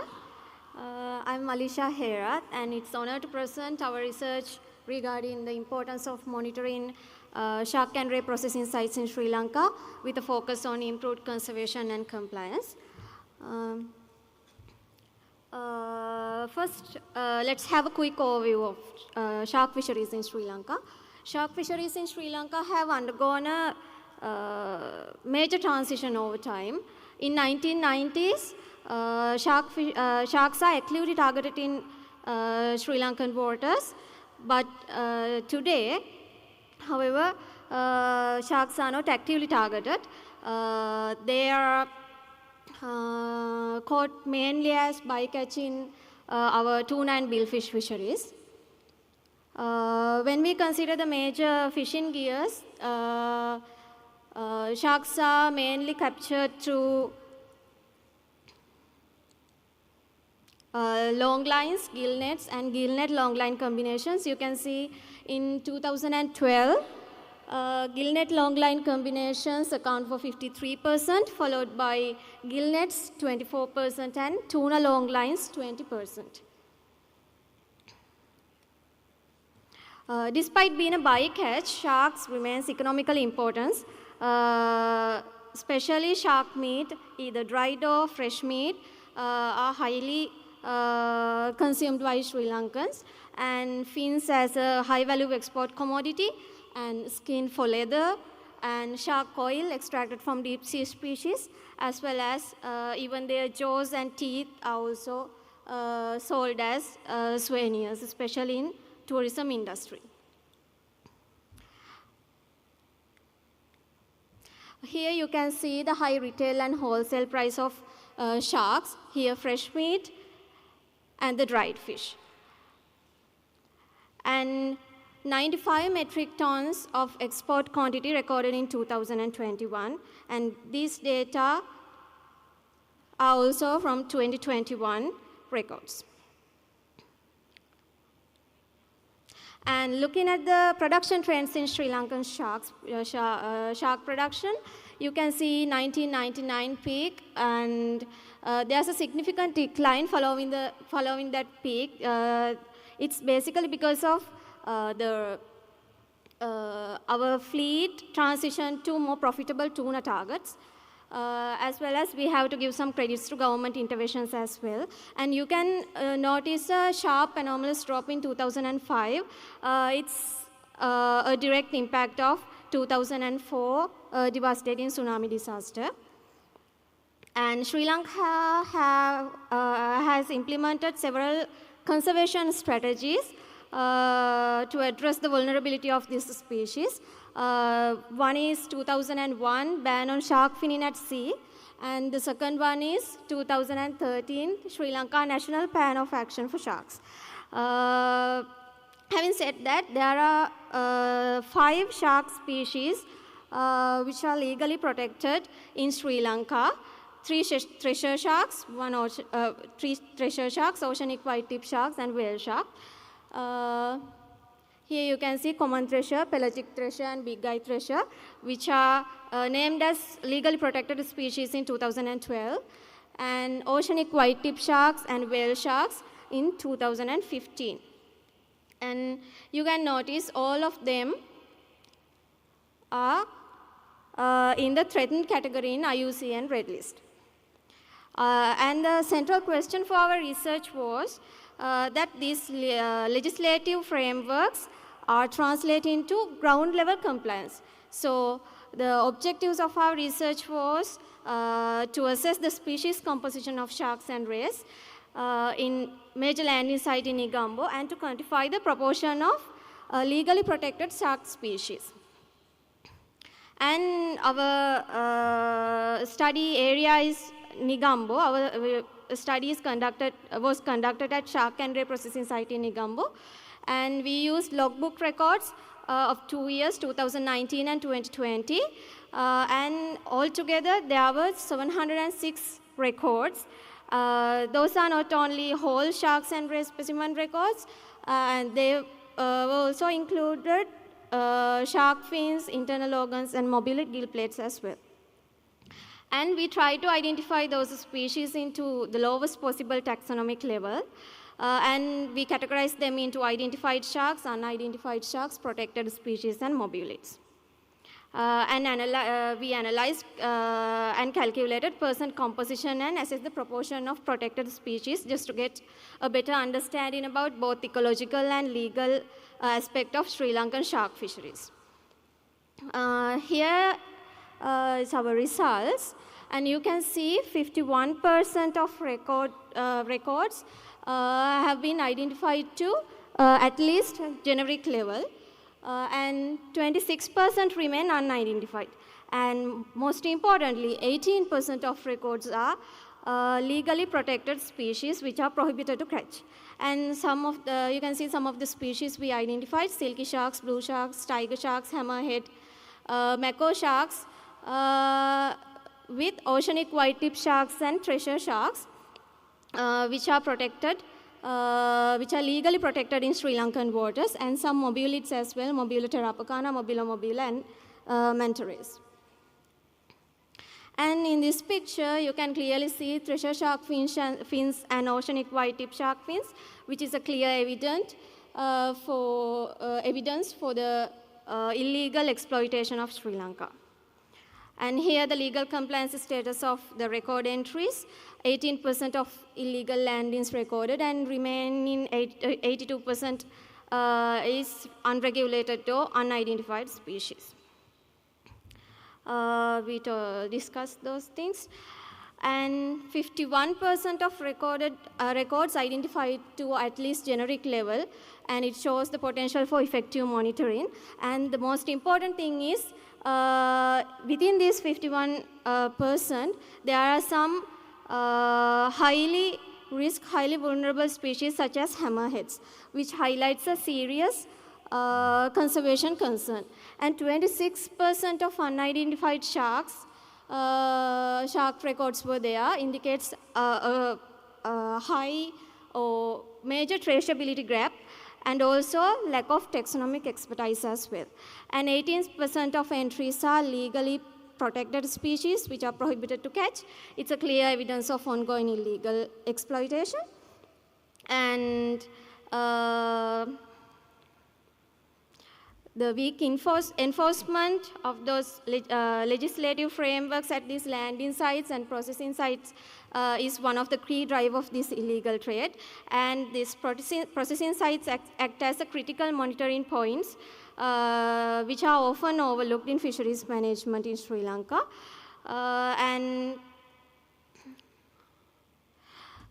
We have some recommendations for this serious issue. We can improve the species level data collection for both retained and discarded species. Then we can have a better understanding about which species we have in our waters. So we have to do a capacity building to initiate this, because of that we have a lack of taxonomic expertise, and the implementation of bycatch mitigation strategies. We can do some gear modifications and depth adjustment as well. And we can promote safe release practices for live sharks caught during fishing, because we can, definitely there can be some significant proportion of live sharks on board. So we can encourage fishers to release those vulnerable species alive back to the sea, and considering temporary non-retention policies for vulnerable species until the stock assessment is scientifically confirmed is one major recommendation. And as conclusion, Despite strong regulatory frameworks, these challenges in enforcement, monitoring, and species identification continues the pressure on vulnerable shark populations in Sri Lanka. So shark and ray processing sites can be identified as critical monitoring points. Improving monitoring in those shark and ray processing sites can significantly strengthen conservation and regulatory compliance. And thank you.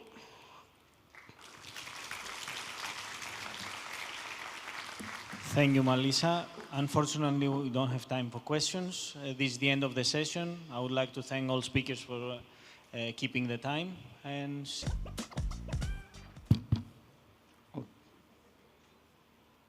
okay, thank you for the time. Good afternoon, everybody. My name is Anhar Muslim. I'm a student of IPB University. Actually, I am a government officer too. I'm in Ministry Marine and Fisheries Affairs. This study is part of my job. I make enumeration in the Jakarta, capital city of Indonesia. Me and my team, Jenrette and my two enumerators. Yeah, this my introduction. The first one is importance of shark. Shark is, we know shark is a predators. He is regulate the web food and the other. And the second is global population are declining due to first is overfishing, and the second is habitat degradation. And the important is international trade. Indonesia is first large fishing national, according to data of the Director General of Fisheries Capture. Indonesia, we have 117 species of shark in Indonesia. It's a lot of species shark in Indonesia. And this special of shark, he has biological vulnerable. Shark have slow growth, late maturity, and low fecundity. Yeah. My purpose is I want to know what is data gap in Jakarta. We have limited biological and fisheries information. That is the important challenging in Jakarta. This study, I will evaluate shark fisheries suitability.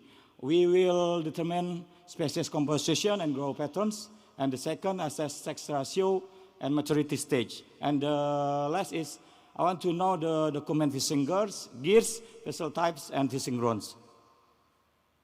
Yeah, is my study area in the Jakarta. Jakarta have two major port fishing. The biggest is Nizam Zaman ocean fishing, or we call it Muara Baru fishing port. And the second is Muara Angke fishing port. Is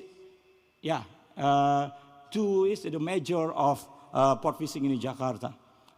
The time is from February to December 2023.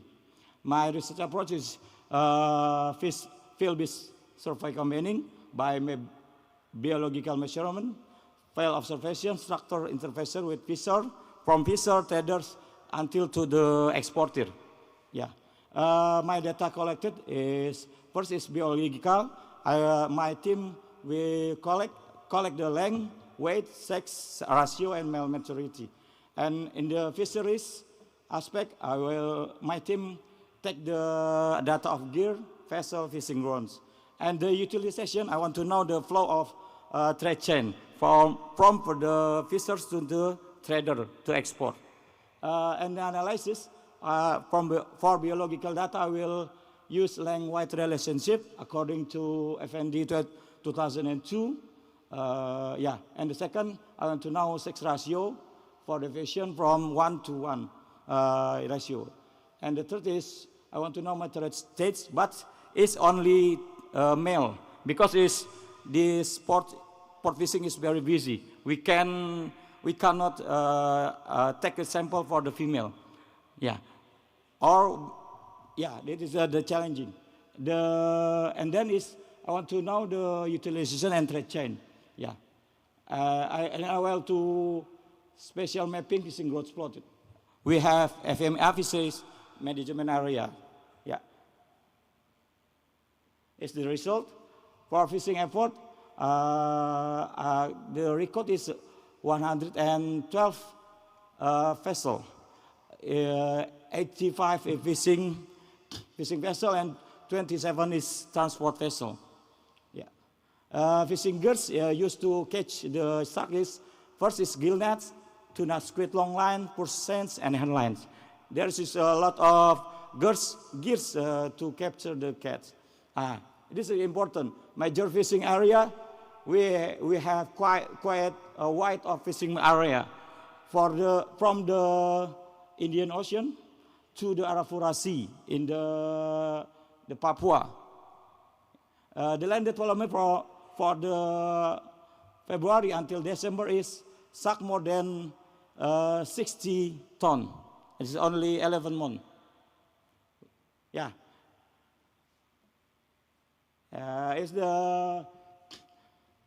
We record to 20 shark species.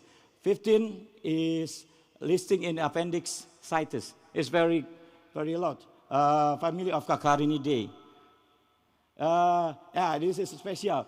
From the 20, 15 species are negative allometric, or B less than 3, and 2 species isometric, and only 3 B higher than 3.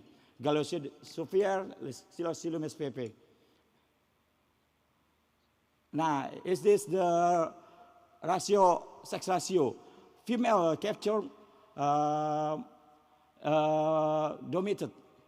Female 62% and males only 38%. Yeah, and then is male metro stage composition. Stage 1 is very dominant, 46%. Is a juvenile stage, and yeah, we have four species of shark. His stage 1, the higher than 80%. You can see it in the chart. Okay, it's the trade chain. In Muaram Angke, we have many processor products. We have product shark from skin, meat, cartilage, and another. And in the Muara Baru, they only store in cold storage and traded. Thank you. Yeah. This is our discussion. Growth patterns. Dominance of negative allometric growth, B less than 3, indicated environmental stress and fishing pressure, according to FND. And then sex ratio imbalance. Female dominate catch 62%, linked to reproductive behavior and fishing pressure, according to Bhagawati and Dharmadi. High juvenile exploitation, majority at maturity stage, 46 and something percent. Strong recruitment of fishing signal, according to Pilcher and Hart. Evidence of overexploitation, yeah. Declining size and early capture. And the last is important, management implication, need for NPO shark improvement and multi-level governance. And this is the last conclusion. Biological indicators, dominance of negative allometric growth, it reflects environmental stress and suboptimal condition. And the population structure concern, high proportion of juvenile, stage 1, immature. And the third is reproductive pressure. Female dominates cats until to 62%. Potential decline in reproductive capacity. And then consistency of global trends. Subpopulation declining to overfishing and weak governance. Yeah. Future direction, this is my opinion, integrate community-based and adaptive management, according to Mustafa and Siddiqui. And then this is Muara Angke, the right side, and the left side is Muara Baru. Okay, that's my presentation. Thank you for all. Good afternoon.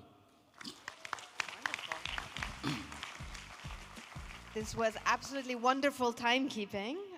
We have time for a question in the room. If anyone has a question, a quick, short one.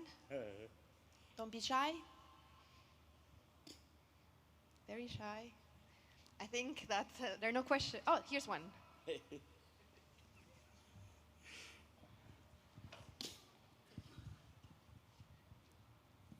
Yeah, thank you for the report on your activities. So I'm actually very interested in understanding why there are so few males and all of them are in early development stage. What happens to males? Do they eventually die in the process of becoming an adult, or what do you think is happening? Yeah. According to the data, I cannot say why the female is dominant capture, but it can be biological indicator. Maybe I can answer your. This needs research after this to ensure why the female is dominant. Because I have only data that the female is dominant at capture at the Jakarta. But I can answer why the female is dominant. But that become biological indicator if the female dominant capture can be pressure of the reproduction in the future. Maybe that's my answer. Thank you. Thank you, Anand. Thank you.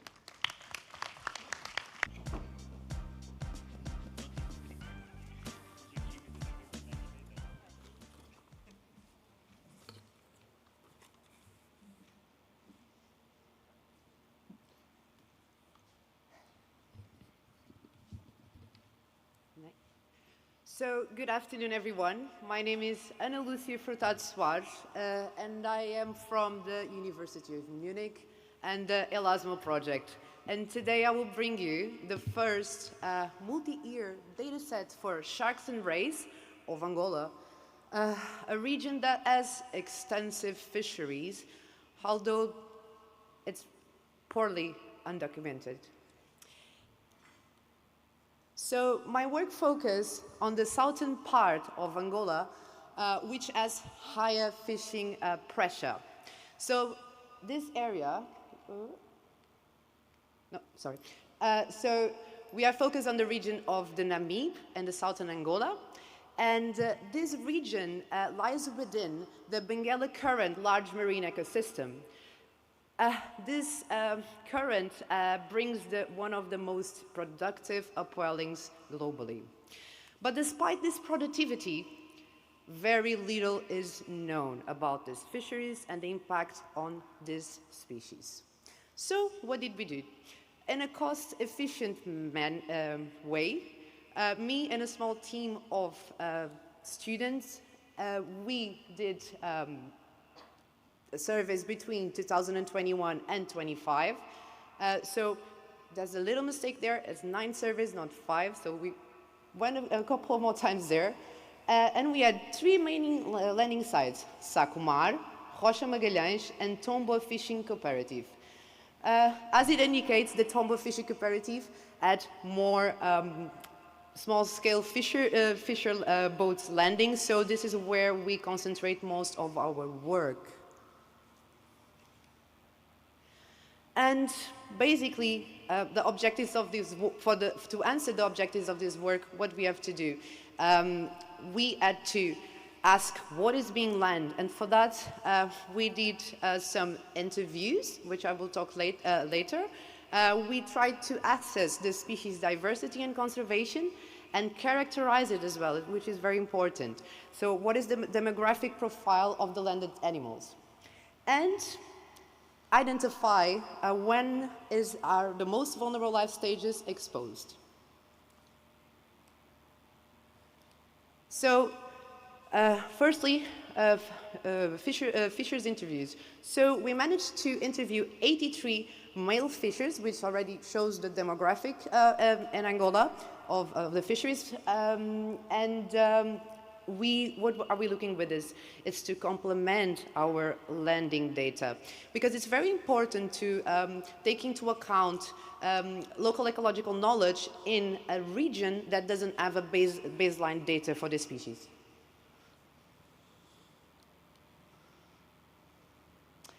And now, on the landing sites, it was very challenging. As you can see, we have about 50,000 sharks and rays and guitar fishes observed, but we could only measure, and with measure I say total length, the sex, the maturity, and we also collected DNA samples, which is not included on this work, because it was very challenging. When the landings occur, it is quite messy. There are spread, patchy, a lot of things happening. They are processing, opening the sharks and rays, so we need to run around, and we do not have yet a huge team. But we managed to get this data so far. And also to show you how are things set there. So to process the sharks as in a sense of preserving them, since we don't have ice available, they do dry them. So this is one of the settings that we can conduct our study. So you have the drying racks or on the floor, or we have these piles of smooth hammerheads, which are quite challenging to drag when they are already working at the same time as you. So, landing surveys. The scale of the landings and the speed of processing didn't allow us to collect, but we managed to get, during 9 surveys, all this data. So we have over 3,000 biological measures for sex, size, maturity, representing 28 species within 18 families between 2021 and 2025. What stands out is most of these species are considered threatened on the IUCN Red List. So that pattern holds across nearly every survey conducted between the years there. Going a bit deeper about the composition, it is, as I said, dominated by threatened species. And what stands out here is that 71% of the individuals belong to species classified as threatened. So this is not just a diverse fishery, it is one that is disproportionately impacting species already at risk. So, main species. A small number of species dominate the landings, and 6 of them represent more than 90%, and 3 account more than 50. These include the endangered smooth-hound, the critically endangered smoothback angel shark, and obviously the smooth hammerhead, the vulnerable smooth hammerhead. So we have a handful of species within the threatened category, which is very alarming for a baseline study. Talking about clear seasonality in life stages. So we are looking at how life stages are distributed across the year, and we see a clear seasonality between September and November, what we call the aggregation window, with gravid females and adults making 95% of the landings. This is our reproductive period. Between March and May, the recruitment window, immatures and young of the year, jumped to 34%. So the same fishery overlaps reproductive aggregations and juveniles using nursery habitats with a highly significant chi-square. Zooming into the top 3 species, which together account over half of all the landings, a large proportion of individuals are below the sizes at maturity. And we also see a number of pregnant females being landed. In some cases, like the smooth hammerheads, nearly all individuals are immature, which is alarming. This indicates sustained fishing pressure on juveniles and submature individuals across the dominant taxa of this fishery. At what the fishes describe is reflecting our biological data, and I will go to that. This is one of our most important findings. Between March and August, we record almost no gravid females in the landings, only 3 out of nearly 8,000 individuals. From September, though, the proportion increases sharply, 89% in September, then 19%, 25%, and 26% across October, November, and December, so going up. This identifies a clear seasonal window when reproductive individuals are most vulnerable, and when the fishery is also active, providing the direct opportunity for management through seasonal protection. And now, fishers. I won't go into a lot of details because some of the, as you can see there, the work was already published. But nearly 70% of the fishers identify overfishing and trade as the main drivers of decline. And our data shows the same trend between 2022 and 25. The number of sharks and rays we recorded in September to October window rose from 116 to over 1,100 individuals. So for that, what are our recommendations? From these findings, 5 key recommendations emerge. First, a seasonal closure between September and December to protect the reproductive window. Second, improvements in gear selectivity to reduce capture of juveniles and gravid females. Then we have continue monitoring because this time series is essential to track changes, and also strengthen CITES Appendix 2 compliance as 15 of the 28 species are listed. And with that, I would like to thank the fishers, the supporters, the funders, and especially the volunteers that helped me to make this cost-efficient and very challenging and important and a priority work in Angola. This is the first time that someone studies sharks and rays in Angola, so I'm very proud to be a part of it and for this opportunity. Thank you very much, all of you. Thank you. Thank you, Andrea. Unfortunately, there are no time for questions, but please find her after the session if you have.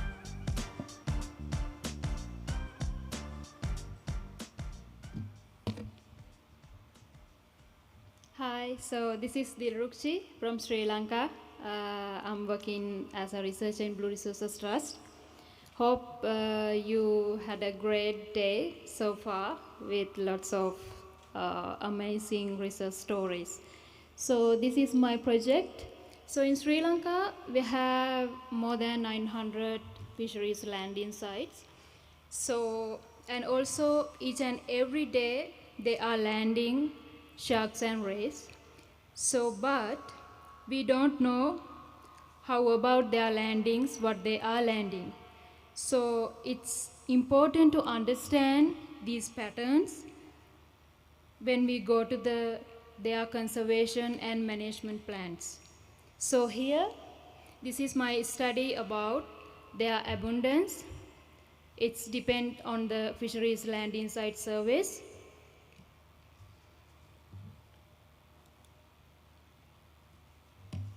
Yeah, to assess that, we conducted fisheries landing site surveys between 2017 and 2025. So we have a quite big database with us.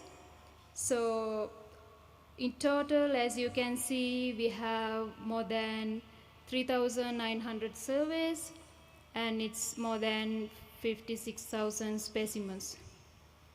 So as you can see in the map, it's covering the north part, west, south, and east coast of the island. And also it's overall more than 100 species. So in Sri Lanka, we can say we have a balanced biodiversity of sharks and rays. We can say like 50-50 sharks and rays biodiversity in our water.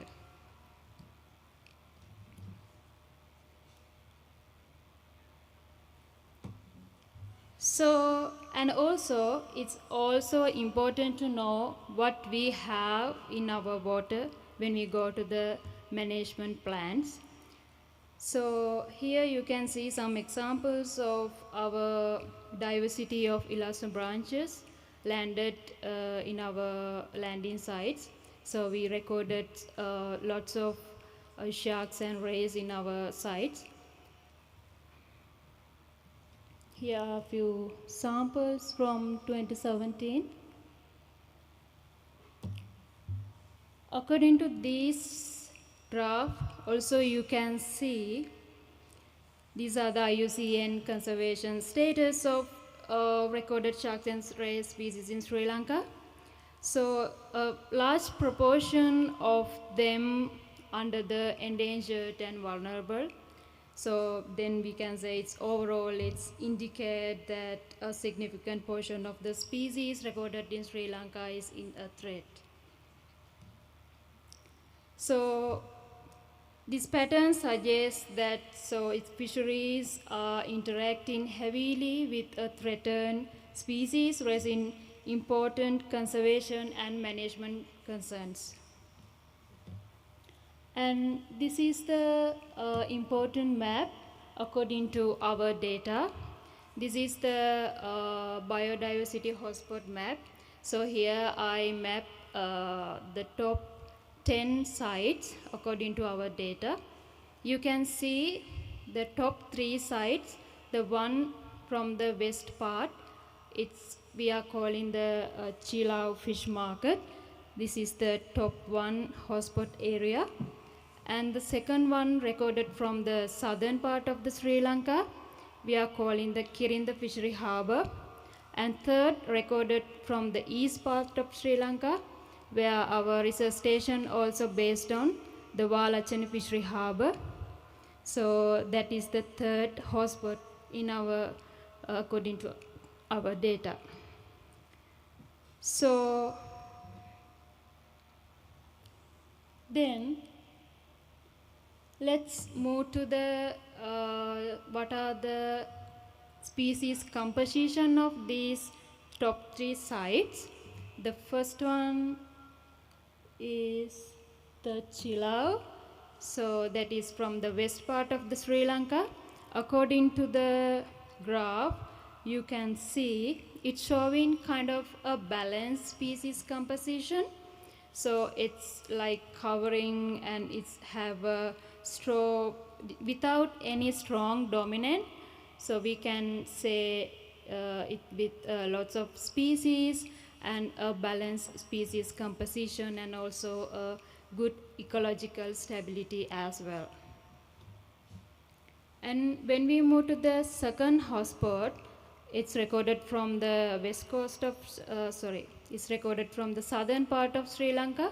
It's Kirinda Fishery Harbour. It's also one of the main harbour in Sri Lanka.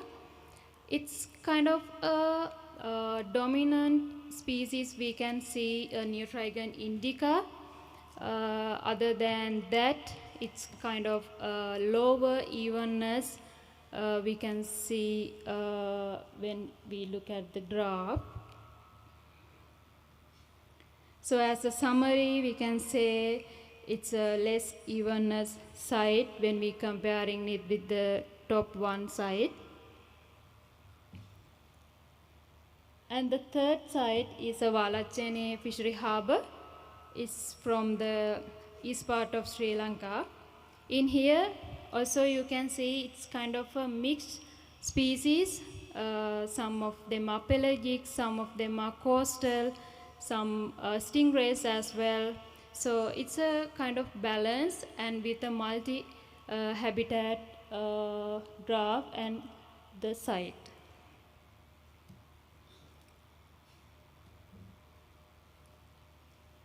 Yeah. So according to that, we can say in Sri Lanka we have a high biodiversity, richness in sharks and rays, and also we can clearly identify the hotspots of them. When we go further, it's really important to continuous the landing site monitoring, because we can do a fisheries management plan and also we can go for a species level management as well, because some species are critically endangered, some of them are vulnerable, some of them are endangered. So we have the different status species in these different 3 sites. So it's really important to go ahead with monitoring and also the species level management plans. So other than this, we are conducting GPS tracking project as well. So we are collecting the exact GPS location from the fishers. Now we are doing for only for one-day boats. So one of our team members are doing about that project as well. So what they are doing is they are handed over to the GPS to the fishers and collecting the second day. So we have a very nice map, and also you can, when we go out to the lobby, you also can see the interactive GPS dashboard as well. So please look into that, it's also really nice. Yeah, so that's it from me, and thank you so much for listening me. And if you have any questions, please go ahead. Thank you so much. Thank you very much for that. Are there any questions? We have a little bit of time. Yes, in the back. And there's another one later here.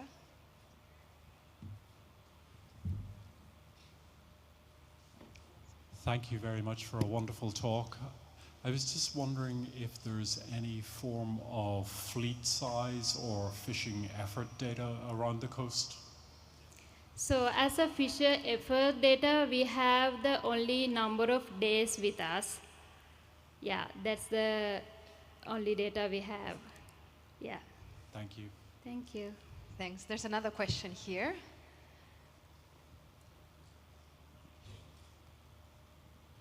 I'm so sorry. I was going to take a picture of your email and then it disappeared. Is it possible to show that slide again, or? The last slide? Yeah, with your email and contact. Sorry. Yeah, maybe I can share with you.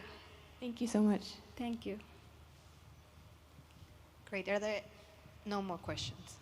Yeah, thank you so much. Let's keep in time here.